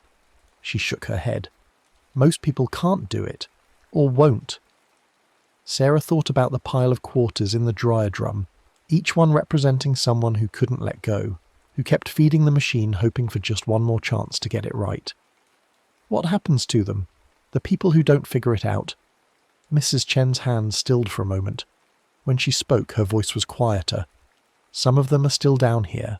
Some nights when it's very late and very quiet, you can see them through the windows, standing at the folding table, doing the same load over and over, trying to get it perfect. A chill ran down Sarah's spine despite the warm air. Are they dead? Not dead. just stuck, living the same hour on repeat until they figure out how to forgive themselves. Mrs. Chen resumed folding, or until they forget they're stuck at all, and the hour becomes their whole world. Sarah looked around the laundry room, seeing it differently now. The scuff marks on the floor that she'd always assumed came from dragging baskets. Could some of them be from someone pacing the same circuit for years? The dark stains on the folding table, were they all detergent, or were some of them from tears shed over mistakes that couldn't be undone? The faint smell of metal and warmth. Was it just the machines, or was it something else, something that fed on human regret? "How long has this been happening?" Sarah asked. Mrs. Chen considered the question. Building was constructed in 1972. Laundry room added in 73. Near as I can figure, it started right away. Something about the way they built it. The ventilation system maybe, or the foundation. Or maybe something was already here in the ground and they just built on top of it. She shrugged. Doesn't really matter why. It is what it is. And you've known about it since I moved. In 15 years ago? Mrs. Chen's face softened with memory. I heard the coins my second week here. Put down my quarter, tried to leave. Door wouldn't open. Spent 3 hours in a loop before I figured out the forgiveness part. She smiled without humour. I was angry at my son. Stupid argument about money and respect and all the things parents and adult children fight about. Couldn't let it go. Kept replaying our conversation, finding all the ways I could have said it better, made him understand. The machine fed on that, kept me locked in that hour until I finally forgave myself for being a flawed mother who sometimes says the wrong thing. Sarah finished folding her last item and sat with her basket in her lap. Do you still hear them? The coins? Sometimes, when I'm carrying something heavy, when I've had a bad day and I'm beating myself up over something small. Mrs. Chen met her eyes. The thing you have to understand, Clink Warren isn't malicious. It doesn't hunt you. It's more like a mousetrap. You have to step in it yourself. You have to ask for the do-over. And most people do sooner or later because most people can't stand living with their mistakes. Clink Warren, Sarah tested the name. You know what it is? A name other tenants gave it. Don't know if it's accurate, don't know if it matters. Some kind of entity. Lives in the spaces between things. Between the walls, between machines, between moments of time. Collects tokens, collects regret. Mrs. Chen stood, her laundry basket full of neatly folded clothes. The important thing is knowing the rules, knowing how to walk away. Thank you, Sarah said, for warning me, even if I didn't listen at first. Mrs. Chen patted her shoulder with unexpected gentleness. You listened when it mattered. That's more than most can say. She headed for the door, then paused and looked back. You keep that quarter it gave you? Sarah thought of the warm coin on her windowsill, the scratches that might be, claw marks. Yeah. Good. Keep it where you can see it. Remind yourself what the price of do-overs really is. Mrs. Chen pushed through the door and then she was gone, leaving Sarah alone with the humming machines and the weight of knowledge she hadn't wanted. Sarah sat there for a few more minutes, watching her dryer tumble through its final cycles. The young couple had left while she was talking to Mrs. Chen. The meticulous older man was loading his dry clothes into a basket, moving with the careful deliberation of someone who'd learned to take their time. He caught Sarah watching and nodded, a gesture that contained something like recognition, like solidarity. He'd heard the coins too. She was sure of it. He had his own scratched quarter somewhere, his own hour he'd been trapped in, his own small forgiveness he'd had to grant himself to escape. How many people in this building knew? How many had stood in this room at night listening to the clinking, making choices? It was like a secret society, Sarah thought, except the only membership requirement was surviving your own inability to let go of the past. The dryer beeped. Sarah gathered her warm, properly dried clothes and headed home. The week that followed was aggressively normal. Work continued in its relentless forward march of meetings and emails and small talk by the coffee maker. Sarah's presentation failure faded into the background, replaced by newer dramas and crises. Her boss assigned her another project, smaller this time, less visible, but Sarah approached it with careful attention and delivered something solid if unspectacular. Progress, not perfection. She deleted Derek's number from her phone on Tuesday, not out of anger, but out of pragmatism. What was the point of keeping it? To torture herself with the possibility of late-night texts? To maintain the fantasy that they might somehow circle back to each other? Better to make the cut clean and let the wound heal. On Wednesday, she went back to the coffee shop. Emma was working again, and this time when Sarah ordered, the drink came out perfect. Sarah left another generous tip and felt something ease in her chest. Not absolution exactly, but a small acknowledgement that the world continued turning, that not every interaction had to carry the weight of previous failures. Thursday arrived with clear skies and unseasonably warm weather. Sarah's laundry basket was filling up again, the inevitable accumulation of worn shirts and used towels. She considered doing a load after work, but the memory of the laundry room, the sounds, the reflections, the warm breath of something that shouldn't breathe, made her hesitate. She could wait until the weekend, do it Saturday afternoon when the room was full of people and sunlight. She didn't have to go back there on a Thursday night. She didn't have to test whether the rules still applied, whether forgiveness was a one-time password or something you had to earn over and over again. But that felt like cowardice, like letting fear dictate her choices. And hadn't the whole point been to stop letting things control her? To move forward instead of constantly looking back? Sarah got home from work at 6 p.m, ate a quick dinner of leftover pasta, and watched TV until the sun set. At 9:30, the same time she'd gone down last week, she grabbed her laundry basket and headed for the door. The breezeway was dry tonight, no rain to dodge. The complex was settling into its evening rhythms, the sounds of domestic life filtering through walls and windows. Someone was cooking something that smelled like garlic and ginger. Someone else was playing video games, the muffled sounds of explosions and dramatic music barely audible. Normal, ordinary, safe. The laundry room door opened easily under her hand. Inside, the fluorescent lights hummed their eternal song, and 2 washers were already running, someone else's load sloshing through cycles. The room was empty of people, but full of the mechanical sounds of cleaning, water, agitation, the occasional thump of unbalanced loads trying to redistribute. Sarah set her basket on the folding table and started sorting. Her hands moved through the familiar motions, darks here, lights there, delicates that she'd probably just throw in with the lights, and her mind wandered. She'd been thinking about her mum's friend request. 3 weeks and counting. Why couldn't she just accept it? What was the big deal? But she knew what the big deal was. Accepting meant opening a channel of communication that had been comfortably closed. It meant her mum would see her posts, would comment on them, would have ammunition for all those little digs disguised as concern. Are you eating enough? That boy doesn't look good for you. When are you going to settle down? Small things, nothing catastrophic. Just the usual erosion of maternal boundary crossing. But did it matter? Really? Her mum was her mum. She wasn't going to change. Sarah could either maintain the wall and feel guilty about it, or lower the wall and deal with the occasional irritation. Either way, there was no perfect solution, no way to rewind to a version of herself that had a simpler relationship with her mother. Clink. Sarah froze, a shirt halfway into the washer. Clink. Clink. The sound was softer this time, almost tentative, coming from somewhere near the dryers. Sarah's heart rate picked up, but she forced herself to breathe slowly, deliberately. She'd been here before, she knew the rules. As long as she didn't ask for a do-over, as long as she didn't feed the machine with her regret, she'd be fine. She finished loading the washer, fed in quarters, and started the cycle. The machine rumbled to life, water flooding in, and Sarah stood there listening to the mix of mechanical sounds and that other sound, that metallic clinking that came from no mechanical source. The dryers were all empty. Sarah walked slowly down the row, checking each one. Empty, empty, empty.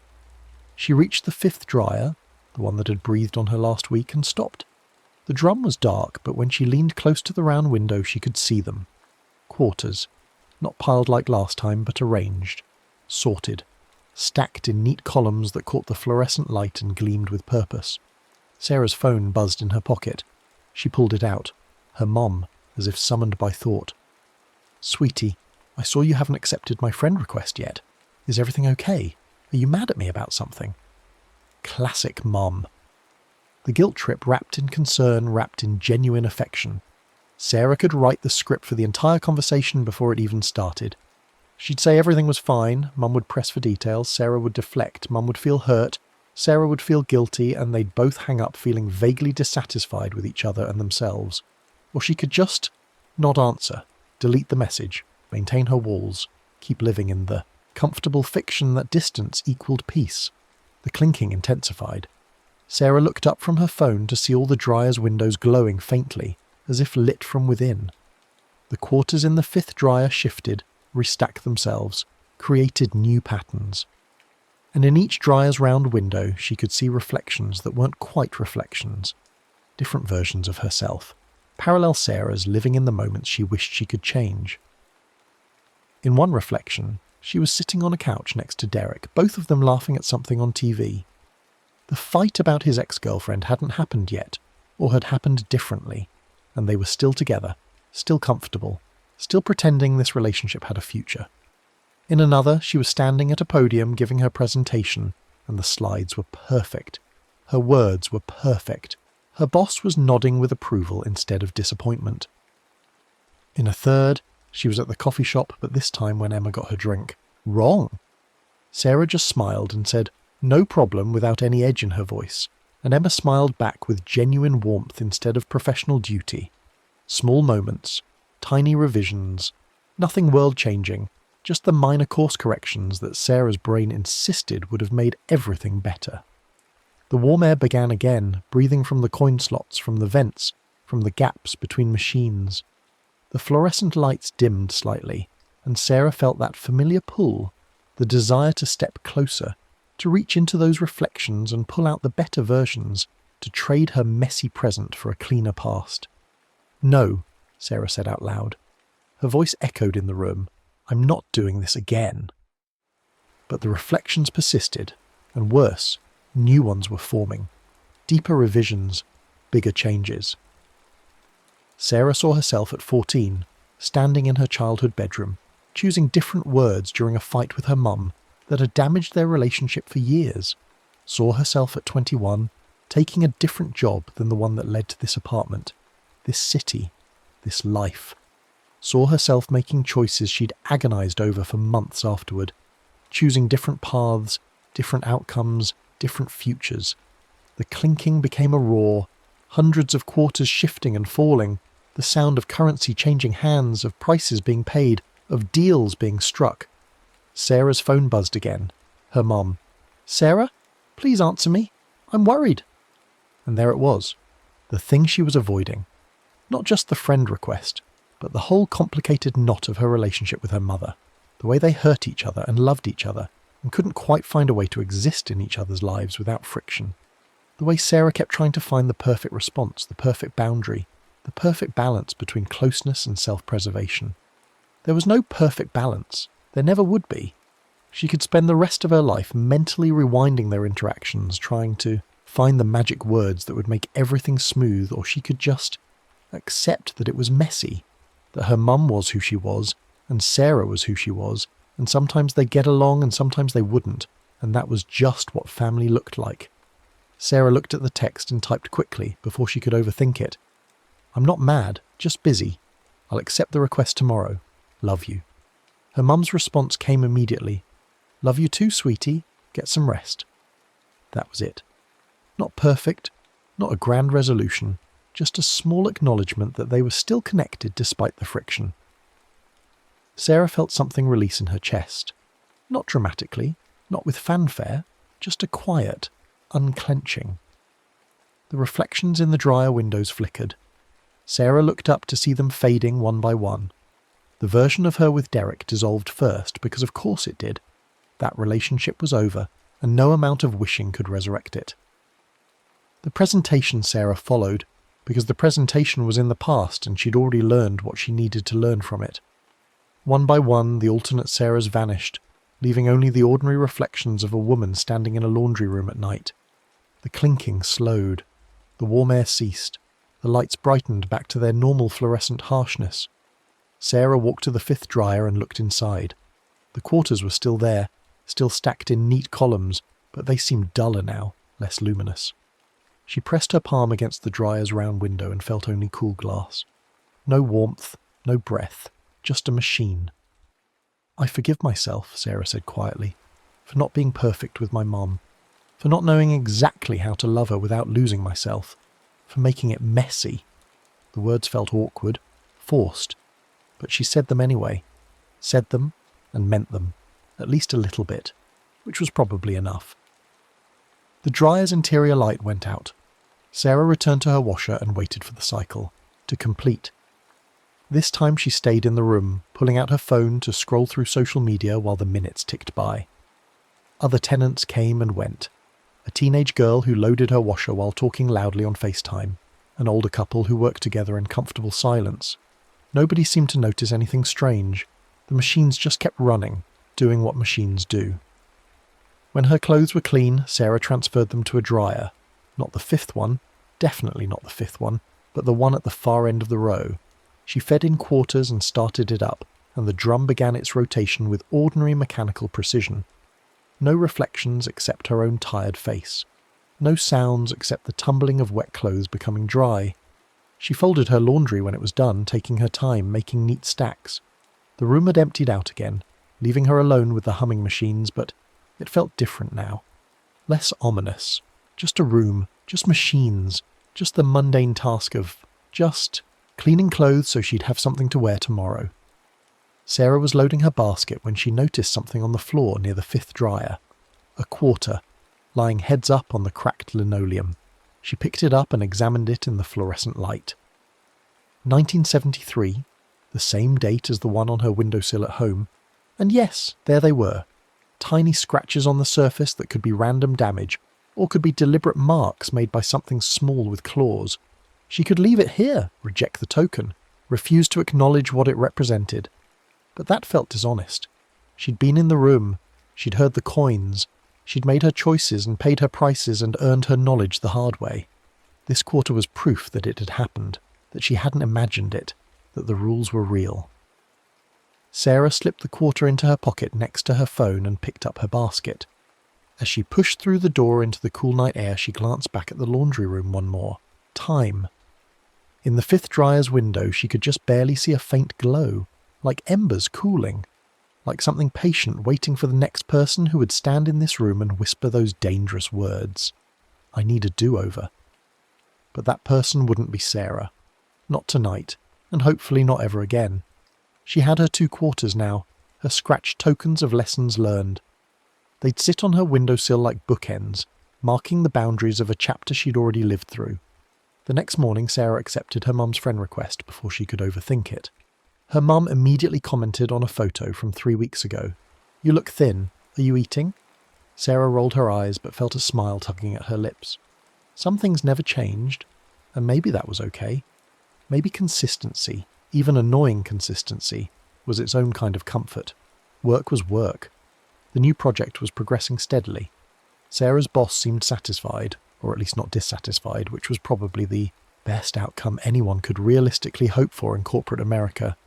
She had lunch with a co-worker she didn't know very well, and they talked about nothing important, and it was pleasant in that forgettable way that most pleasant experiences are.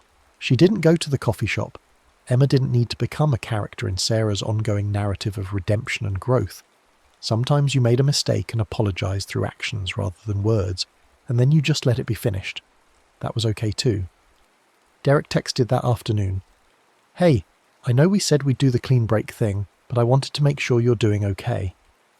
Sarah looked at the message for a long moment, feeling the familiar tug of wanting to analyze it, to parse his motivations, to construct elaborate theories about what he really meant. Then she just replied, I'm good. Hope you are too. His response came quickly. Yeah, I am. Take care of yourself. You too. And that was it. A relationship that had lasted. 8 months reduced to a polite exchange of pleasantries. It should have felt sad, but mostly Sarah just felt tired. Not the bone-deep exhaustion of fighting against time and regret, but the ordinary tiredness of a person who'd had a full day and was ready for it to end. That night she did laundry again, sheets and towels, the bulky stuff she'd been putting off. The laundry room was crowded on Friday evenings, full of people catching up on weekend chores. Sarah waited for a washer, made small talk with a neighbour she recognised but whose name she couldn't remember, and worked through her loads with patient efficiency. No clinking, no warm breath, no reflections doing anything except reflecting. Just laundry, boring and necessary and blessedly ordinary. She was folding her last towel when the young guy from earlier in the week came in. He looked exhausted, running on fumes, dark circles under his eyes suggesting several nights of poor sleep. He loaded his washer with the mechanical. Movements of someone going through motions, not really present, just trying to get through another task on an endless list. Sarah watched him from the corner of her eye as she worked.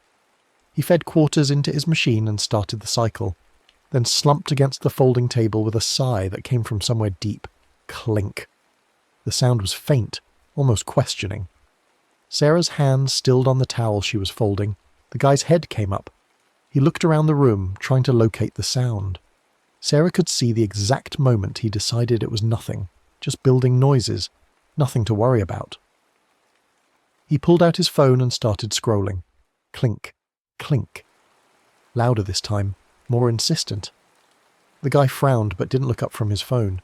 Determined denial, Sarah recognized it because she'd perfected it herself. She should leave, mind her own business, let him figure it out on his own the way she had, the way Mrs. Chen said everyone had to. You couldn't warn people into believing. They had to experience it themselves. But she'd been where he was. She knew what was coming, and maybe, the rules were different if you'd already paid the price once. Maybe having survived it gave you some kind of standing, some right to offer guidance. Sarah finished folding her towel, stacked it with the others, and walked over to where the guy was standing. "Hey," she said. He looked up, slightly startled. "Yeah? I know this is going to sound weird, but..." She paused, trying to find words that wouldn't make her sound completely insane. "You hear coins clinking when there's no coins?" His expression shifted through confusion to wariness. "Why?" "Because if you do, there's something you need to know." Sarah glanced at the dryers, at the fifth one in particular. The window was dark, but she could feel a tension emanating from it, like a cat watching birds. Don't ask for a do-over. Whatever you're thinking about, whatever you wish you'd done differently today, don't say it out loud. Don't even think it too hard. "Lady, I don't know what..." "Just trust me. Put a quarter on top of one of the washers, forgive yourself for something small, and leave with your laundry unfinished." The words came out in a rush, sounding crazy even to her own ears. "I know how it sounds, but if you hear the coins again, if you start seeing things in the reflections, if time stops moving, those are the rules. That's how you get out." The guy was backing away from her now, clearly convinced she was having some kind of the episode. "Okay, yeah, I'm just gonna..." Clink, clink, clink. The sound was loud enough that even the other people in the laundry room turned to look. An older woman loading her dryer frowned and checked the machine, clearly trying to figure out if she'd left something in there. The young couple Sarah had seen before exchanged glances, some unspoken communication passing between them. The guy stood frozen, his phone forgotten in his hand, listening to the sound that couldn't be explained away as building noises or settling pipes. "Please," Sarah said quietly. "I'm not crazy. This happened to me last week. I barely got out. Just follow the rules. Trust me." He stared at her for a long moment, and Sarah could see him trying to decide between rational skepticism and the evidence of his own ears. The clinking continued, steady and patient, coming from everywhere and nowhere. "What do you mean you barely got out?" he asked finally. Sarah pulled out her phone and showed him the time, 8:17 p.m. If you ask for a do-over, time stops. You get stuck in the same hour, living it over and over until you figure out how to forgive yourself. There's something in the walls, something that collects regret. Feeds on it, maybe. I don't know exactly what it is, but I know the rules work. He shook his head. "That's insane." "Yeah." Sarah pulled the scratched quarter from her pocket and held it up. "This appeared in my coat after I got out. Date from 1973. Marks on it that look like claw marks. I've got another one at home just like it. Souvenirs, I guess. Or warnings. Or both." The clinking intensified, and the fluorescent lights did that subtle pulse Sarah remembered. Just enough to notice, not enough to seem like a real malfunction. The guy saw it too. She could tell by the way his breathing changed, got faster and shallower. "What do I do?" he whispered. "You got any quarters?" He checked his pockets, pulled out a handful of change. Sarah selected a quarter and took it over to the washer next to his, placing it carefully on top of the white metal surface. "That's payment," she explained. "Whatever's in here, it likes tokens, likes coins. But that's not enough by itself. You have to actually let go of something. Something you're beating yourself up about. Something you keep replaying in your mind, wishing you'd done it differently." He swallowed hard. "There's a lot. Just one thing, something small, you..." Don't have to say it out loud, just forgive yourself for it. Actually forgive yourself, not just say the words. The guy's eyes glistened. Whatever he was thinking about, it wasn't small to him. Sarah recognized the look, that particular kind of self-loathing that comes from making a mistake and then replaying it endlessly, adding layers of shame and regret until the original sin was buried under years of mental punishment. "I can't," he said. "I don't know how." "Yes, you do. You just haven't practiced." Sarah's washer beeped. Her cycle was done, but she didn't move to get it. Here's what helps. Think about whether you'd forgive a friend for the same thing. Whatever you did, if your best friend came to you and said they'd done it, would you tell them they were irredeemable, or would you tell them everyone makes mistakes? He thought about that, his jaw working. After a moment he nodded slightly. Then extend that same mercy to yourself, just for one thing, one small moment of grace. The clinking reached a crescendo, a wall of sound that made everyone in the room stop and look around. The older woman had abandoned her dryer and was heading for the door. The young couple gathered their half-finished laundry and followed her. Nobody wanted to be in the room when whatever was about to happen happened. But the guy stayed, and Sarah stayed with him. "Close your eyes," Sarah said. "Think about it, whatever it is, and then let it go. Tell yourself it's okay. Tell yourself you're human." He closed his eyes. Sarah could see tears tracking down his cheeks, see his hands clenching and unclenching. The laundry room held its breath. When he opened his eyes again, something had shifted in his face. Not peace, exactly. Forgiveness was too complicated for that. But a kind of resignation, an acceptance. "Okay," he said. The clinking stopped. The fluorescent light steadied. The warm air that had been building dissipated like morning fog. And when Sarah checked her phone, time was still moving, 8:23 p.m. 6 minutes had passed, normal and linear. "Now we leave," Sarah said. "Your laundry isn't done, but we leave it anyway. That's the final part of the rule. But trust me, you can come back later or tomorrow or whenever, but right now you walk out that door with me and you don't look back." The guy stared at his washer, still running through its cycle, clothes sloshing in sudsy water. Sarah could see him struggling with it, the practical part of his brain that insisted this was wasteful, that he needed clean clothes, that abandoning laundry was irrational. "Sometimes finished isn't as important as safe," Sarah said gently. He took a breath, nodded. Together they walked to the door. Sarah paused with her hand on the push bar and looked back at the laundry room one more time. The machines hummed their ordinary hum. The lights buzzed their ordinary buzz.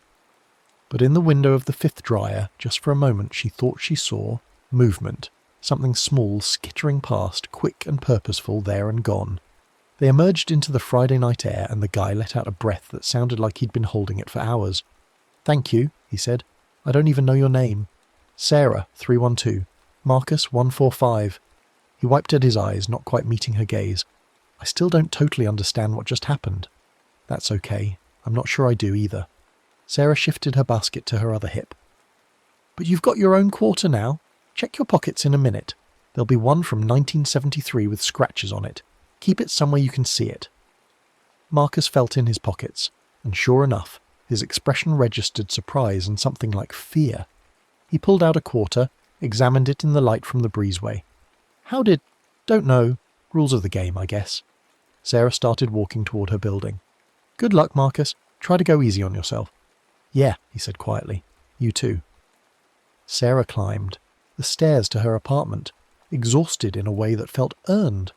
She'd intervened, broken the pattern that said everyone had to figure it out alone. And maybe that was okay. Maybe the rules had some flex to them, some space for mercy. Or maybe she'd just made things worse. Maybe Marcus needed to learn his lessons the hard way, and by intervening she'd robbed him of some essential understanding. But she didn't think so. He'd done the work, the forgiveness, the letting go. She'd just given him a roadmap. Surely that was acceptable. Inside her apartment, Sarah set her basket down and went straight to her windowsill. The 2 quarters sat where she'd left them, twins separated by a week and united by their scratched surfaces and impossible dates. She looked at them for a long moment, these small metal witnesses to her encounters with something that shouldn't exist. Then she turned away and started hanging up her half-dried clothes. She'd have to finish them in the dryer tomorrow, but that was fine. Tomorrow was always soon enough for the things that weren't emergencies. Her phone buzzed. A text from her sister. "Mum says you finally accepted her friend request. Proud of you, sis. I know she drives you crazy." Sarah smiled and typed back, "Baby steps. How are the kids?" They texted back and forth for a while, the easy conversation of siblings who genuinely like each other despite their differences. Sarah's niece had lost her first tooth. Her nephew was struggling with fractions, small details of a life being lived 3 states away, shared across digital distance, ordinary and precious in their ordinariness. Eventually, Sarah said goodnight and made herself dinner. Scrambled eggs and toast because she hadn't gone grocery shopping and her fridge was nearly empty. She ate standing up at her kitchen counter, looking out at the courtyard. The laundry room's lights were still on, and she could see people moving behind the windows. Life continued. People washed there. Clothes. The machines ran their cycles. Most of the time, nothing strange happened at all. That weekend, Sarah avoided the laundry room entirely. She wore her last clean outfit on Saturday, and then just re-wore things on Sunday, figuring she could do a proper load during the week when the room was less crowded. She caught up on sleep, binge-watched a show everyone had been recommending, and tried not to think about reflections and quarters and things that skittered behind walls. Sunday night she had dinner with her co-worker Jenna, who'd been asking for weeks. They went to a Thai place neither of them had tried before, and talked about work and the annoying people at work and whether their boss was having an affair with someone in accounting. Surface-level stuff. The social glue that holds workplaces together. Sarah didn't mention laundry rooms or impossible time loops, and Jenna didn't ask why Sarah seemed more present than usual, less distracted by whatever internal monologue usually occupied her attention. "You seem good," Jenna said over dessert. "Different. I don't know how to explain it." "Just working some stuff out," Sarah said. "Trying to be more okay with things not being perfect." "God, aren't we all?" Jenna laughed. "My therapist has been trying to get me to stop catastrophizing every little mistake for like 2 years now. I swear I'm getting better, but then I sent an email to the wrong person last week and I wanted to die." "But you didn't die." "No, I didn't die. I just felt like I wanted to for about an hour and then I apologised and everybody moved on." Jenna stabbed at her mango sticky rice. "Why is that so hard? The moving on part?" Sarah thought about quarters stacked in dryer drums, about reflections folding infinite shirts, about the price of asking for time to run backward. "I think we're wired to learn from mistakes," she said slowly. "But somewhere along the way, we started confusing learning with punishment. Like if we don't beat ourselves up enough, we haven't really learned the lesson." Deep thoughts for Sunday night? "Yeah, well," Sarah smiled. "I've had a weird couple of weeks." They paid the check and went their separate ways, and Sarah drove home through streets that gleamed with recent rain, the city lights reflecting off wet pavement in shimmering patterns. Her apartment was dark when she got there, but it was the comfortable darkness of a space that belonged to her, waiting for her to fill it with light and life and the small acts of existing. She turned on the lights, changed into pyjamas and brushed her teeth. In the bathroom mirror she looked like herself, tired, plain, unremarkable, not a reflection caught in an endless loop, just a person looking at their own face, seeing all the usual imperfections and accepting them because what else could you do? Before bed, Sarah went to her windowsill and picked up one of the quarters. The metal was warm, always warm, as if it retained some heat from wherever it had come from. She turned it over in her palm, feeling its weight, its reality. 2 quarters now. 2 encounters with whatever lived in the walls of the laundry room. Was that it? Was she done? Or would there be more? Moments when regret pulled so strongly that she'd find herself back in that room, hearing coins clink in empty machines, seeing impossible reflections. She hoped not. But she also knew herself well enough to know that hope wasn't strategy. She'd mess up again, make new mistakes, have new regrets. The question was whether she'd remember the lessons, whether she'd be able to forgive herself before the desire for do-overs pulled her back into the loop. Sarah set the quarter back on the windowsill next to its twin and went to bed. That night she dreamed she was in the laundry room, but it was different, bigger. The rows of machines stretched on forever in both directions, and she was walking between them, and in every dryer window she could see a different version of herself. Some were better, more successful, happier, with perfect lives and perfect relationships. Some were worse, broken, defeated, crushed by choices that had gone wrong. And in the middle of all these possible Sarahs was actual Sarah, just walking, just existing. Neither the best nor the worst, just herself. At the end of the infinite row stood something small. When Sarah got close enough to see it clearly, she woke up. The alarm was ringing. Monday morning. Work.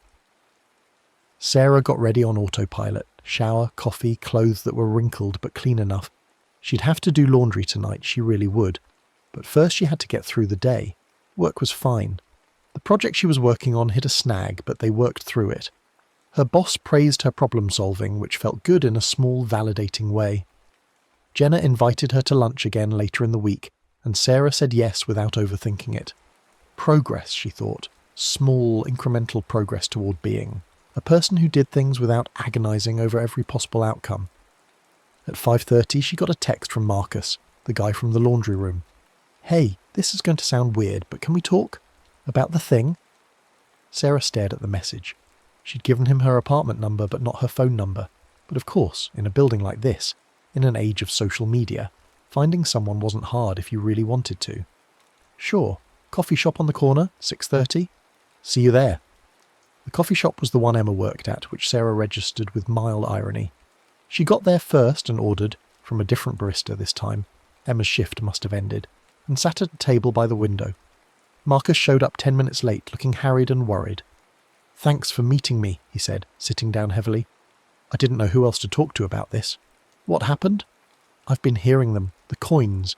Not just in the laundry room, everywhere, at work, in my apartment, in my car." He pulled out his quarter and set it on the table between them. "And it's getting warm, like warmer than it should be, like it's trying to tell me something." Sarah reached out and touched the quarter. It was warm, almost hot, pulsing slightly like a heartbeat. "That's not normal," she said, though normal had lost most of its meaning in the last week. "Mine are warm too, but not like this." "What does it mean? Am I being haunted? Did I do something wrong?" Sarah thought about Mrs. Chen's words. Clinkwarren feeds on regret. It collects tokens. And if Marcus was hearing the coins everywhere, if his quarter was this warm, then maybe... "You forgave yourself for one thing," Sarah said. "What about everything else?" Marcus's face went pale. "Everything else? Whatever you're carrying. It's not just one bad day, is it? It's layers. Years of stuff you can't let go of." He didn't answer, but his expression was answer enough. "The thing in the laundry room, it's patient, it collects, and I think..." Sarah chose her words carefully. "I think if you only do the bare minimum, if you only forgive yourself enough to escape the immediate trap, it keeps calling. Keeps reminding you that you've got more work to do." "That's insane. I can't just forgive myself for everything. Some things are..." He stopped, swallowed. "Some things are unforgivable." "Are they? Really?" Sarah leaned forward. "I'm not talking about letting yourself off the hook. I'm talking about acknowledging that you're human, that you've made mistakes, and that beating yourself up forever doesn't help anyone. Not you, not the people you hurt, not the world. You don't know what I've done. You're right, I don't. But I know that thing in the laundry room feeds on self-punishment. It wants you to keep replaying your worst moments, keep trying to change the past, and the only way to stop feeding it is to stop doing that." Marcus put his face in his hands. For a long moment he just sat there, breathing hard, and Sarah waited. She didn't have answers. She barely understood this herself. But she knew what it felt like to carry weight, to replay mistakes until they became bigger than the original sin, to punish yourself so thoroughly that forgiveness seemed not just impossible but wrong. "I cheated on my girlfriend," Marcus said finally, his voice muffled by his hands. 2 years ago, we broke up over it. She was devastated. I was devastated. And I've replayed that whole relationship 1,000,000 times trying to figure out where I went wrong, what I should have done differently." "Have you apologized to her?" "Yeah, she didn't forgive me. Said she needed space. I haven't talked to her since." "Then you've done what you can do in the external world. The work that's left is internal." Marcus looked up, his eyes red. "How? How do I forgive myself for something I genuinely regret? Something that really hurt someone I loved?" Sarah thought about Derek, about all the small cruelties they'd inflicted on each other in the name of love. You acknowledge it, you learn from it, you commit to being better, and then you let yourself be human enough to have made the mistake in the first place. That's it, that's the answer. That's the work. It doesn't happen all at once. It's a practice, not an event. Sarah touched her own quarters, still in her pocket. These things, whatever they are, they're mirrors. They show us our regrets because regret is something we create and maintain. They can't trap you if you're not already trapping yourself. Marcus picked up his quarter, felt its warmth. So what do I do? Go back to the laundry room? Maybe. Or maybe you do the work wherever you are. Forgiveness doesn't require a specific location. Sarah finished her coffee. But if you're hearing the coins everywhere, if they're following you, then yeah, you probably need to go back. Face it directly. Do the work for real this time, not just the minimum to escape. Will you come with me? Sarah wanted to say no. She'd done her time. She'd learned her lessons. She didn't need to go back into that room, risk getting trapped again, expose herself to whatever lived in the walls. But she remembered standing there alone, terrified, watching time loop and reflections fold endless shirts. She remembered how desperately she'd wished for someone to tell her what to do, how to escape. Yeah, she said, I'll come with you. They agreed to meet at the laundry room at 10 p.m, late enough that it should be empty, but not so late that the building felt completely abandoned. Sarah went home and tried to eat dinner but couldn't manage more than a few bites. She sat on her couch watching the clock, feeling dread build in her stomach like a living thing. She didn't have to do this. She could text Marcus and cancel, tell him she'd reconsidered, that he needed to face this alone, that her involvement might make things worse. But she'd already said yes, and despite the fear there was something else too, a strange sense of purpose. This was knowledge she'd earned the hard way. If she could help someone else through it, didn't she have an obligation to try? At 9:45, she grabbed her phone and keys and headed downstairs. Marcus was already waiting by the laundry room door, pacing back and forth in the breezeway.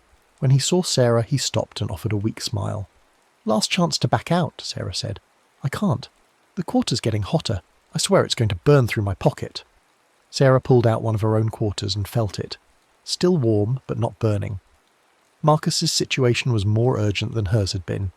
Whatever he was carrying, it was weighing him down more than he'd admitted. Okay, she said. Same rules as before. Quarter on the washer. Forgiveness. Real forgiveness. Not just words. And we leave with laundry unfinished if it comes to that. And if time stops, if we get trapped, then we work through it. Together. Sarah pushed open the door. The laundry room was empty, fluorescent lights humming their eternal song. The machines sat in their rows like silent witnesses. Everything looked ordinary, aggressively, suspiciously ordinary.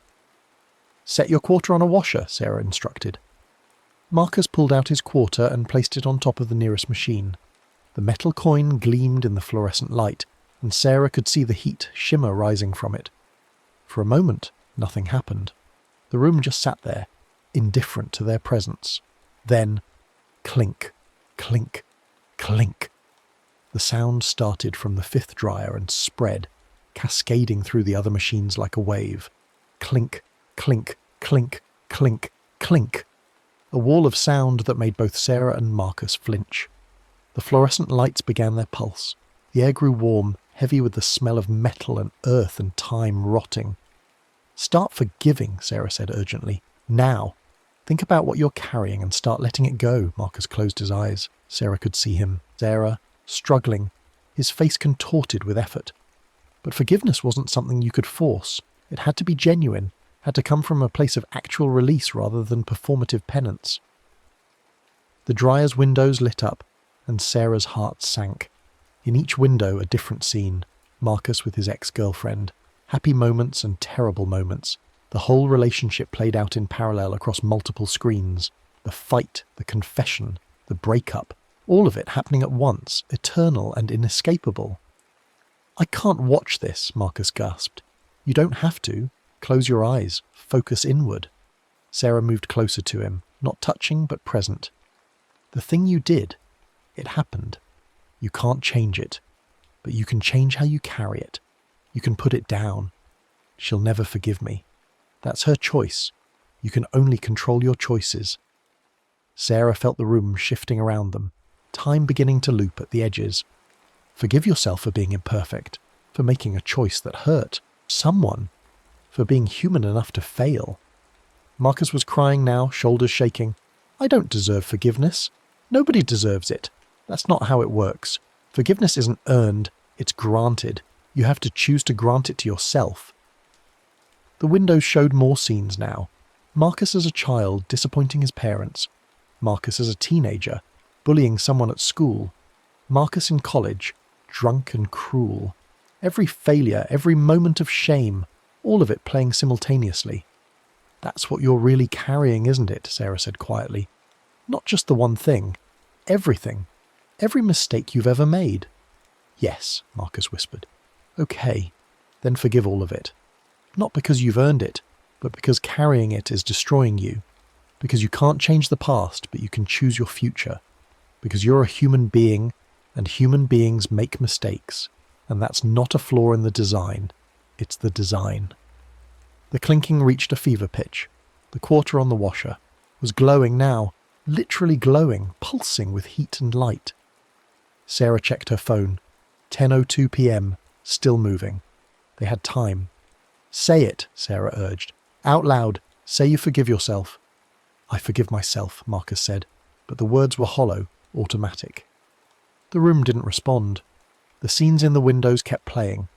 Mean it, Sarah said. Feel it. I don't know how. Then start smaller. Forgive yourself for one thing. The smallest thing you're carrying.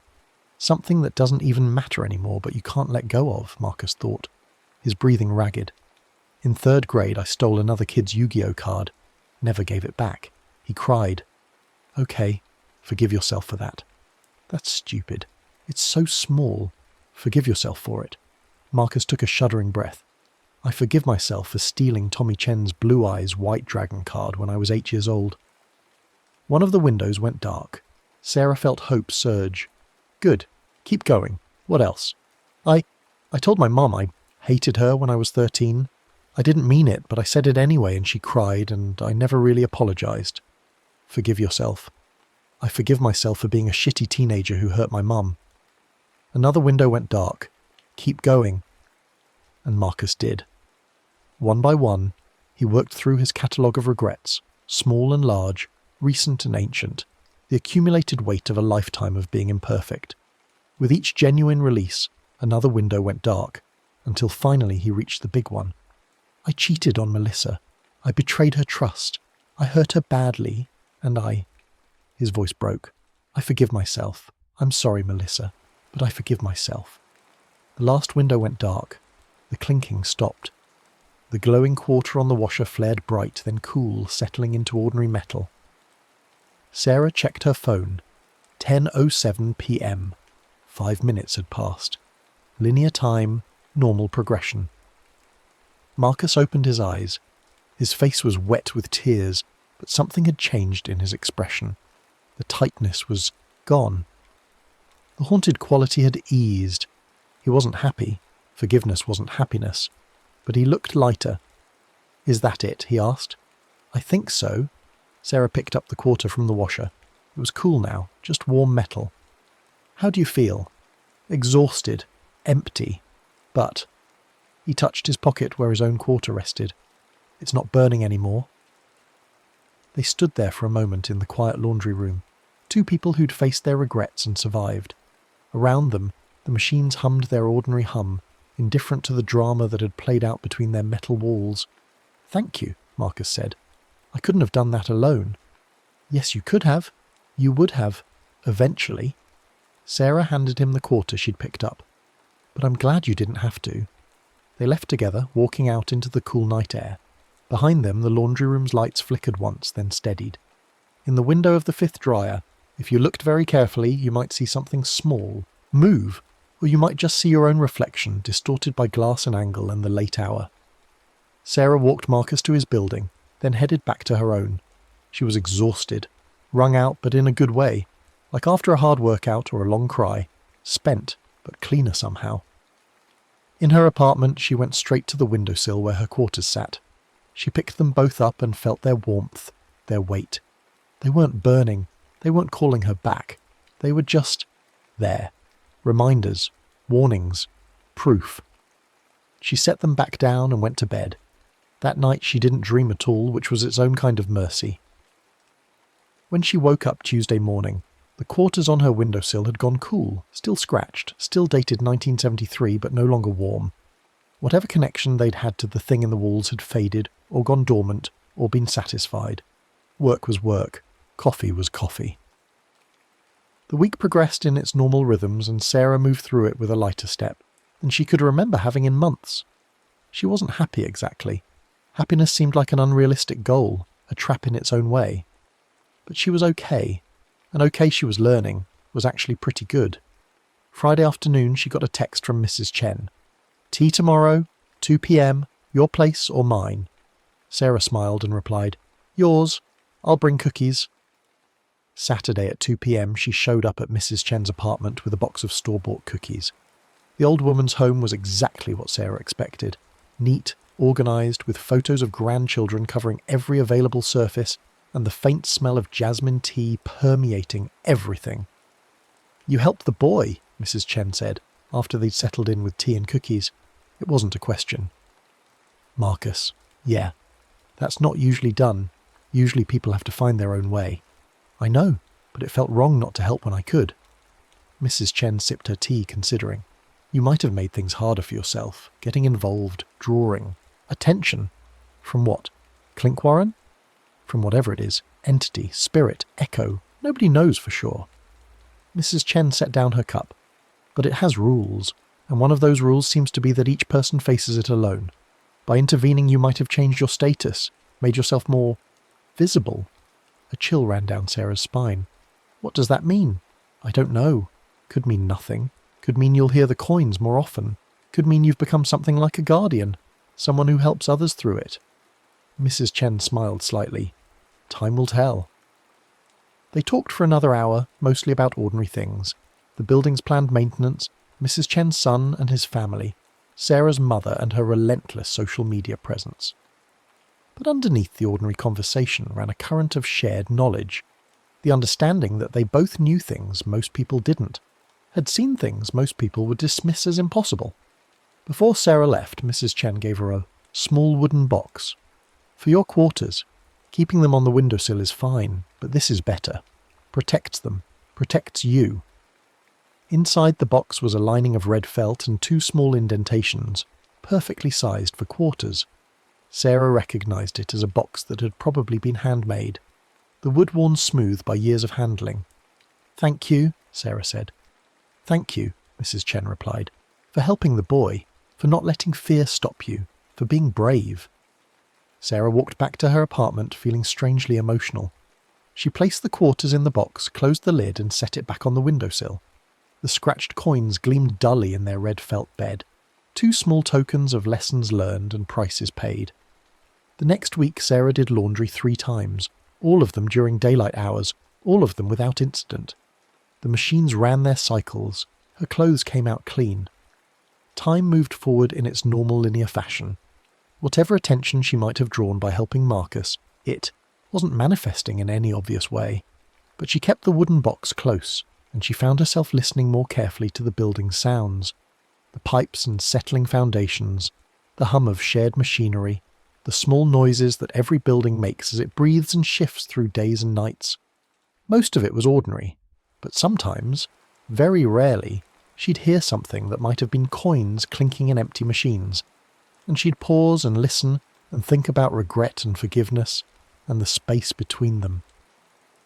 Marcus texted, occasionally checking in, sharing small victories in his journey towards self-forgiveness. He'd started therapy. He'd written a letter to Melissa, not sent it, but written it, which his therapist said was progress. He was doing the work. Sarah was proud of him in a way that surprised her. A month after the incident with Marcus, Sarah was doing laundry on a Wednesday night when a woman came in that she'd never seen before. Young, maybe mid-20s, with dark circles under her eyes and the particular kind of exhaustion that suggests too many nights of poor sleep. The woman loaded her washer in silence, fed in quarters, and stood there staring at the machine like it had personally wronged her. Sarah finished folding and was packing her basket when she heard it. Clink. The sound was soft, questioning. The woman's head snapped up, looking around the room for the source. Sarah paused, her hands on a half-folded towel. She could leave, mind her own business. Let this woman figure it out the way Sarah and Marcus had. But Mrs. Chen's words echoed in her memory. You might have become something like a guardian. The woman was checking the dryers now, opening doors, peering into empty drums, looking for an explanation that wouldn't involve acknowledging what her ears were telling her. Sarah took a breath and walked over. "Hey, I know this is going to sound weird, but if you hear coins clinking when there's no coins, there's something you should know." The woman turned, startled and defensive. I know how it sounds, but just listen. There are rules. Put a quarter on top of a washer. Forgive yourself for something small from today. And if things get strange, if time stops moving, if you see things in the reflections, leave your laundry unfinished and get out. The woman stared at her like she'd sprouted a second head. "Are you on drugs?" "I wish it was that simple." Sarah pulled out the wooden box from her bag and opened it, showing the 2 scratched quarters. "These appeared after I got trapped in here. Time looped. I couldn't leave until I learned to forgive myself. The same thing will happen to you if you're not careful." "This is insane. You're insane." Clink, clink, clink. The sound was louder now, more insistent. The woman heard it. Sarah could see the exact moment her skepticism cracked.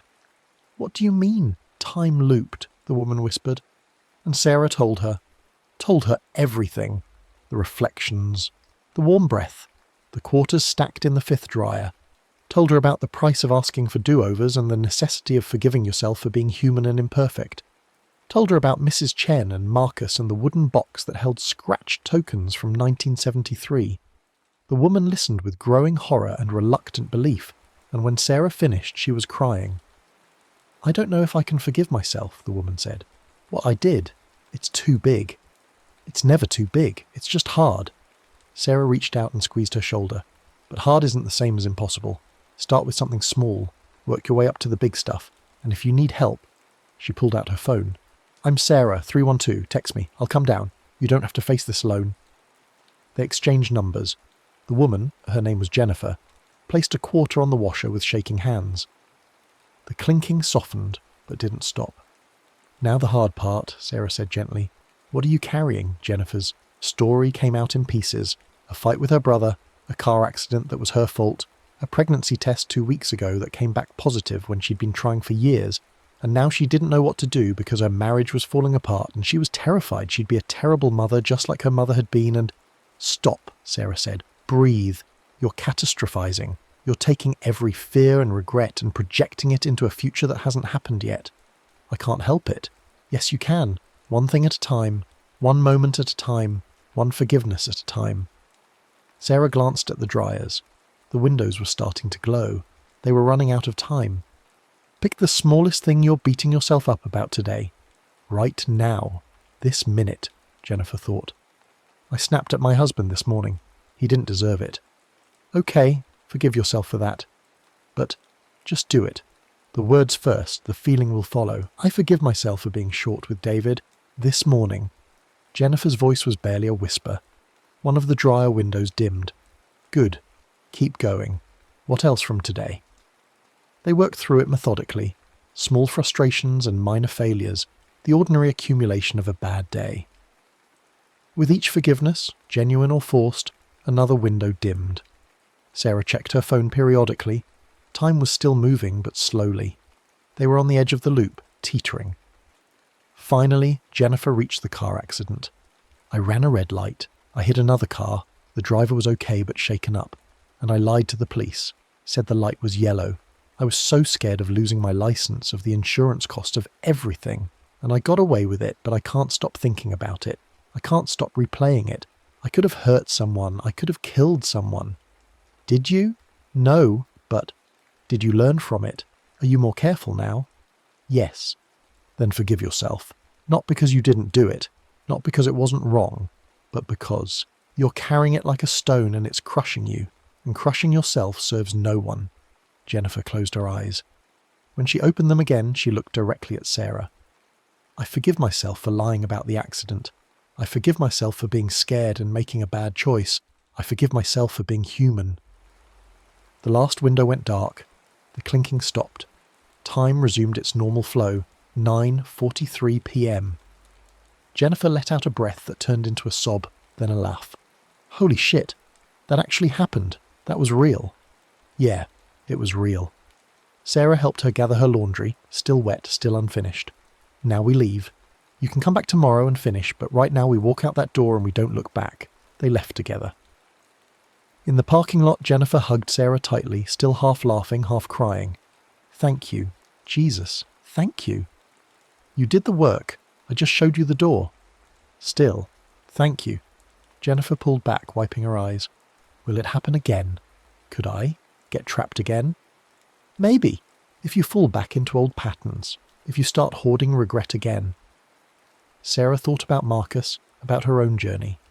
But now you know the rules. Now you know the price.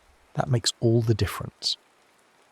They parted ways, and Sarah climbed the stairs to her apartment feeling something she couldn't quite name. Not satisfaction exactly, not pride, more like purpose. Like maybe all the pain and fear she'd experienced in that laundry room had been leading to this, helping others navigate the same darkness. In her apartment, Sarah opened the wooden box and looked at her quarters. They were cool, quiet, but she had a feeling that wouldn't last. That there would be more Marcuses, more Jennifers, more people standing in that fluorescent-lit room, hearing coins clink and making choices about whether to believe in the impossible, and Sarah would be there for them.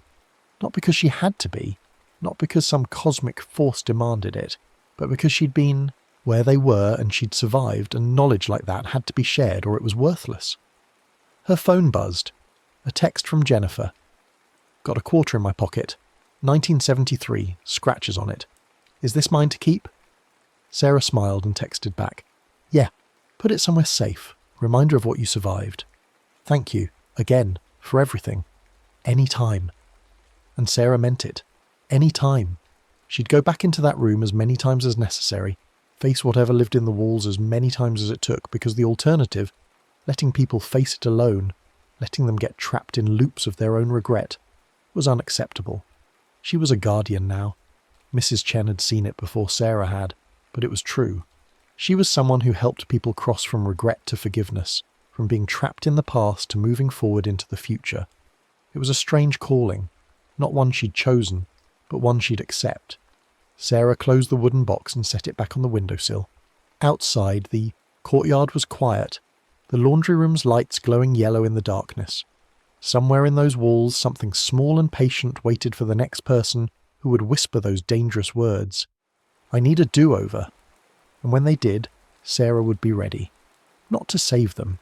No one could save someone from their own regret. But to guide them. To show them the path from asking for time back to accepting time forward.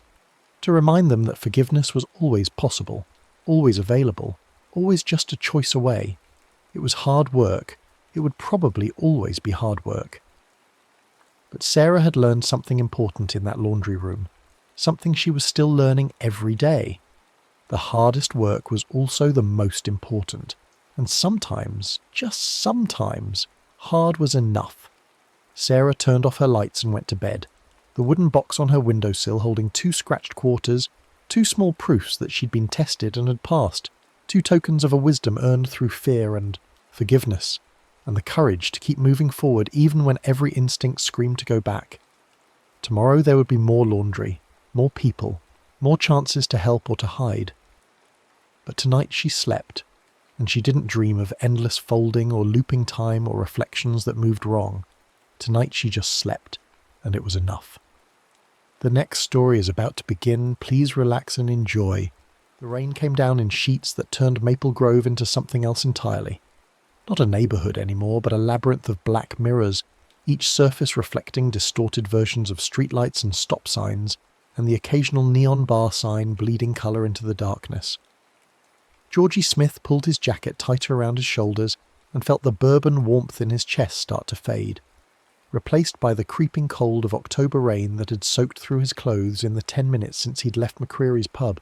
He should have called a cab, should have waited out the storm inside where it was warm and dry, and Terry the bartender would have let him nurse another beer until the worst of it passed. But Georgie had been coming to this neighbourhood his whole life, had grown up 3 blocks from where he stood now, and he knew every alley and side street like he knew the lines on his own palms. The rain didn't change anything, couldn't change anything. These were his streets. He ducked into the alley behind the shuttered laundromat, his sneakers splashing through water that ran ankle-deep between the buildings, and told himself he was taking the smart route, the quick route, The route that would get him home 15 minutes faster than if he stuck to Hamilton Street with its working streetlights and occasional passing car. 15 minutes in this rain made a difference. Made all the difference.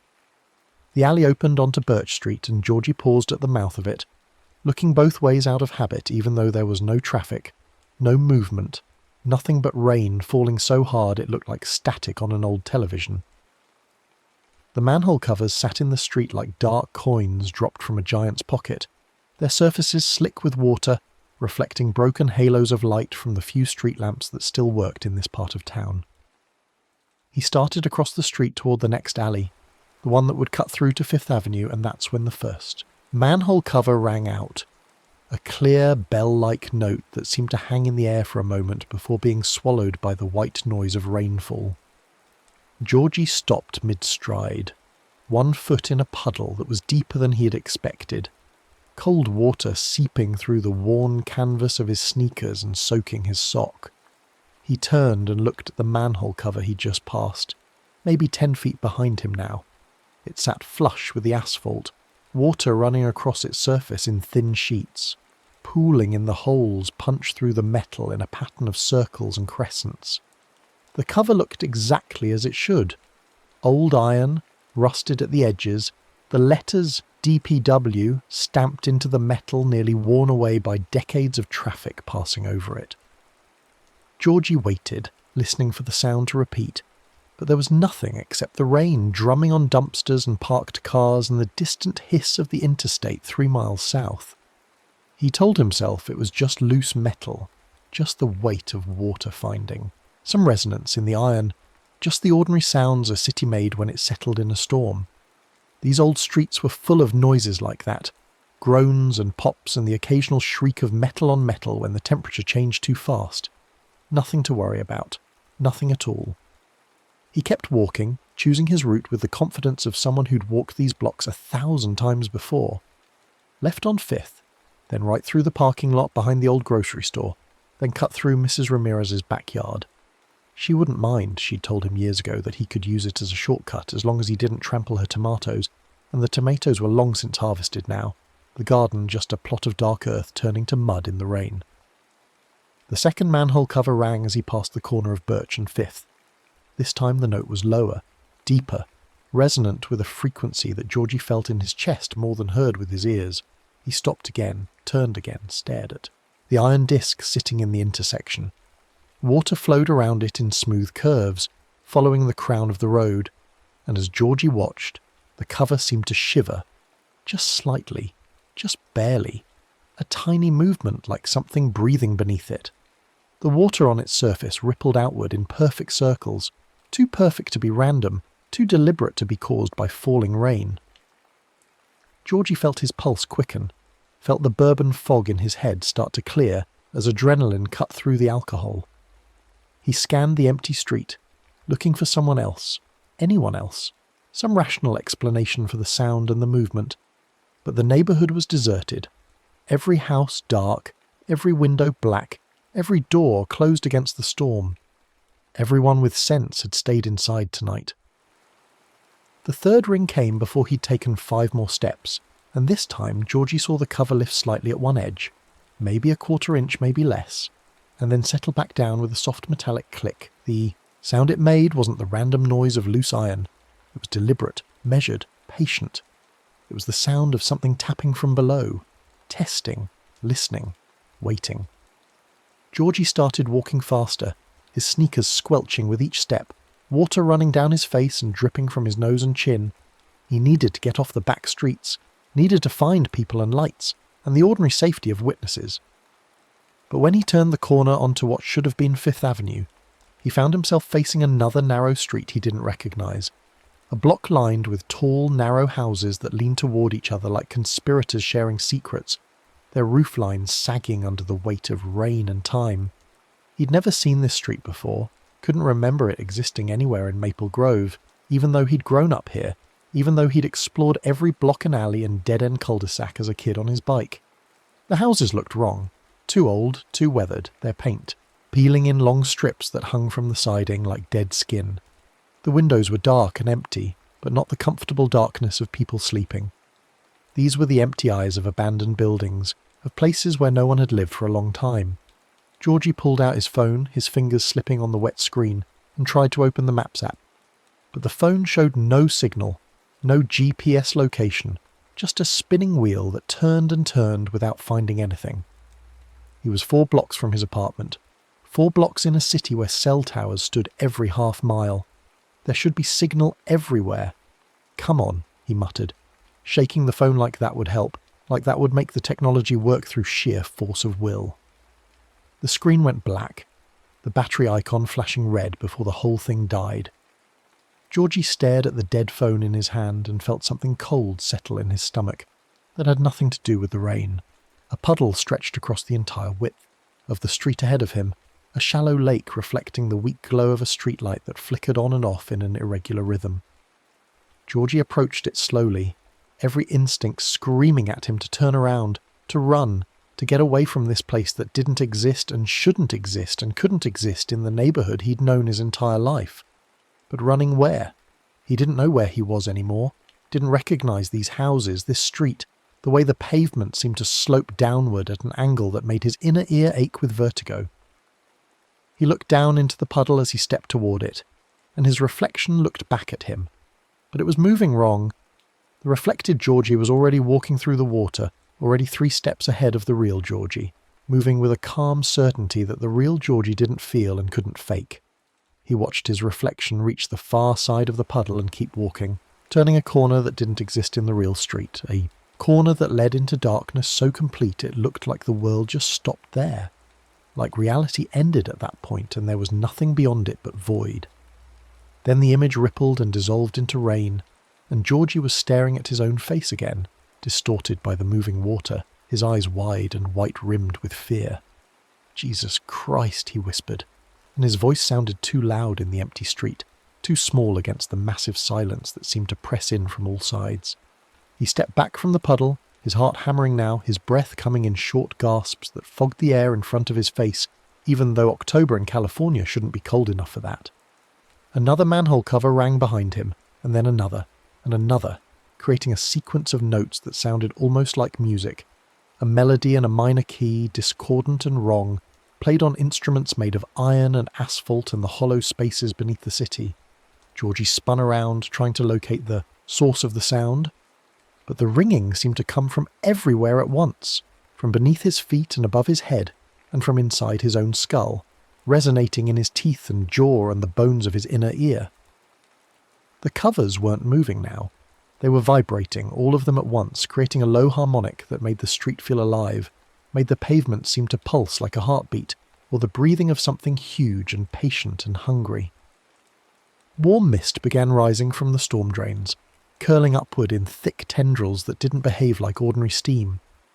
The mist moved with purpose, reaching toward Georgie like fingers, like tentacles, like the searching hands of something blind that navigated by touch and sound and the electromagnetic fields generated by living bodies.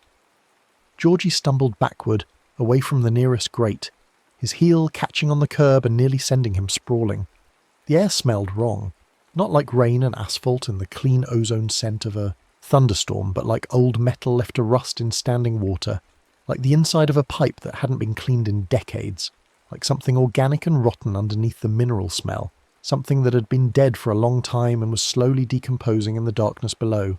He needed to move, needed to get out of here, back to streets he recognised, back to the world that made sense and followed rules and didn't have reflections that moved on their own, or manholes that rang like bells or mist that reached for you with something like intention. Georgie turned and ran, splashing through puddles, his jacket flapping behind him, rain streaming down his face and blurring his vision, until the street ahead looked like an impressionist painting, all smeared colours and indistinct shapes. He took the first right he saw, then a left at what might have been an intersection, or might have been just a gap between buildings, following what should have been a straight shot to Hamilton. Street. But the roads kept twisting, kept turning back on themselves, kept leading him deeper into the maze of narrow blocks and lightless houses and streets that shouldn't exist. And then he saw it. In a puddle he couldn't avoid, a puddle that stretched from one curb to the other like a moat protecting some invisible fortress. He saw the reflection that made his bladder clench, and his throat close up and his legs turn to water beneath him. Something crouched under the surface of the water, something too solid to be shadow, too real to be imagination, too present to be anything other than exactly what it appeared to be. It had broad shoulders made of iron or stone or something that looked like metal welded to meat, a body that seemed cobbled together from scrap and street debris and the detritus of urban life. Manhole covers for shoulder plates, lengths of chain for arms, grating for ribs, all of it fused together into a shape that was roughly humanoid but fundamentally wrong. A body built from the components of infrastructure and given terrible purpose. Above what should have been a head, a crown of twisted metal rose like a broken halo, street signs bent into impossible angles and woven together like basket work, coin-like washers threaded onto wire and hanging down like the fringe on a lampshade, brackets and bolts and pieces of chainmail all fused into a coronet that spoke of sovereignty over the underground places, the spaces between, the routes and passages and shortcuts that people thought they knew. And eyes. 2 points of light that burned with the cold brightness of new pennies pulled fresh from the mint, steady and unblinking, staring up at Georgie from beneath the surface of the reflection, with an attention that felt like weight, like gravity pulling him down toward the pavement, like magnetism drawing iron filings into patterns they couldn't resist. Not human eyes, not animal eyes, not the eyes of anything that had ever been alive in the ordinary sense. These were the eyes of something that watched with the patience of metal and stone, something that had been waiting beneath the streets for longer than Maple Grove had existed, longer than the city had been built, maybe longer than the land had been settled. These were the eyes of something that had always been there, beneath the surface, waiting for the rain to be heavy enough and the streets to be dark enough and someone to be lost enough to notice it. Georgie looked up from the puddle, expecting, dreading, to see the thing standing in front of him, blocking his path with its iron shoulders and its crown of street scrap and its eyes like burning coins.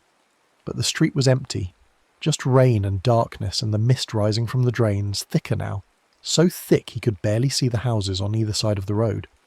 He looked down again, and there it was, perfectly clear in the reflection, its coin-bright eyes fixed on him with an attention that felt personal, intimate, like it knew him, like it had been watching him his whole life through every manhole he'd stepped over, and every puddle he'd walked through, and every time he'd chosen a shortcut over the longer, safer route.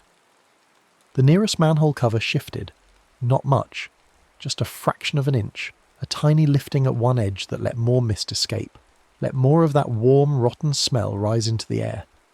Georgie watched in frozen horror as the pavement around the cover seemed to flex, the asphalt bending like rubber, like the street was preparing to open wider, to peel back like a scab and reveal the wet red reality underneath, the true nature of what the city was built on, and what lived in the spaces between the infrastructure.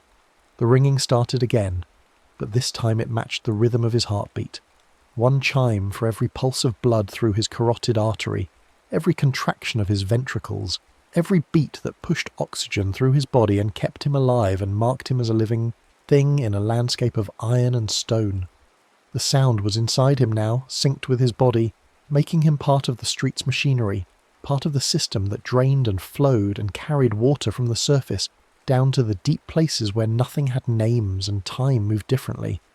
No, Georgie said, backing away from the manhole, from the puddles, from the mist that kept reaching for him with fingers that weren't fingers, with appendages that had no bones but moved anyway.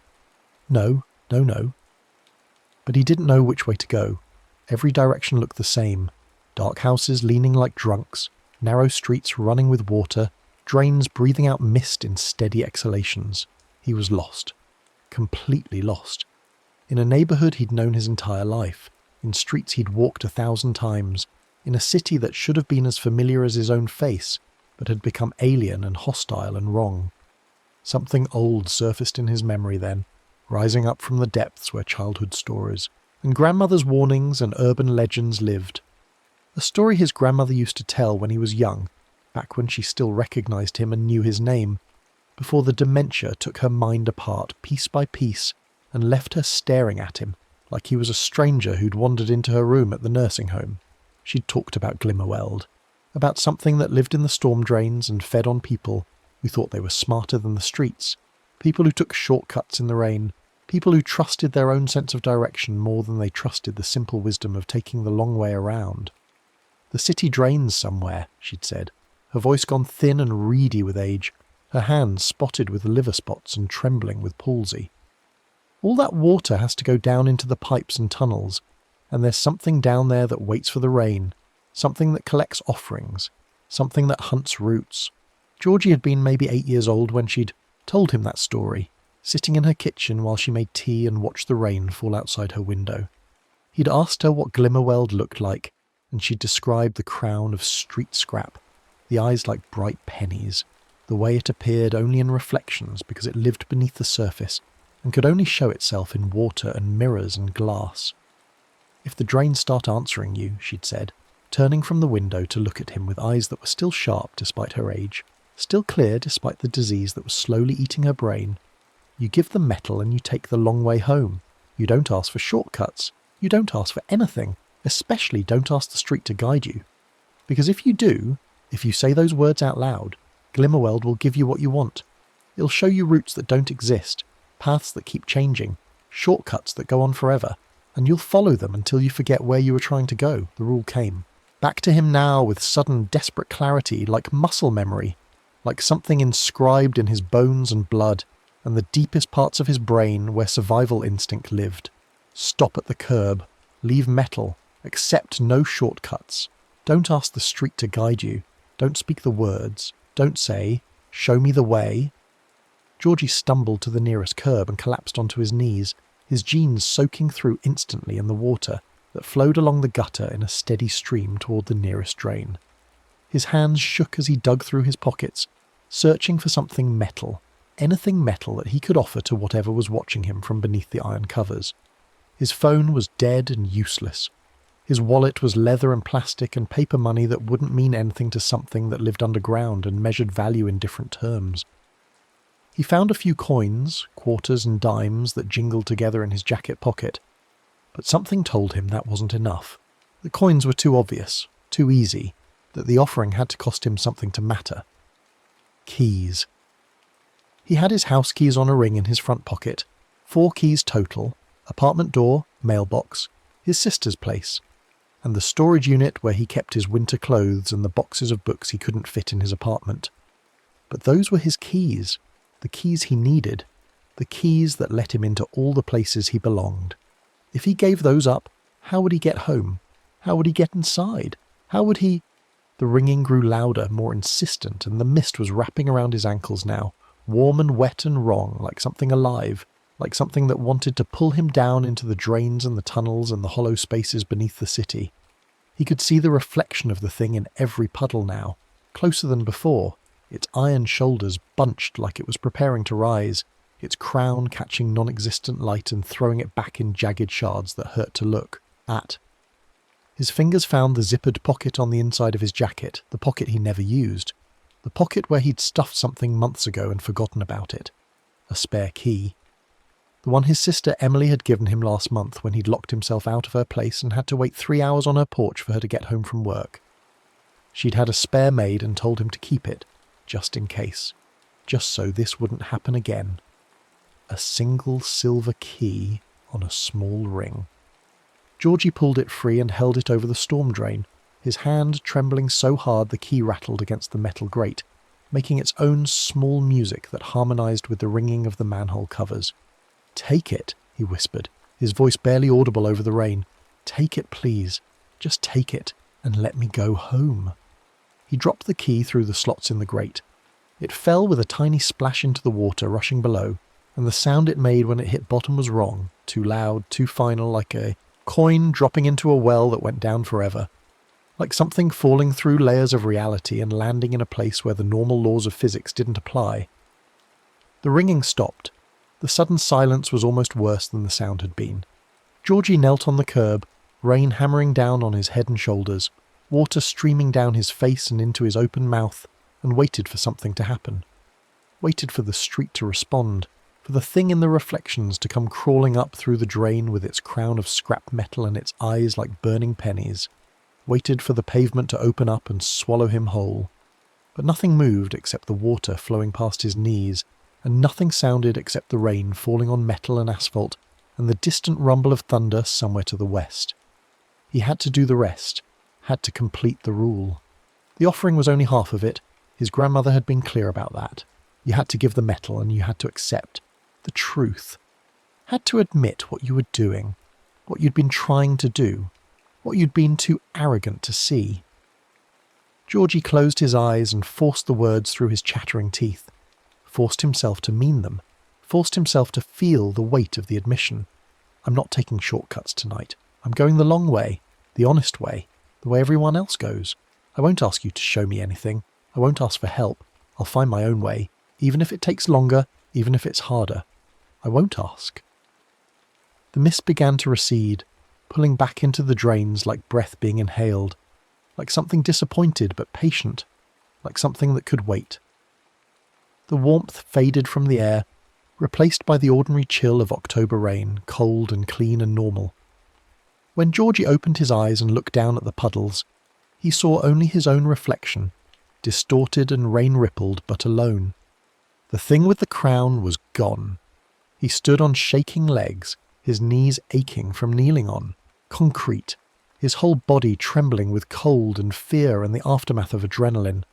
He turned toward the nearest intersection, looking for a street sign, any landmark that would tell him where he was, that would orient him in the geography of his own neighbourhood. The rusted sign at the corner was still unreadable, the metal warped and twisted and worn smooth by weather and time. But past it, through the rain and mist, Georgie could see the glow of streetlights.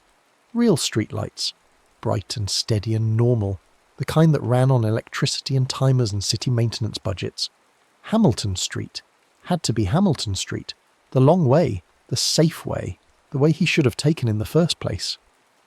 Georgie walked toward the lights, moving carefully, deliberately, placing his feet with precision on the wet pavement, avoiding puddles where he could, stepping around manholes instead of over them, taking no shortcuts, making no clever turns, choosing the obvious path every time. His whole body ached with cold and his clothes were soaked through, and his sneakers squelched with every step, but the street stayed a street. The manholes stayed closed. The drains breathed out nothing but ordinary steam from the warm tunnels below, the residual heat of the city's metabolism rising to meet the cold rain. He reached Hamilton and stepped onto the wider road, with a sob of relief that surprised him, that came out of his chest without warning, and left him standing there in the rain with tears mixing with the water on his face. Cars passed by, their headlights cutting through the rain, their tyres hissing on wet pavement, their drivers visible through the windows.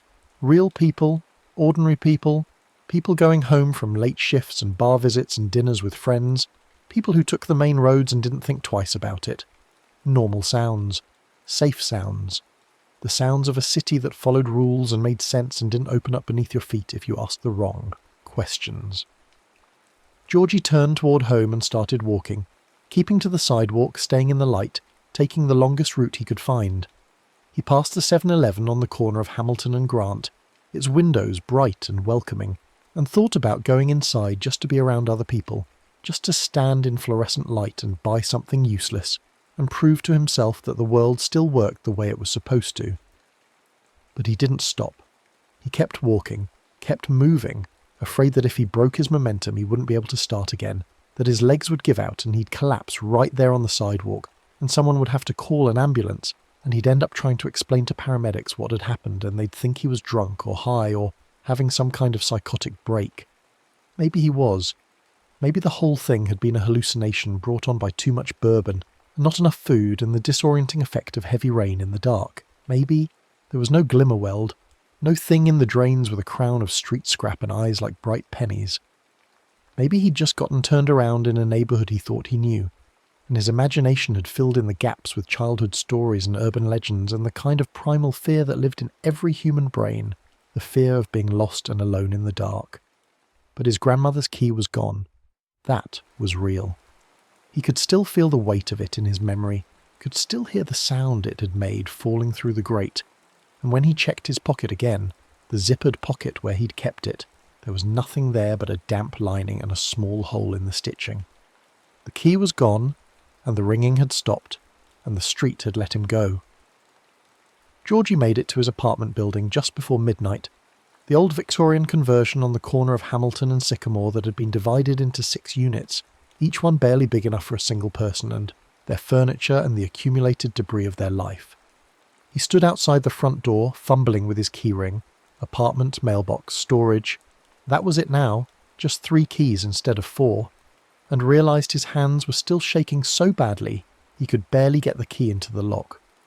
When he finally got inside, he left a trail of water across the hardwood floor of the hallway and up the stairs to his second-floor apartment. Mrs. Chen from 1B opened her door as he passed, took one look at him, soaked, shivering, pale as a ghost, and asked if he was all right. Georgie nodded without stopping, without speaking, afraid that if he tried to talk he'd start crying or laughing or both, and Mrs. Chen closed her door with a worried look on her face. His apartment was cold and dark, and exactly as he'd left it 6 hours ago, when he'd headed out to McCreary's for what was supposed to be 1 drink, maybe 2, just enough to take the edge off another long week at the warehouse job that paid his rent and gave him nothing else. Georgie stripped off his wet clothes right there in the entryway, peeling off his jacket and shirt and jeans and socks and boxers, and leaving them in a soaking pile on the floor. He walked naked through the apartment to the bathroom, leaving wet footprints on the carpet, and turned on the shower as hot as it would go.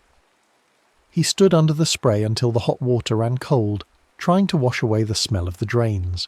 The memory of those coin-bright eyes watching him from beneath the surface of the world, the feeling of the mist wrapping around his ankles like it wanted to pull him down. But the smell stayed with him, faint and persistent, like old metal and rain and something rotten underneath. He could smell it in his hair, on his skin, in his sinuses where it seemed to have taken up permanent residence. When the water turned cold, Georgie got out and dried himself with a towel that smelled like fabric softener and normalcy and the laundry detergent he bought from the grocery store 3 blocks away. He pulled on clean sweatpants and a t-shirt and climbed into bed without eating, without checking his phone, still dead on the kitchen counter, without doing any of the normal things he did before sleep, but he couldn't sleep. Every time he closed his eyes he saw reflections, his own face in dark water, and behind it the shape of something crowned and waiting, the glint of eyes like pennies, the shadow of iron shoulders hunched in perpetual patience. He lay in bed listening to the rain hammer against his window, and thought about all the nights he'd walked home drunk from McCreary's, or the other bars in the neighbourhood, all the shortcuts he'd taken through alleys and parking lots and people's backyards, all the times he'd crossed over manholes without thinking, without knowing what lived beneath them. How many times had he been lucky? How many times had Glimmerweld watched him pass and decided not to call, not to ring the covers? Not to show him what happened to people who asked the street for guidance? How close had he come, on all those other nights, to taking one wrong turn that would have led him into the maze of streets that shouldn't exist? The question kept him awake until dawn, until the rain finally stopped and the first grey light of morning filtered through his bedroom window. And when he finally did sleep, sometime around 6 a.m, he dreamed of walking through an endless maze of narrow streets, where every turn led back to the same puddle, the same reflection, the same iron-shouldered thing waiting with perfect patience for him to speak the wrong words. He woke at noon to grey daylight, and the sound of water dripping from the eaves outside his window. The rain had stopped, but the sky was still low and heavy with clouds that promised more to come. Georgie lay in bed for a long time, staring at the ceiling, trying to convince himself to get up, to move, to do something normal and mundane that would prove the world still worked the way it was supposed to. But he didn't want to go outside, didn't want to step onto the pavement where the manholes sat waiting, where the drains breathed and watched and remembered everyone who walked over them, didn't want to risk seeing his reflection in a puddle and finding something else looking back at him. He called in sick to work, the first time he'd called in sick in 2 years, and spent the day in his apartment with the curtains closed and the lights on. He avoided the windows, avoided looking at the street below, avoided thinking about the key he'd dropped through the grate and where it might be now, down in the tunnels and chambers beneath the city, among all the other offerings that people had given to Glimmerweld over the years. Days passed, then a week, and Georgie started to think maybe he'd imagined it. Maybe the whole thing had been some kind of episode brought on by stress and alcohol and the disorienting effect of rain in the dark. Maybe he'd had a panic attack or a dissociative episode or something that a therapist could give a name to and explain in terms that made sense. Maybe there was no Glimmerweld at all, just old stories and coincidence and the natural sounds of a city settling in a storm. He started taking shortcuts again. Not at night, not in the rain, but during the day when the sun was out, or at least when the clouds were bright enough to suggest sun somewhere above them, and the streets were dry and everything looked normal and safe and exactly as it should be. Just little routes through alleys and parking lots. Nothing too complicated, nothing that would get him lost, and nothing happened. The manholes stayed silent. The drains were just drains. His reflection in puddles showed only himself, alone, undoubled, unmultiplied.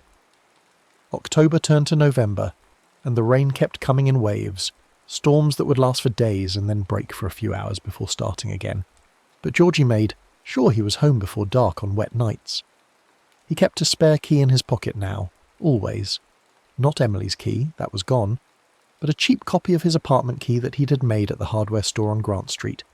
A key he kept separate from his main keyring just in case he needed it, just in case the drain started ringing again, and he needed something metal to offer. A small sacrifice. A cheap insurance policy against whatever might be waiting beneath the iron covers. His sister Emily called on a Tuesday afternoon, her voice bright and cheerful over the phone, asking if he'd found her spare key or if she should get another one made. Georgie lied and said he must have lost it somewhere, dropped it in the parking lot or left it at work or something. He wasn't sure, but yeah, she should probably get a new one cut. Emily sighed but didn't push it, didn't ask for details, just told him to be more careful with his keys and asked if he wanted to come over for dinner on Friday. Georgie said yes, because that's what you did when your sister invited you to dinner, even if the thought of walking across the neighbourhood at night made his stomach clench with anxiety. He told himself he'd take an Uber, or maybe Emily would drive him home, or maybe the rain would stop and it would be a clear night and he'd be fine, everything would be fine. But that night, after he hung up with Emily, Georgie stood at his window and looked down at the street below, watching the rain fall and the water run toward the drains. The manholes sat dark and patient in the pavement, their surfaces slick and shining in the streetlight, and for just a moment, just a fraction of a second, he thought he saw something move in the reflection on a puddle near the corner, a broad-shouldered shape, a crown of twisted metal, 2 points of light that burned like new pennies. He stepped back from the window, his heart racing, and drew the curtains closed. Outside, the rain kept falling, and the drains kept breathing, and somewhere deep in the tunnels beneath Maple Grove, Glimmerweld waited with endless patience for the next person who would ask the street to decide. Georgie stood in his darkened apartment, breathing hard, telling himself it was nothing, just a trick of the light, just his imagination filling in shapes that weren't there. But he couldn't shake the feeling that he was being watched, that somewhere beneath his feet, beneath the floorboards, and the foundation, and the soil, and the pipes, and the chambers that honeycomb the earth under every city, something with a crown of street scrap and eyes like bright coins was paying attention to him, counting his steps, mapping his routes, waiting for him to make a mistake. The thought kept him awake that night and many nights after. Georgie would lie in bed listening to the rain and thinking about the key he'd given up, wondering if it had been enough, if the offering had satisfied whatever hunger drove the thing in the drains, or if Glimmerveld was still waiting, still watching, still ready to call to him through the ringing of iron covers and the mist rising from the grates. He started researching the legend, staying up late on his laptop and searching for any reference to Glimmerveld in local history archives, in urban legend databases, in forums where people shared ghost stories and strange experiences. He found a few mentions, scattered posts on Reddit, a thread on a paranormal investigation site, a blog post from someone who'd grown up in Maple Grove and remembered their grandfather talking about something that lived in the storm drains and collected metal from people who got lost in the rain. But the details were vague, contradictory, hard to pin down. Some people described Glimmerweld as a creature, others as a spirit or a force or an intelligence that had grown out of the city's infrastructure itself, born from the millions of gallons of water that flowed through the pipes and tunnels every year, given form and purpose by the accumulated weight of urban mythology.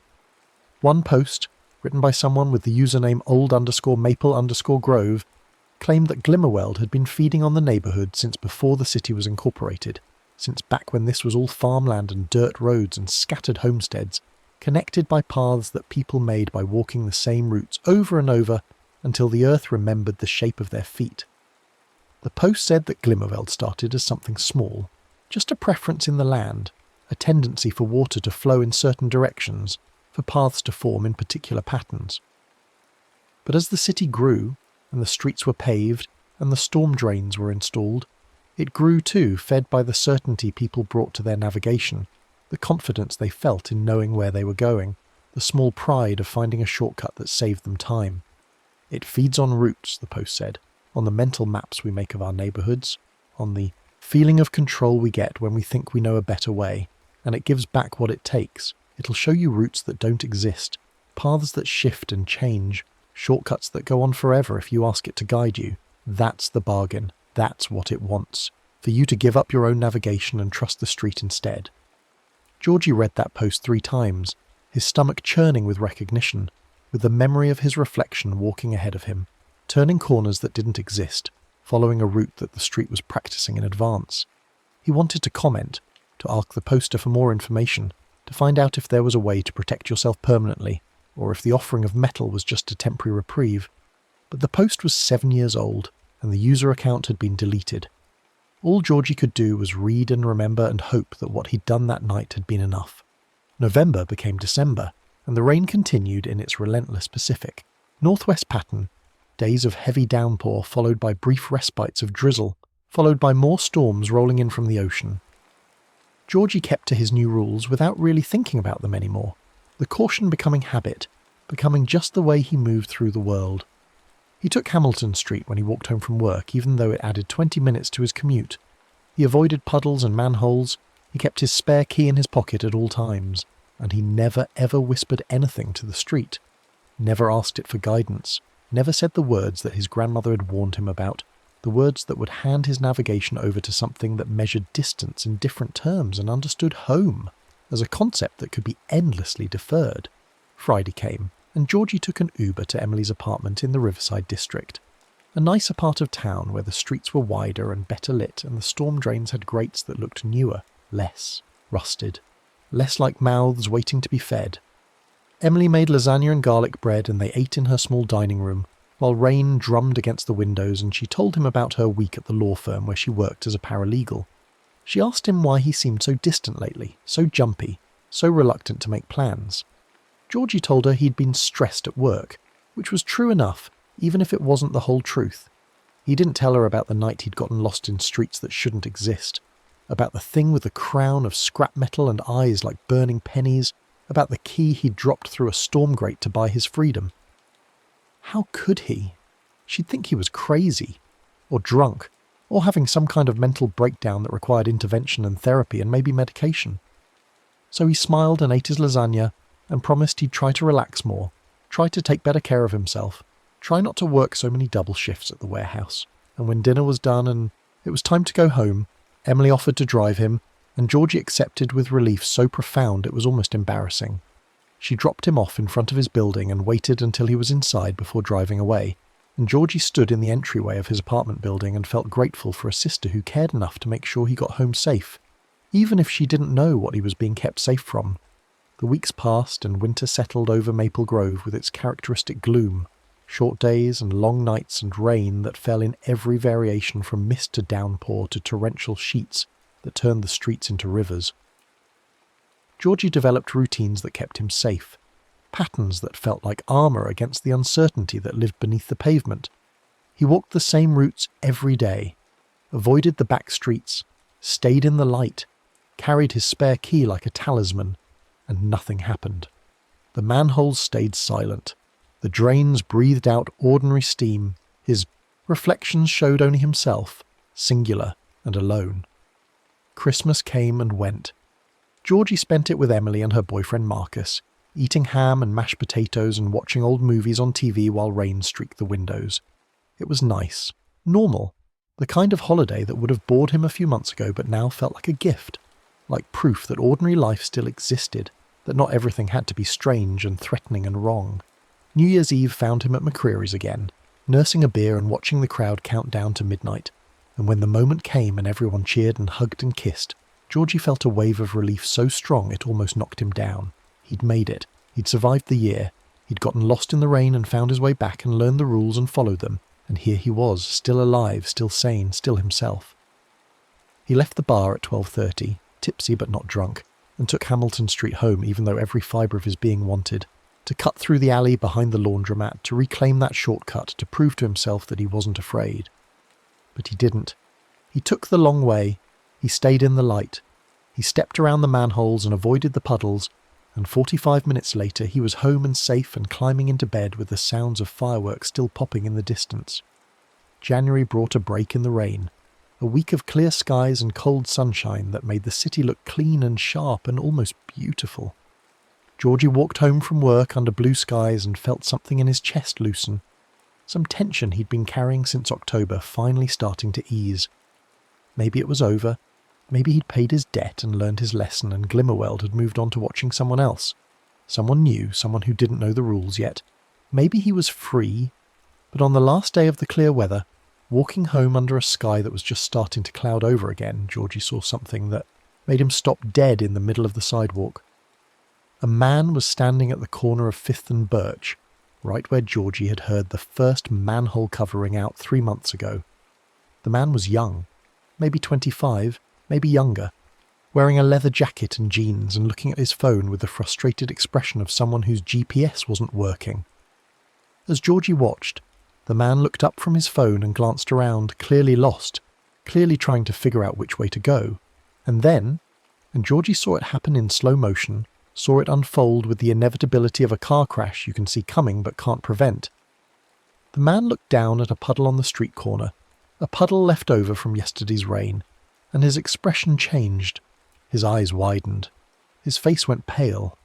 He took a step back from the puddle, then another, then looked around with the wild, desperate expression of someone who'd just seen something they couldn't explain and didn't want to believe.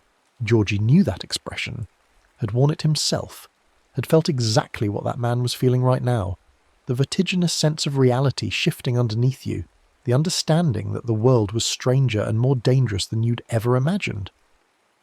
The man started walking faster, choosing a direction almost at random, heading down 5th toward the older part of the neighbourhood, where the streets got narrower and the streetlights were farther apart, heading exactly the wrong way, heading deeper in instead of out.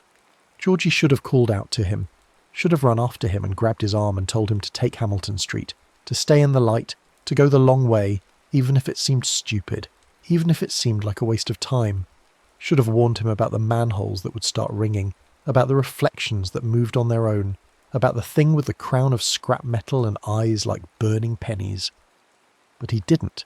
He stood frozen on the sidewalk watching.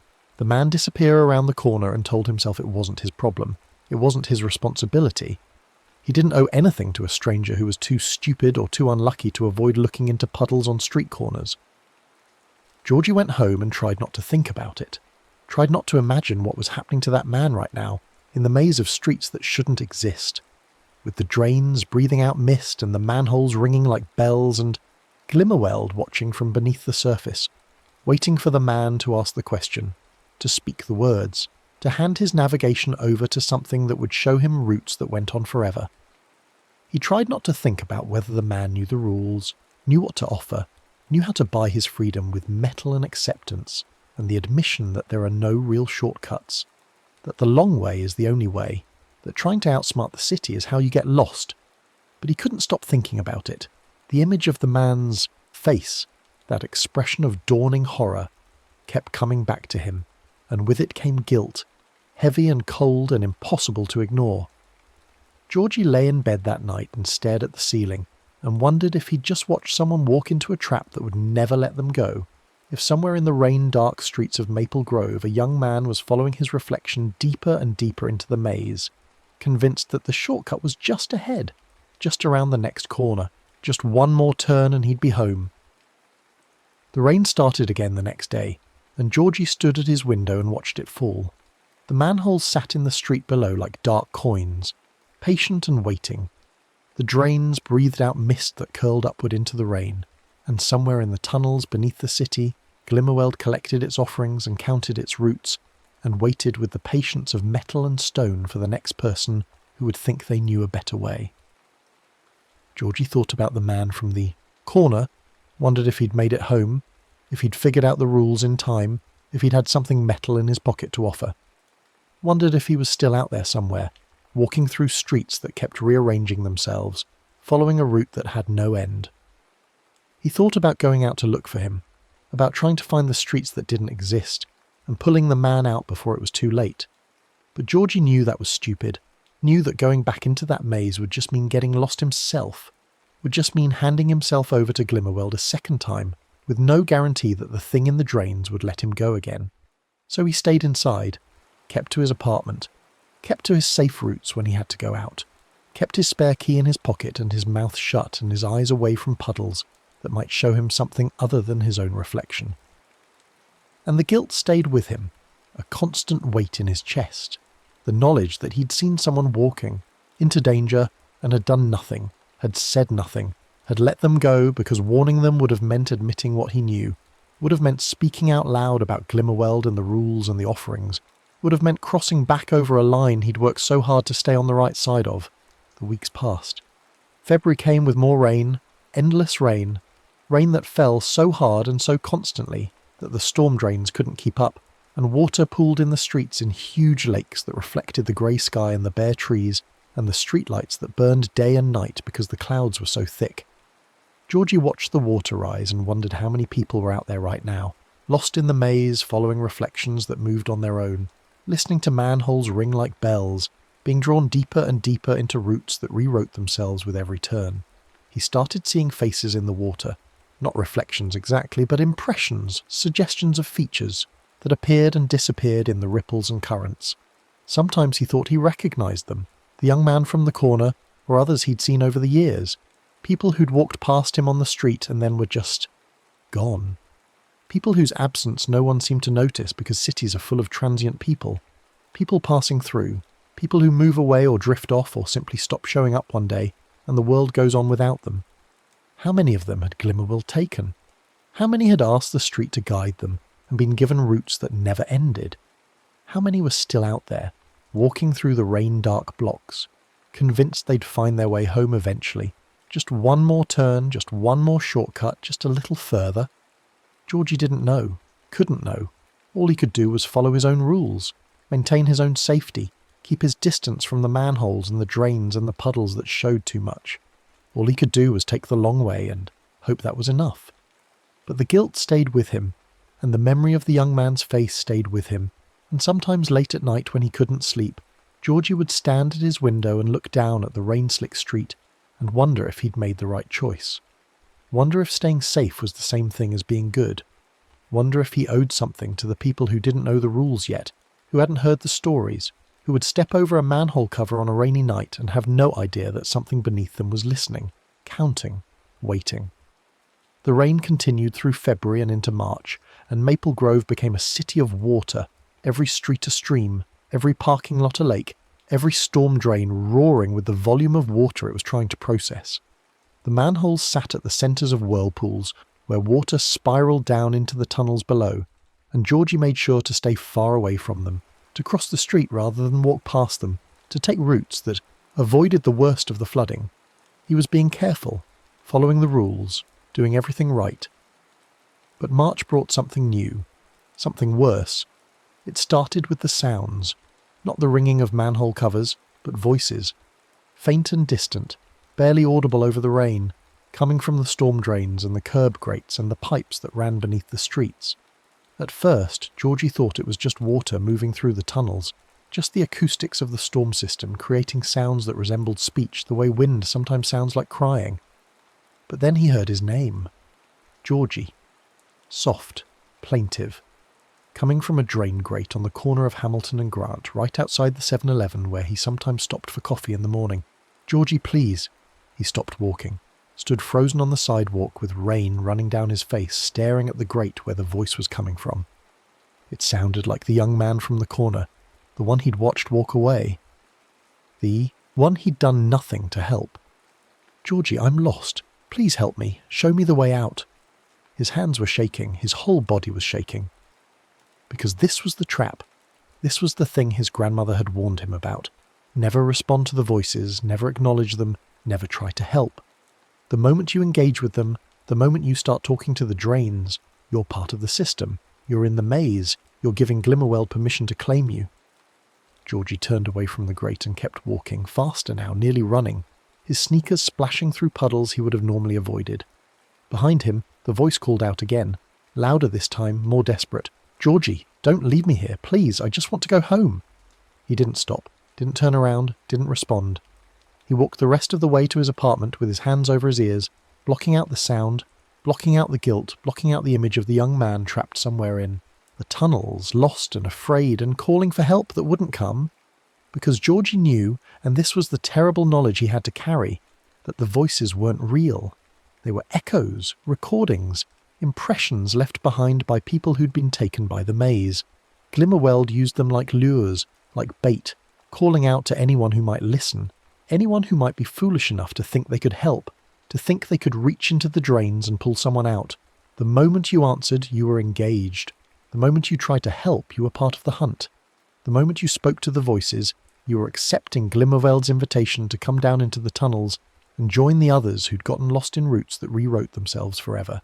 So Georgie didn't answer, didn't help, didn't do anything except go home and lock his door and sit in his apartment with all the lights on, trying not to hear the voices that called to him from every drain and grate and pipe in. The building. That night was the worst. The voices were everywhere.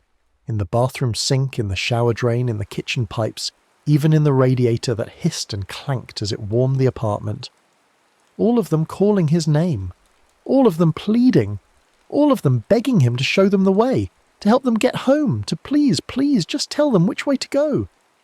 Georgie stuffed towels under the bathroom door and turned on the TV loud enough to drown out the sound, and tried to remember that these weren't real people, weren't actual victims who needed saving. They were recordings, echoes, the psychic residue of routes that had been followed and lost and abandoned. They were Glimmerweld's voice, wearing the faces and words of people it had claimed, trying to lure him into making a mistake. By morning, the voices had faded. Georgie went to work exhausted and hollow-eyed, and his supervisor asked if he was okay, and he lied and said he was fine, just hadn't slept well, probably coming down with something. He went through the motions of his shift at the warehouse, loading and unloading boxes, scanning inventory, trying not to think about the voices in the drains or the young man from the corner, or all the other people who'd gotten lost in Maple Grove and never found their way home. The rain stopped that afternoon, a brief respite before the next storm rolled in. Georgie stood outside the warehouse during his break and looked at the clear sky with something like desperation, like the blue overhead was proof that the world could still be normal, could still be safe, could still be a place where you walked from point A to point B and arrived where you expected to arrive. But he knew better now, knew that beneath the pavement, beneath the visible city with its traffic lights and coffee shops and people going about their ordinary lives, there was another geography entirely, a network of routes and passages that existed in the spaces between, that opened, up for people who asked the wrong questions, who thought they could outsmart the streets, who believed in shortcuts. And Glimmerweld sat at the centre of that network, crowned in scrap metal and burning with eyes like pennies, patient and hungry and always, always waiting for the next person to ask it to show them the way. March became April, and the rain finally eased.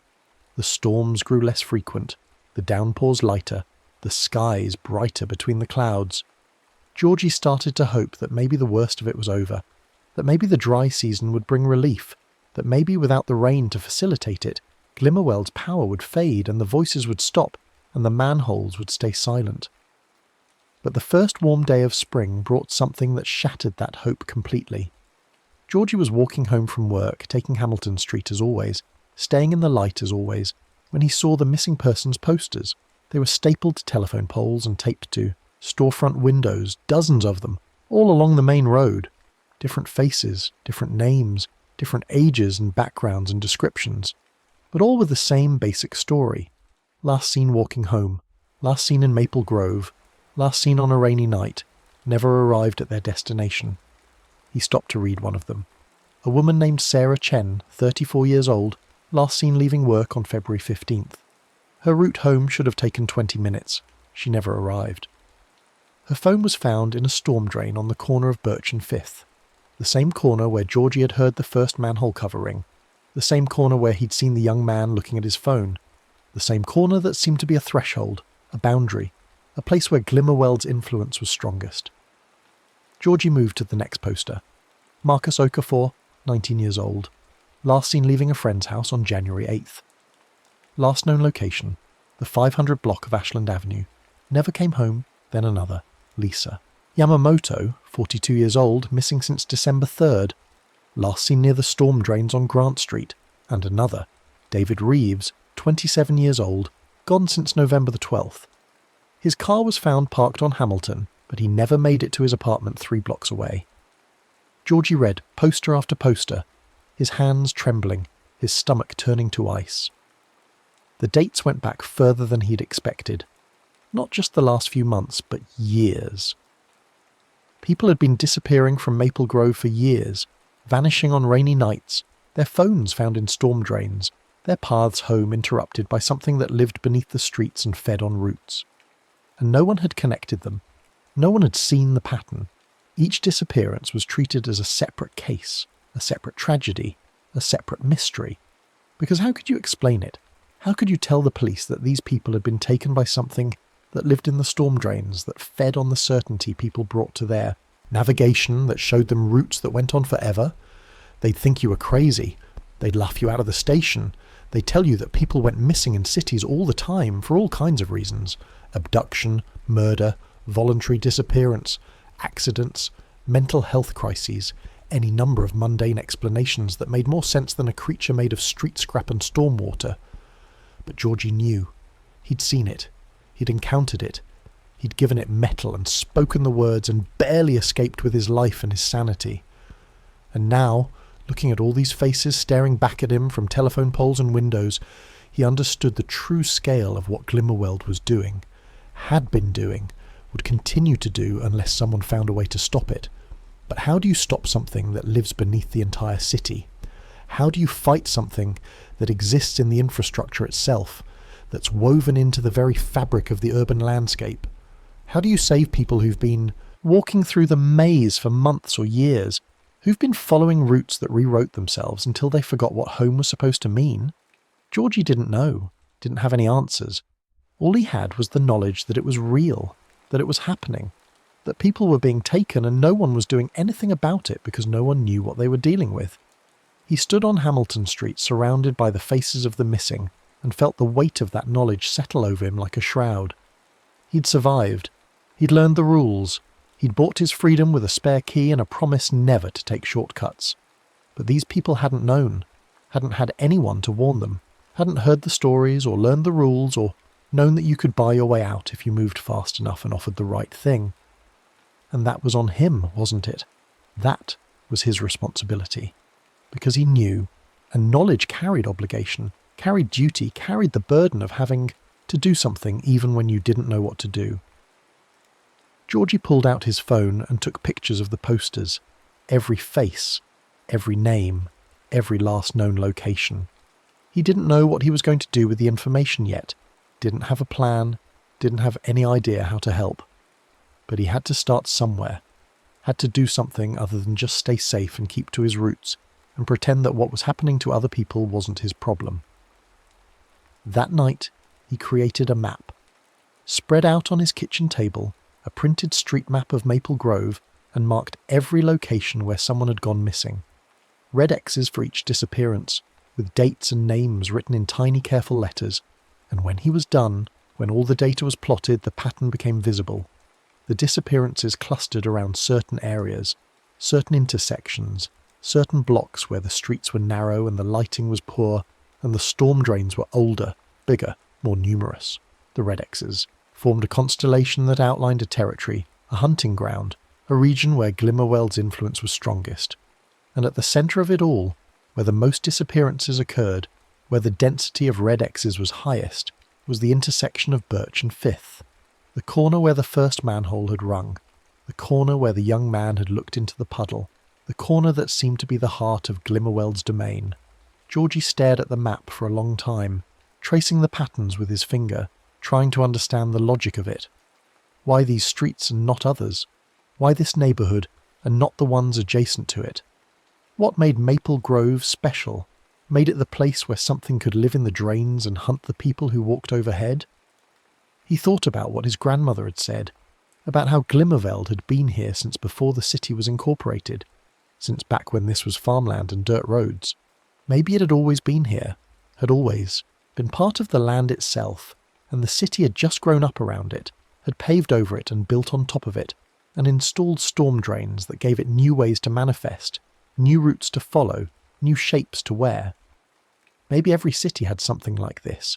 Maybe in every urban centre, beneath the pavement and the pipes and the carefully planned infrastructure, there were old hungers and ancient patterns that predated human habitation and would outlast it. Maybe Glimmerveld was just one of many, just one expression of whatever it was that lived in the spaces between civilization and nature, between the planned and the wild, between the routes we drew on maps and the paths we actually walked. The thought should have been terrifying, but somehow it was almost comforting. Because if Glimmerveld was old and natural and inevitable, then maybe there was a way to coexist with it. Maybe the rules his grandmother had taught him, the offerings, the acceptance, the refusal to ask the street to guide you, were just the negotiated terms of that coexistence, the boundaries that let humans and the thing in the drains occupy the same space without destroying each other. But coexistence required knowledge, required everyone to know the rules, required the stories to be passed down and remembered and taken seriously, and that wasn't happening. The knowledge was being lost, the stories dismissed as superstition, the rules forgotten, and people were disappearing because of it. Georgie looked at his map again, at all the red X's marking lost lives, and made a decision. He couldn't stop Glimmerveld, couldn't fight it or kill it or drive it away, but he could warn people, could share what he knew, could try to make sure that the next person who got lost in the rain would know what to do, would know what to offer, would know not to ask the street to show them the way. He started that night, created a blog, anonymous and simple, titled The Rules of Maple Grove. He wrote down everything he knew about Glimmerveld, the crown of scrap metal, the eyes like pennies, the way it appeared only in reflections, the ringing of manholes, the mist from the drains, the routes that rewrote themselves. He wrote down the rules: offer metal, accept no shortcuts, never ask the street to guide you, never respond to voices in the drains. He posted the blog online and shared it to local Facebook groups, to the Maple Grove subreddit, to neighbourhood forums and community message boards. He expected it to be ignored, dismissed, mocked. Expected people to leave comments calling him crazy or telling him to get help or laughing at the idea that there was something supernatural living in the storm drains. But that's not what happened. Instead, people started responding, started sharing their own stories, started describing encounters they'd had on rainy nights, strange experiences they'd dismissed as dreams or hallucinations or stress-induced episodes. People who'd heard manholes ringing and thought they were imagining it. People who'd seen things in puddles that shouldn't have been there. People who'd gotten lost in familiar neighbourhoods and couldn't explain how or why. And people who'd known the disappeared, who'd lost friends and family members and roommates to the maze of rain-dark streets, who'd been told that their loved ones had probably just run away, had probably left town, had probably started new lives somewhere else, but who'd never believed it, who'd always suspected something else, something stranger, something that didn't have a name until now. The responses kept coming, dozens at first, then hundreds, people from all over Maple Grove and the surrounding neighbourhoods, all sharing pieces of the same puzzle, all describing different aspects of the same phenomenon. Some people had stories going back decades. Their grandparents had talked about Glimmerveld. Their parents had warned them about taking shortcuts in the rain. Their older siblings had disappeared on wet nights and were never found. The knowledge had been there all along, scattered and fragmented, dismissed as folklore and urban legend and old wives' tales. But it was real. It had always been real. And now, maybe for the first time, people were starting to take it seriously. Georgie maintained the blog, updating it with new information as people shared it, refining the rules as he learned more, mapping the dangerous areas and the threshold points where Glimmerveld's influence was strongest. He became a clearinghouse for information about the thing in the drains, a resource for people who were afraid, a warning for those who didn't yet know they should be. And slowly, gradually, the disappearances slowed. Not stopped. There were still people who didn't know, who didn't believe, who thought they could outsmart the streets, but fewer, less frequent. Because more people knew the rules now. More people carried spare keys and avoided shortcuts and understood what the ringing of manholes meant. Georgie kept to his own rules, took the long way home every night, avoided puddles and manholes, kept his spare key in his pocket. Didn't respond when he heard voices in the drains, which he still did sometimes, though less often now, like Glimmerweld was learning that he couldn't be lured anymore. April became May, and the rain finally stopped. The city dried out, the puddles evaporating in the spring sunshine, the storm drains breathing out nothing but warm air that smelled like earth and concrete. Georgie walked through Maple Grove and saw missing persons posters fading on telephone poles, the faces bleaching in the sun, the information becoming unreadable. But he remembered them, kept their names on his map, in his blog, in his memory. They were warnings now, cautionary tales, proof that Glimmerweld was real and dangerous and patient, proof that the rules mattered. He thought about the young man from the corner sometimes, wondered if he'd made it out, if he'd figured out the rules in time, if he'd had something metal to offer, or if he was still out there somewhere, in the maze of streets that existed beneath and between the real ones, walking routes that rewrote themselves, following his reflection deeper into the darkness, convinced that home was just ahead, just around the next corner, just one more turn. Georgie hoped he'd escaped, hoped he'd been smart and lucky and quick. But he didn't know, couldn't know. All he could do was keep sharing the rules, keep warning people, keep maintaining the blog that had become a lifeline for people who'd encountered the thing in the drains and needed to know they weren't crazy, weren't alone, weren't the first to see what lived beneath the streets. Summer came, dry and bright, and Maple Grove transformed into a different place. Lawns turning green, flowers blooming in window boxes, people eating ice cream on sidewalks and walking their dogs in the evening. It was hard to imagine, in all that sunshine and warmth, that there was anything dangerous lurking beneath the pavement. Hard to believe in Glimmerweld when the world looked so normal and safe and thoroughly mundane. But Georgie knew better, knew that the thing in the drains didn't go away just because the rain stopped. It was still there, waiting in the tunnels, patient and hungry. It would wait through the dry months, through the summer and into fall, and when the rains came again, and they would come again, they always did in the Pacific Northwest, it would rise with the water and watch through every puddle and grate and manhole, waiting for someone to ask it to show them the way. And Georgie would be ready, would keep updating the blog, keep spreading the rules, keep his spare key in his pocket and his eyes away from puddles, would keep taking the long way home, every time, no matter how much time it added, no matter how much easier the shortcuts looked. Because he knew what his grandmother had known, what every generation that had lived in Maple Grove had learned and mostly forgotten. The city drained somewhere. All that water, all that rain, it had to go down into the pipes and tunnels and chambers beneath the streets, and something lived down there. Something that collected offerings and counted routes and waited with endless patience for people to make the mistake of thinking they could outsmart the streets. In Maple Grove, when the rain came down hard and the drains started breathing, Glimmerweld watched through every reflection and every puddle, ready to show you routes that existed only in water and darkness, routes that would rewrite themselves with every turn until you forgot what home was supposed to mean. But if you knew the rules, if you carried metal and accepted the long way, and never asked the street to guide you, you could walk through the rain and make it home safe. You could coexist with the thing in the drains. You could live in Maple Grove and survive. Georgie Smith knew this. Had learned it the hard way, through fear and darkness and the memory of coin-bright eyes watching him from beneath the surface of the world, and he made sure that anyone else who would listen knew it too. Made sure the knowledge didn't die with his grandmother's generation. Made sure the rules were written down and shared and remembered. Because in the end, that was all you could do. Share the knowledge, spread the warnings, make sure the next person who got lost in the rain would know what to do, and hope it was enough. The sun set over Maple Grove, painting the sky in shades of orange and purple and pink. Georgie stood at his window and watched the light fade from the streets below, watched the manholes become visible again as dark shapes in the pavement, patient and waiting. And somewhere deep beneath the city, in tunnels that wound through the earth like veins carrying water instead of blood, Glimmerweld waited too. The rain would come again, it always did, And when it did, Georgie would be ready. He would take the long way home. The next story is about to begin. Please relax and enjoy. The rain hadn't stopped for 3 days. Marcus pulled his hood tighter as he stepped off his porch, the fabric already soaked through at the shoulders. Water rushed along the curb in a dark river, carrying leaves and cigarette butts toward the storm drains. The neighbourhood looked drowned. Lawns turned to marsh, recycling bins knocked over and bleeding their contents across driveways.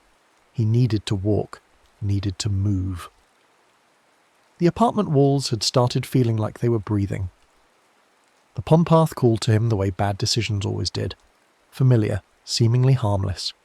He'd walked it 100 times, circling the retention pond that sat behind the subdivision like a dark eye. City planning called it essential infrastructure. The HOA called it a water feature.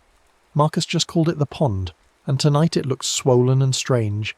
Its surface stretched so wide it had swallowed the usual margin of mud and grass between water and path. The reeds stood half submerged there, stalks black against the mercury glow of streetlights. His phone buzzed in his pocket. A notification. He pulled it out, squinting at the screen through rain-speckled vision. The notification bar was there, that familiar rectangle at the top of the screen, but it was empty.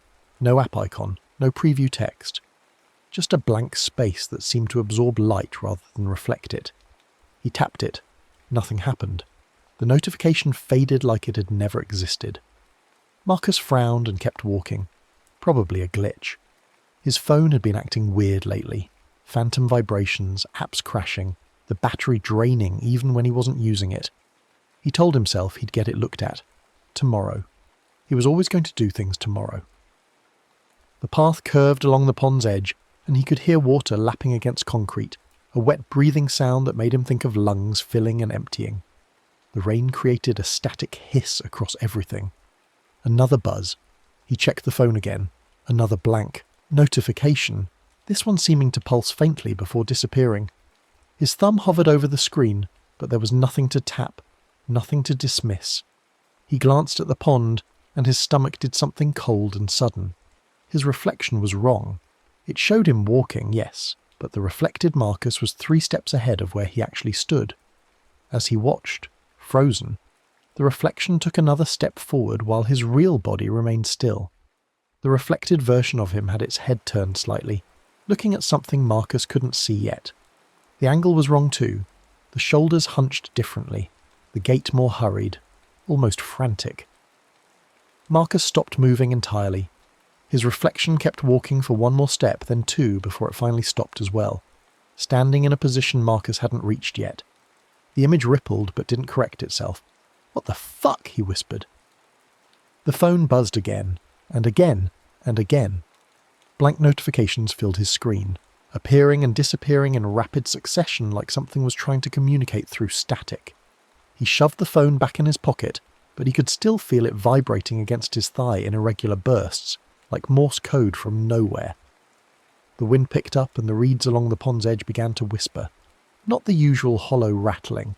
This sounded almost like syllables, like breath shaped into almost words. Marcus stared at the water, at the reeds bending and swaying, and that's when he saw it. At first it looked like just another clump of cattails, another shadow among shadows. But the shape had a structure that didn't match the random chaos of nature. It stood vertical in the shallow water near the edge, a thin, elongated form with branching lines extending from what might have been a head. Antlers, Marcus's brain supplied uselessly. It looks like antlers made of reeds. The shape didn't move, didn't need to. It simply existed there in the water, barely visible, more implied than seen. But Marcus could feel it watching him with the patient attention of something that had nowhere else to be, nothing else to do, something that could wait as long as necessary. He should leave. Every nerve in his body screamed at him to turn around, go home, lock the door, pretend this wasn't happening. But his legs felt strange, not paralysed exactly, but reluctant, as if his body knew something his mind hadn't accepted yet. The pond's surface began to change. At first Marcus thought it was just ripples, just wind and rain disturbing the water. But the disturbances formed patterns, images, scenes that played out across the dark mirror of the pond like a projector had been set up beneath the surface. He saw himself turning away from the pond, saw himself walking back down the path, saw himself climbing his porch steps, fumbling with his keys. The images continued, flowing one into the next with the inevitability of a film reel. He saw himself in his kitchen, standing at the sink, staring down at a pile of dishes that had been sitting there for days. The water in the vision ran brown from his tap, thick and viscous. He saw himself on the couch at 2 a.m, face lit by the blue glow of his laptop, eyes hollow and red-rimmed. He saw himself in bed, staring at the ceiling, counting the water stains that bloomed across the plaster like spreading bruises. These weren't fantasies or fears, they were predictions, tomorrow's already written script playing out across the pond's surface, with the quiet certainty of established fact. The future had been decided. The pond was just showing him the route. Marcus stumbled backward, his heel catching on loose gravel. His phone exploded with vibrations, dozens of blank notifications appearing simultaneously, filling his screen until it was nothing but empty rectangles stacked on empty rectangles. The phone grew warm in his pocket, then hot, then almost burning against his thigh. The reed antler shape in the water shifted slightly, a microscopic adjustment that nonetheless changed everything about it. Now it looked less like reeds and more like bones. Thin bones wrapped in wet vegetation, something that had drowned and been colonized by pond growth, transformed into a hybrid of skeleton and ecosystem.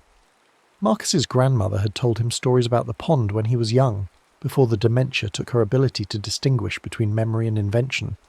She'd called it Oath Reed, though Marcus had always assumed she was mispronouncing something, mixing up words.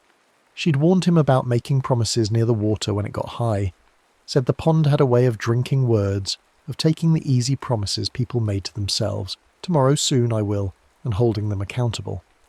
He'd thought she was losing her mind. Now his phone was cooking itself in his pocket, and his future was being performed across the surface of a retention pond, and he wondered what else she'd been right about. The blank notifications stopped. The sudden silence was worse than the buzzing. Marcus pulled out his phone with shaking hands. The screen was black. Not off, black in a way that suggested depth, like looking into water at night. Then words began to appear, white text bleeding up from the bottom of the screen like reverse drowning. Tomorrow, tomorrow, tomorrow, tomorrow. Over and over, filling the screen, each instance of the word slightly distorted, slightly wrong, as if it had been pulled through something wet before arriving. No, Marcus said. His voice sounded thin and pathetic against the rain static. No, I'm not. I didn't say. But he had, hadn't he? How many times today alone? He'd look at the dishes and think tomorrow. The overdue bills on the counter tomorrow. The text from his sister he'd been meaning to answer for 3 weeks. Tomorrow. The doctor's appointment he'd been putting off. Tomorrow. The job application, the broken bathroom tile, the weird noise the car was making. Tomorrow, tomorrow, tomorrow. Every casual dismissal, every self-soothing lie, every promise made to his own reflection to ease the guilt of another wasted day. The pond had been listening, drinking them down like runoff, storing them in the dark water. The surface images changed. Now he saw himself walking into the pond, not struggling, not drowning, just walking in with the calm purposefulness of someone completing a task. The water rose to his knees, his waist, his chest. His reflected self looked peaceful, almost relieved. The water closed over his head, and the image showed him standing on the bottom, eyes open, mouth slightly parted, as reeds began to grow through his clothes, pushing up through his skin like he was just another piece of substrate. Marcus's hands were shaking so badly he nearly dropped the phone. The screen showed more text now, crawling up from the bottom in uneven lines. Every promise has weight. Every tomorrow sinks deeper the pond keeps. Receipts. He wanted to throw the phone into the water, wanted to run, wanted to scream until his throat bled. But his grandmother's voice kept echoing in his memory. Fragmented pieces of stories he'd dismissed as senility, assembling themselves into something that felt uncomfortably like instruction. She told him about a man named Derek Holloway who'd lived in the neighbourhood in the 70s. Derek had been a drinker, a gambler, a man who made promises to his wife and kids that he never kept. Tomorrow I'll quit. Tomorrow I'll get help. Tomorrow I'll be better. The pond had been smaller then, just a drainage ditch really, but it had still been there, still been listening. Derek had disappeared one October night after a particularly bad bender. They'd found his car in the parking lot by the pond, doors open, keys in the ignition, wallet on the seat. No body, no signs of struggle. Just wet footprints leading from the car to the water's edge, then nothing.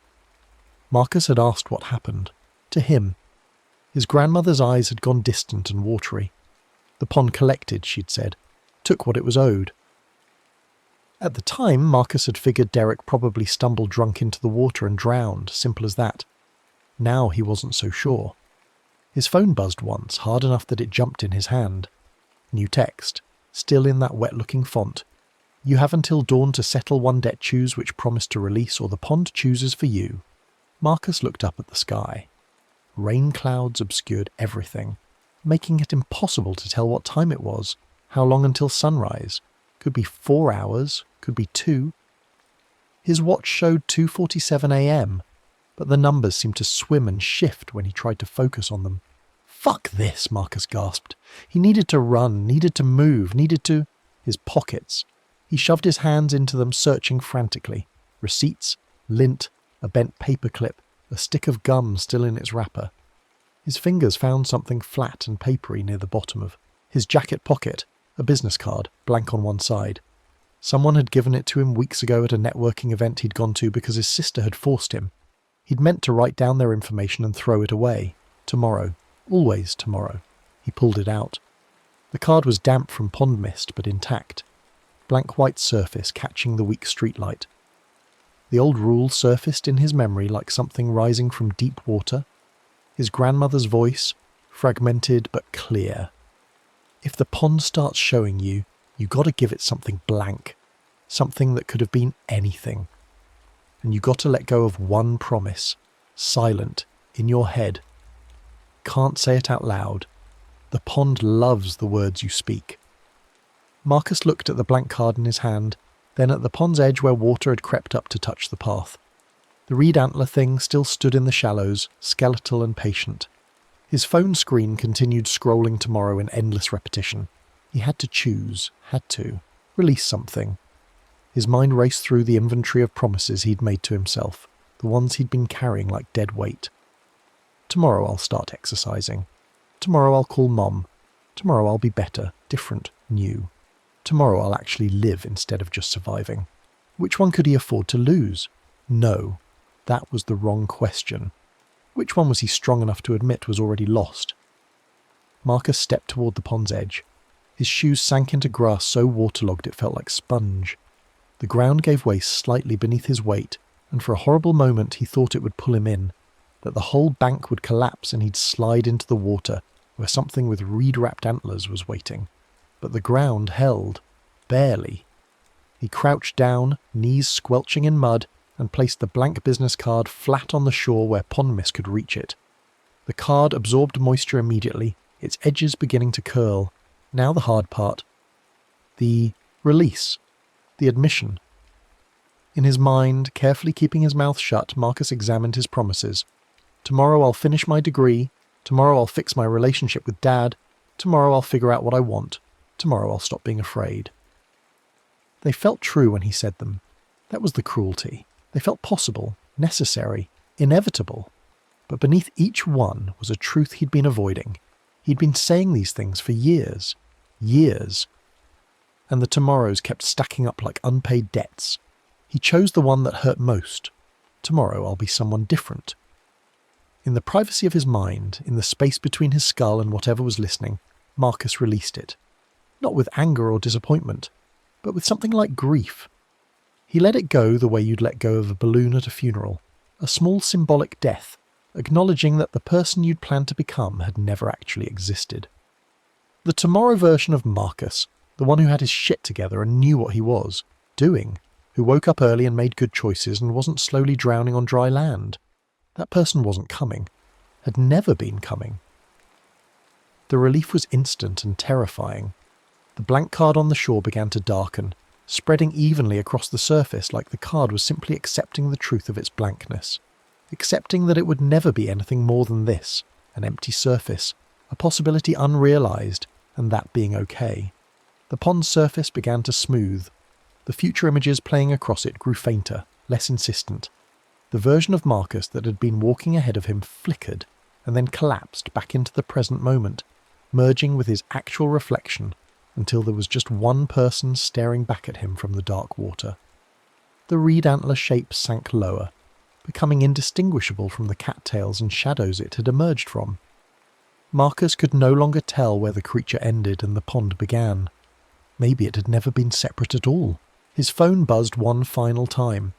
When he pulled it out, the screen showed a single notification, still blank but somehow less aggressive. It faded quickly, and when it was gone, his phone was just a phone again. Normal temperature, normal weight. The battery indicator showed 3%. Marcus stood up slowly, his legs cramping from the crouch. The rain continued its steady percussion against hood and water and ground.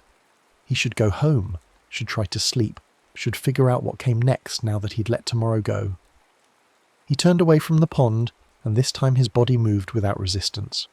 The path stretched ahead of him, familiar and ordinary. Behind him, he could hear water lapping against the shore, a rhythm like breathing or counting. 1, 2, 3. 1, 2, 3.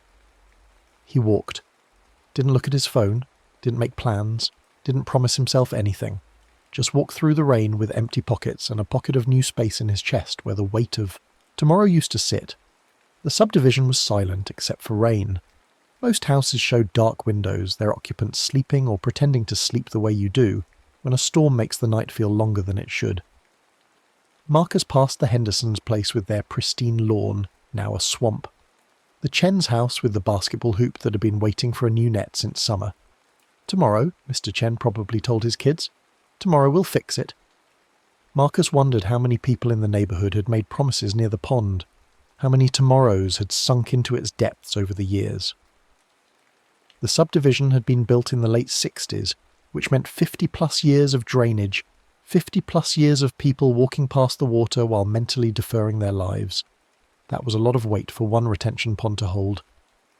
When he reached his apartment building, a squat 2-story structure with peeling paint and a parking lot full of potholes, Marcus noticed something he'd somehow missed on the way out. Water was seeping from under Mrs. Kowalski's door on the first floor. Not a lot, just a thin line of moisture creeping across the concrete walkway, reflecting the parking lot lights. Her apartment was nowhere near any pipes that should be leaking. Marcus hesitated. He should knock, check on her. Mrs. Kowalski was pushing 80, lived alone except for a cat that hissed at everyone. She was the kind of neighbour you felt obligated to care about, but never quite got around to actually caring about. Tomorrow I'll introduce myself properly, Marcus had thought 100 times. Tomorrow I'll offer to help with her groceries. He raised his hand to knock, then stopped. From under the door came a sound, drip, drip, drip, slow and measured, and underneath that, almost too faint to hear, a wet breathing sound. Marcus backed away from the door. His apartment was upstairs. He could go up, pretend he hadn't seen anything, pretend he didn't know. It wasn't his responsibility. Mrs. Kowalski had probably just left a faucet running. A pipe had burst, something normal and fixable and not related to ponds or promises or things with reed-wrapped antlers. But the water coming from under her door looked dark. Too dark for tap water. It looked like pond water. Marcus's hand went to his phone before he remembered it was nearly dead. 3% battery. He could call 911, report a possible medical emergency, let professionals handle it. That would be the smart thing, the responsible thing. He climbed the stairs to his own apartment instead. His keys were in his hand. He didn't remember pulling them out, and the lock turned smoothly. The door opened into darkness. He'd left no lights on, hadn't expected to need them.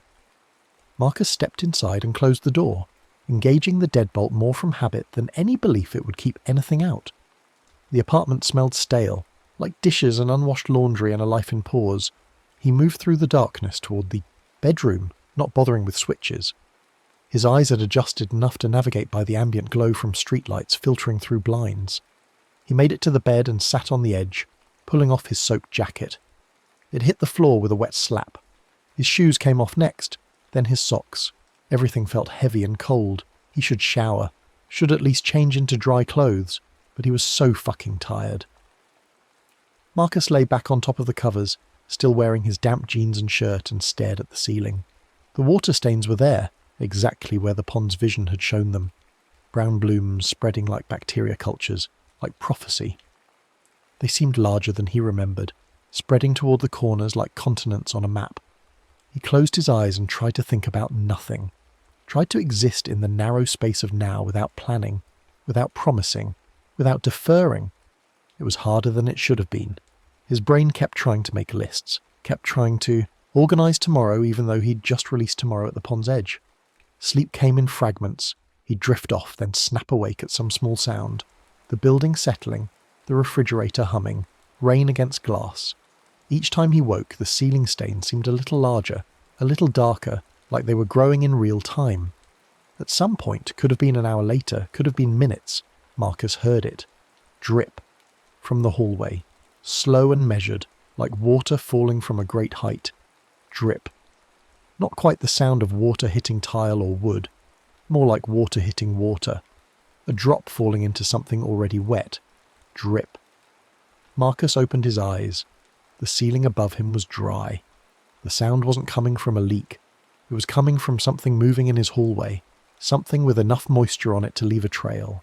Drip, step, footsteps, wet footsteps. Moving with the patient certainty of something that knew exactly where it was going and had all the time in the world to get there. Marcus sat up slowly, his heart hammering against his ribs. The footsteps continued their steady progress down the hallway. He could almost see it in his mind. Water pooling with each step, spreading across the hardwood he'd been meaning to refinish. Tomorrow.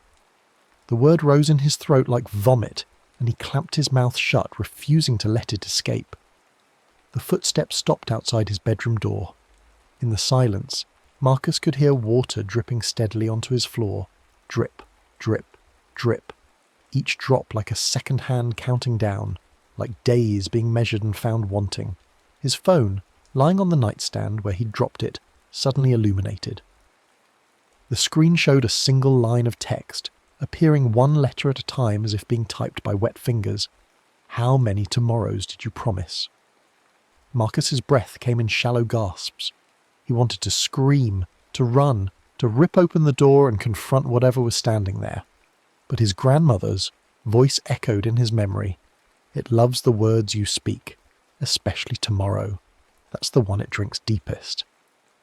The door handle began to turn, slowly, as if whatever was gripping it was learning the motion, figuring out the mechanics of human architecture. Water seeped under the door, a dark tongue extending into the room, spreading across the floor in fingers that reached toward the bed. The door opened.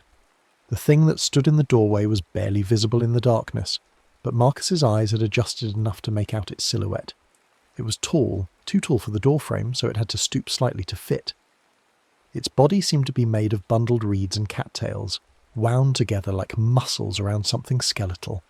Water dripped constantly from every surface of it, pooling at its feet, running down what might have been arms or might have been branches. But it was the head that made Marcus's bladder nearly let go.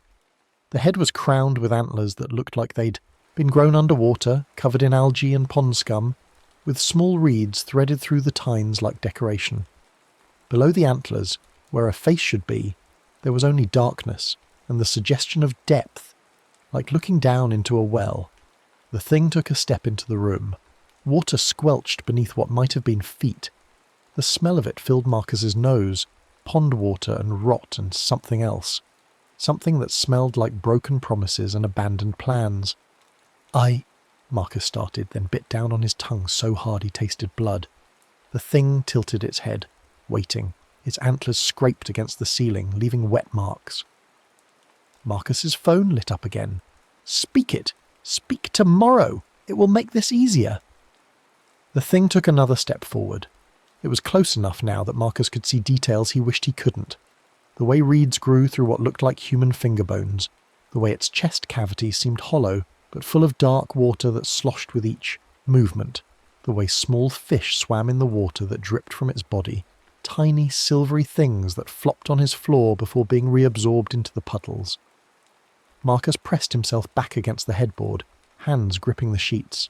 Every instinct screamed at him to say something, to bargain, to promise that tomorrow he would do better, be better, make this right. The words sat on his tongue like a living thing, desperate to escape. The thing raised one arm, a bundle of reeds wrapped around bones that had been underwater so long they'd turned black. It reached toward Marcus's face with fingers that dripped and probed. "Don't speak," his grandmother's voice whispered. "Don't give it the words. It already has the promises. Don't give it the words." The reed fingers touched his cheek, and Marcus felt pond water run into his ear, cold and full of small moving things. He could feel them squirming in his ear canal, larvae or leeches or things without names burrowing deeper. The thing leaned closer, and from the darkness where its face should be came a sound like water being forced through a drain. Tomorrow? It wasn't asking, it was offering, giving him a way out. All he had to do was say it. Promise one more time, defer one more day. The thing would leave, he could reset, start over. Tomorrow could be fresh, tomorrow could be different, tomorrow could be his. Marcus's mouth opened. The word formed on his lips. Tomorrow. Such a small word, such an easy word. He'd said it 1,000 times before.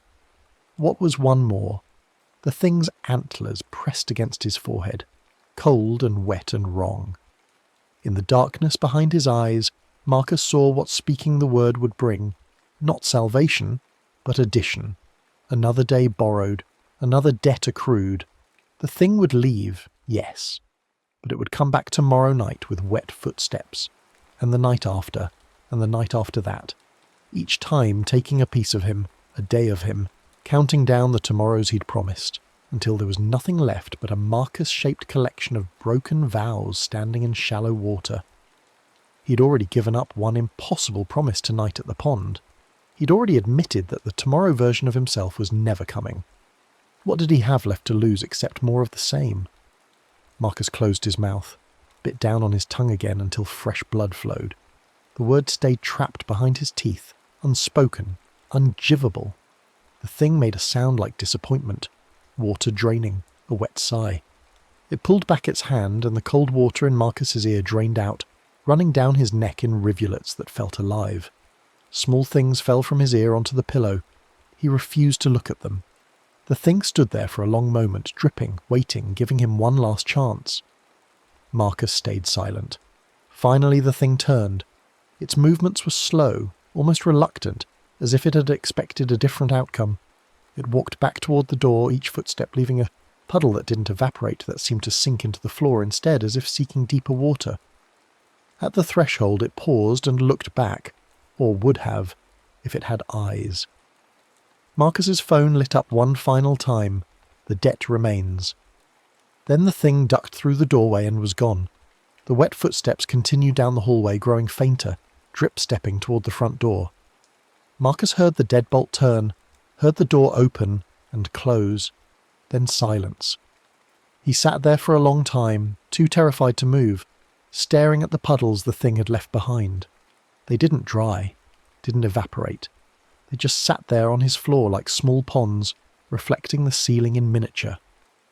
When he finally worked up the courage to turn on his bedside lamp, he saw that tiny reeds were already beginning to sprout from the puddles, hair-thin stalks reaching upward. Marcus got out of bed and went to his bathroom, flipping on the light. The mirror showed him pale and shaking, blood at the corner of his mouth from biting his tongue. In the mirror's reflection he could see his bedroom behind him, could see the puddles on the floor, could see the tiny reeds growing, and he could see something else. In each puddle, just beneath the surface, there were shapes moving. Not fish, not insects. These shapes looked almost human, small and compressed, like fetuses curled in amniotic fluid. As Marcus watched in the mirror, one of them pressed against the surface of a puddle, as if trying to break through. Its face was his face, but younger, healthier, more hopeful. The face of the person he'd kept promising to become. Marcus turned away from the mirror and vomited into the sink. When he was done, shaking and spitting, he turned on the tap to rinse the bile away. The water ran brown and thick, exactly as the pond had shown him. It smelled like sediment and decay. He turned it off quickly. When he looked up, there was writing in the steam on the mirror. Letters formed by something dragging, through condensation. Collected. 1. Owed 47, 47. 47 more promises, the pond remembered. 47 more debts waiting to be paid. Marcus had released one tonight, but he'd been making empty promises for years. Every tomorrow he'd ever spoken near water, and living in this neighbourhood, you were never far from the pond. Every casual deferral, every self-soothing lie. The pond had been keeping count. Marcus stumbled back to bed and lay there, staring at the ceiling until dawn crept grey and weak through his blinds. The puddles on his floor had grown. The reeds were taller now, some of them reaching nearly to his ankle. When he tried to wipe them away with his foot, they bent but didn't break, and when he lifted his foot, they sprang back up. His phone showed 6:47 a.m, 15 missed calls from his sister. A text. "Marcus, please call me. Mrs. Kowalski." Something happened. "Call me." With shaking hands, Marcus dialed. Sarah picked up before the first ring finished. "Marcus? Oh my God, where have you been?" He stopped. What could he say? "I went for a walk. What happened?" "Mrs. Kowalski. They found her this morning.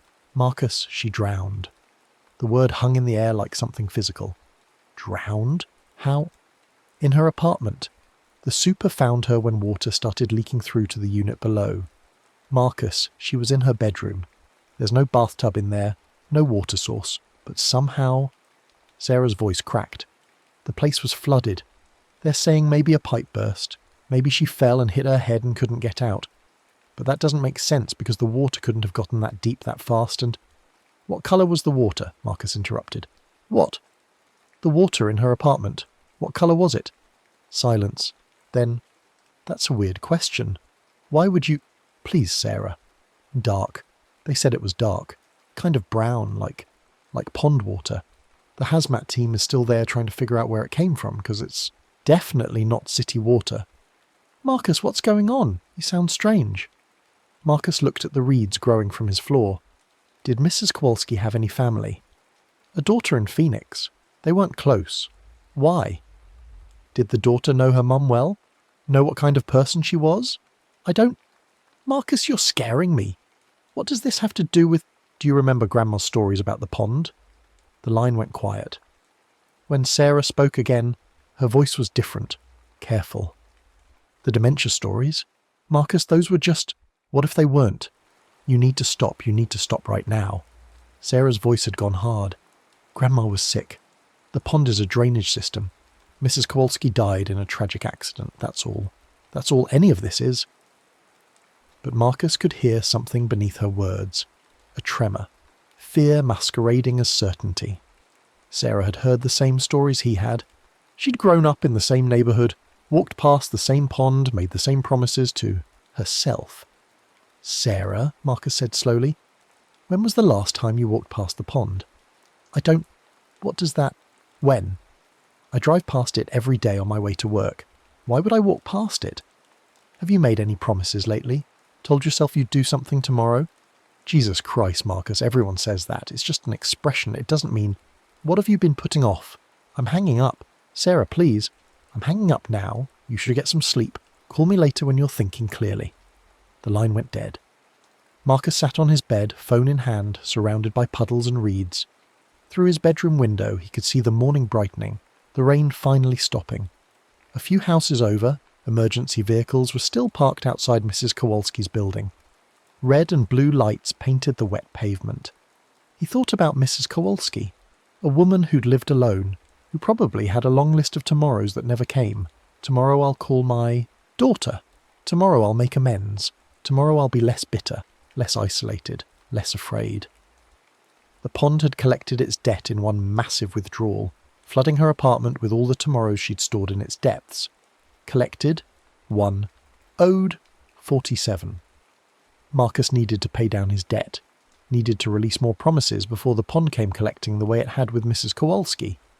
But how? You couldn't just walk down to the pond 47 times and leave 47 blank pieces of paper, could you? He pulled on dry clothes, moving carefully around the puddles. The reeds swayed as he passed, as if moved by a wind that didn't exist.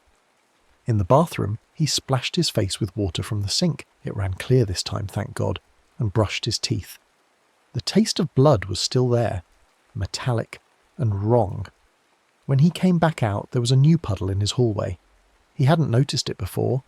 This one was larger than the others, big enough that he'd have to step over it, and in its surface he could see a reflection that wasn't his ceiling. It was a room he didn't recognise, a bedroom with yellow walls and family photos in frames. An old woman lying in bed, sheets pulled up to her chin, eyes wide open and staring at nothing. Water everywhere. Dark water that rose and rose until it covered her face, her head, everything. Mrs. Kowalski's bedroom. The pond was showing him what it had done. Marcus stepped over the puddle and grabbed his keys. He needed to leave. Needed air that didn't smell like stagnant water and broken promises. He opened his front door and froze. The entire hallway was wet. Not flooding, but filmed with moisture, like condensation had settled over every surface. His neighbours' doors showed dark stains at the bottom, where water had seeped in. How many people in this building had stood near the pond and made promises they couldn't keep? How many debts were being called in right now?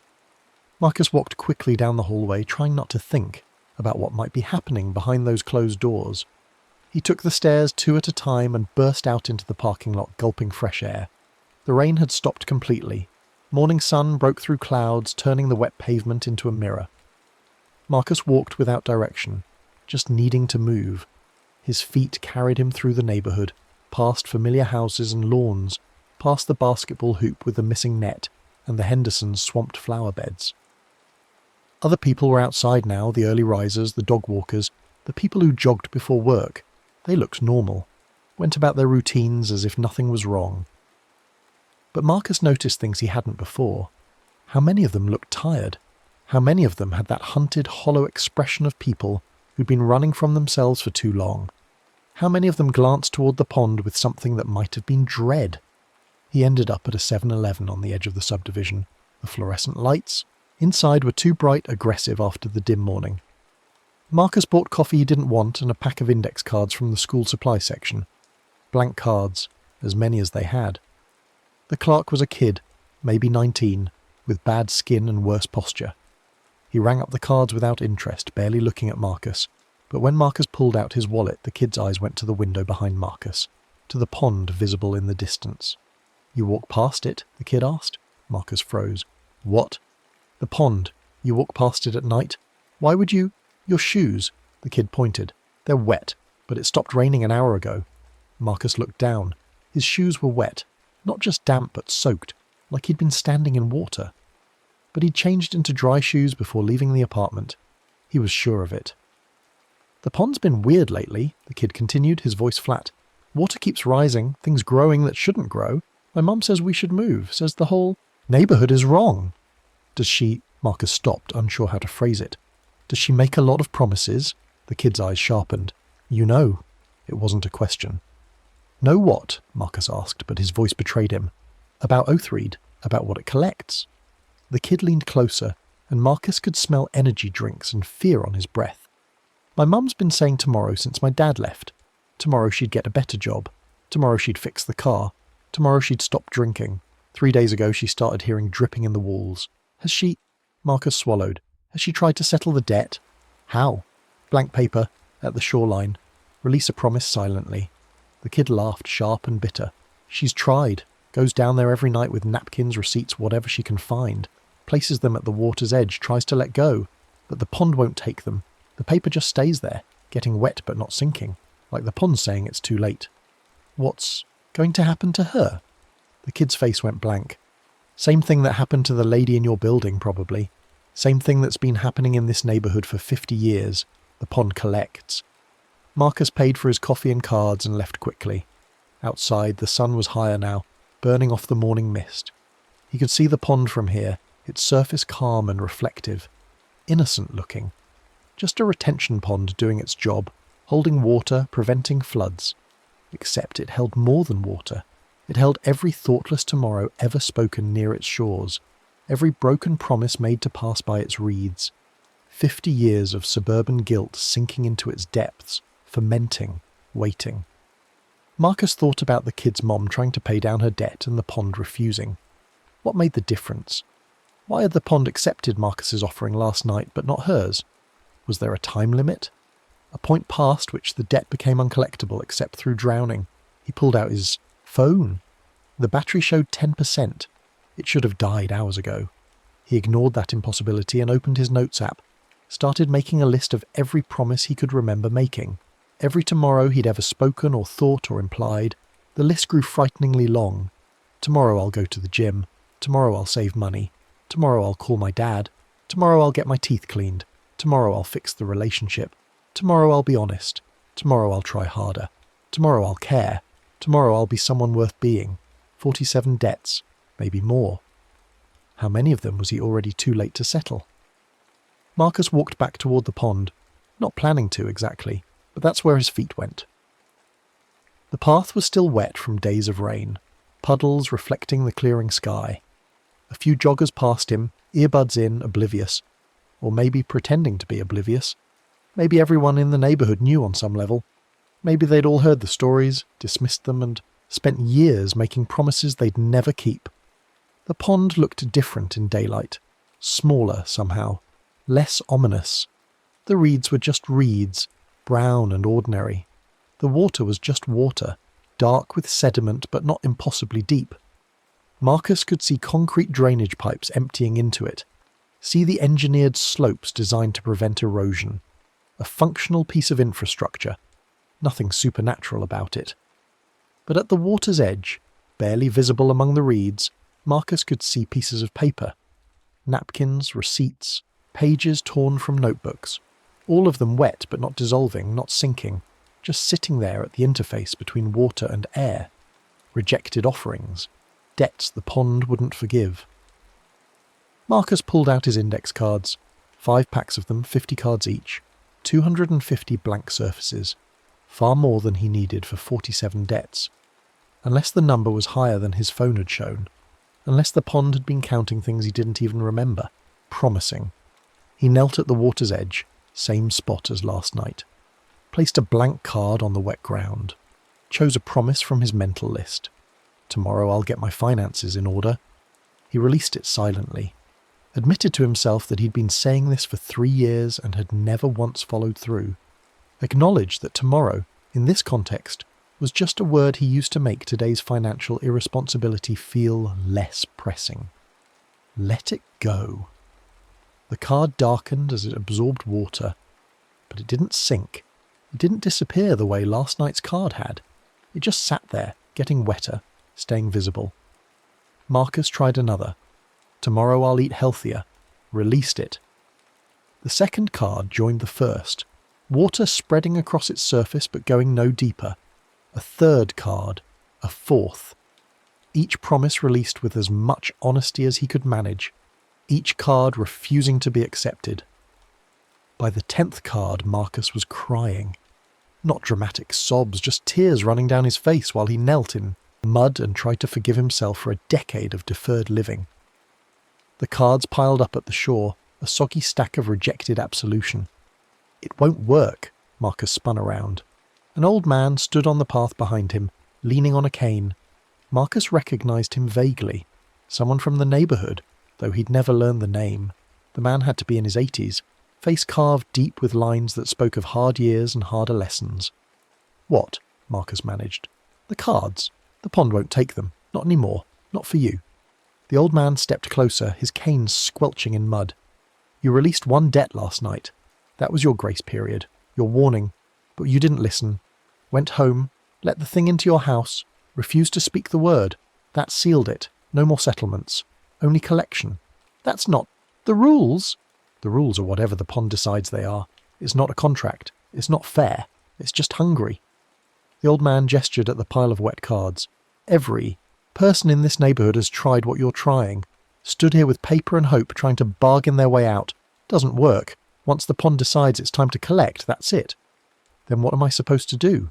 Same thing as the rest of us. Wait.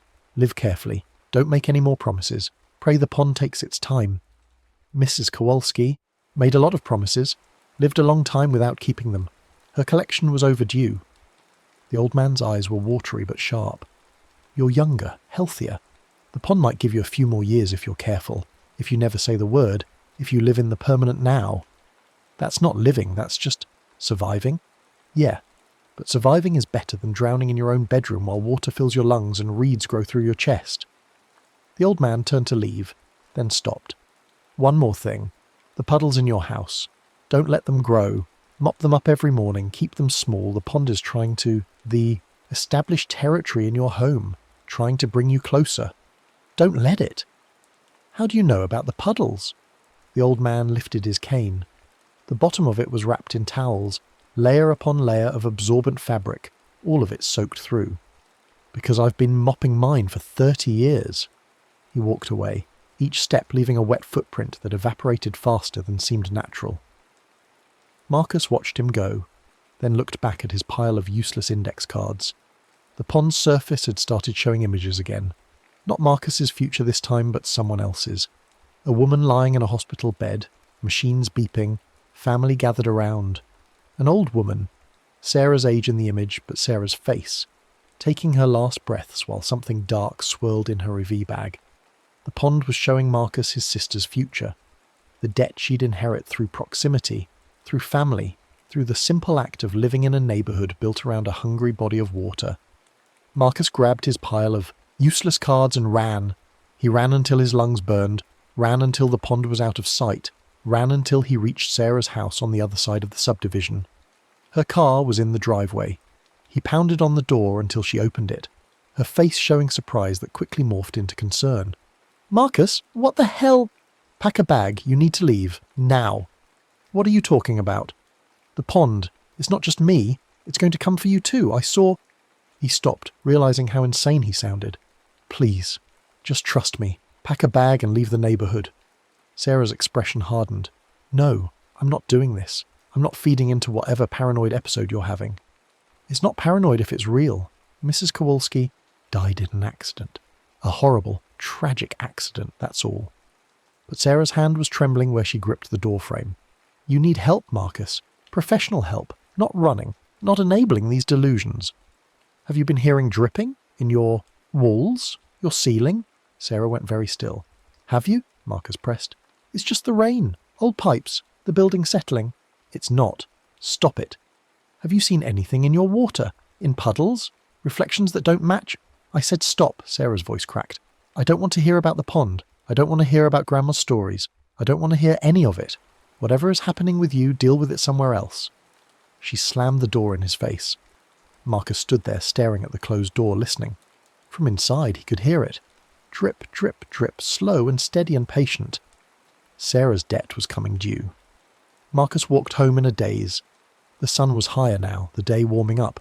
Normal people were doing normal things, mowing lawns, washing cars, walking dogs. The subdivision looked safe and suburban and completely ordinary. No one seemed to notice that the pond was too full, that the reeds grew in patterns that didn't match natural distribution, that water seeped from places it shouldn't. Or maybe they noticed and just didn't say anything. Easier to pretend everything was fine, easier to tell yourself you'd deal with it tomorrow. When Marcus got back to his building, there was police tape across Mrs. Kowalski's door. The hazmat team had left. Everything looked normal except for the wet stains on the concrete that wouldn't evaporate. Marcus climbed to his apartment and opened the door. The puddles had grown. What had been small pools were now interconnected, forming a network of dark water across his floor. The reeds were taller, some of them reaching past his knees, and in each puddle those compressed human shapes swam and pressed against the surface tension, desperate to break through. Marcus grabbed every towel he owned and started mopping. The water soaked into the towels instantly, making them heavy and dark. He wrung them out in his bathtub. Brown water spiralling down the drain, then went back for more. It was like trying to empty the ocean with a bucket. Every time he cleared one area, water seeped back up through the floorboards, as if his entire apartment sat on top of a reservoir. His phone rang. Unknown number. Against his better judgment, Marcus answered. "Mr. Holloway?" A woman's voice, professional and distant. "Yes?" "This is Janet Chen from County Water Management. We've had reports of unusual water activity in your subdivision. Elevated pond levels, contamination concerns, possible infrastructure failures. We need to schedule an inspection of your property." "When?" "Tomorrow afternoon, between 2 and 4. Will you be available?" "Tomorrow." The word hung in the air. Marcus almost laughed, almost said, Yeah, sure, tomorrow works great. Tomorrow I'll be here. Tomorrow we'll figure this out. But he swallowed the word, kept it locked behind his teeth. I can make that work, he said instead. What day? A pause. I'm sorry? What day? You said tomorrow, but I need the specific date for my calendar. Another pause, longer this time. Wednesday, the 30th. Is that... Are you saying you're not available tomorrow? I'm available Wednesday the 30th. I just don't use the word tomorrow. Personal policy. The woman's tone changed, became wary. Mr. Holloway, have you been experiencing any unusual symptoms? Confusion, disorientation, memory problems? No, I'm perfectly clear. Wednesday the 30th, 2 to 4. I'll be here. All right. We'll see you then. The line went dead. Marcus went back to mopping. The reeds fought him, bending but not breaking, wrapping around his ankles like they were trying to root him in place. One of them left a thin cut across his shin. Impossible, since reeds should have soft edges.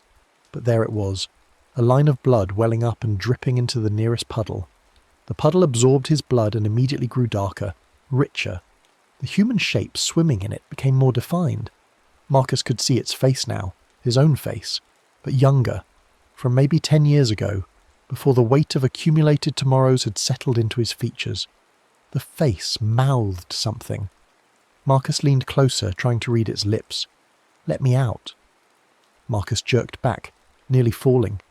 The face in the puddle pressed harder against the surface, hands joining it now, small compressed hands pushing from beneath. The water bulged upward like a balloon being inflated from inside.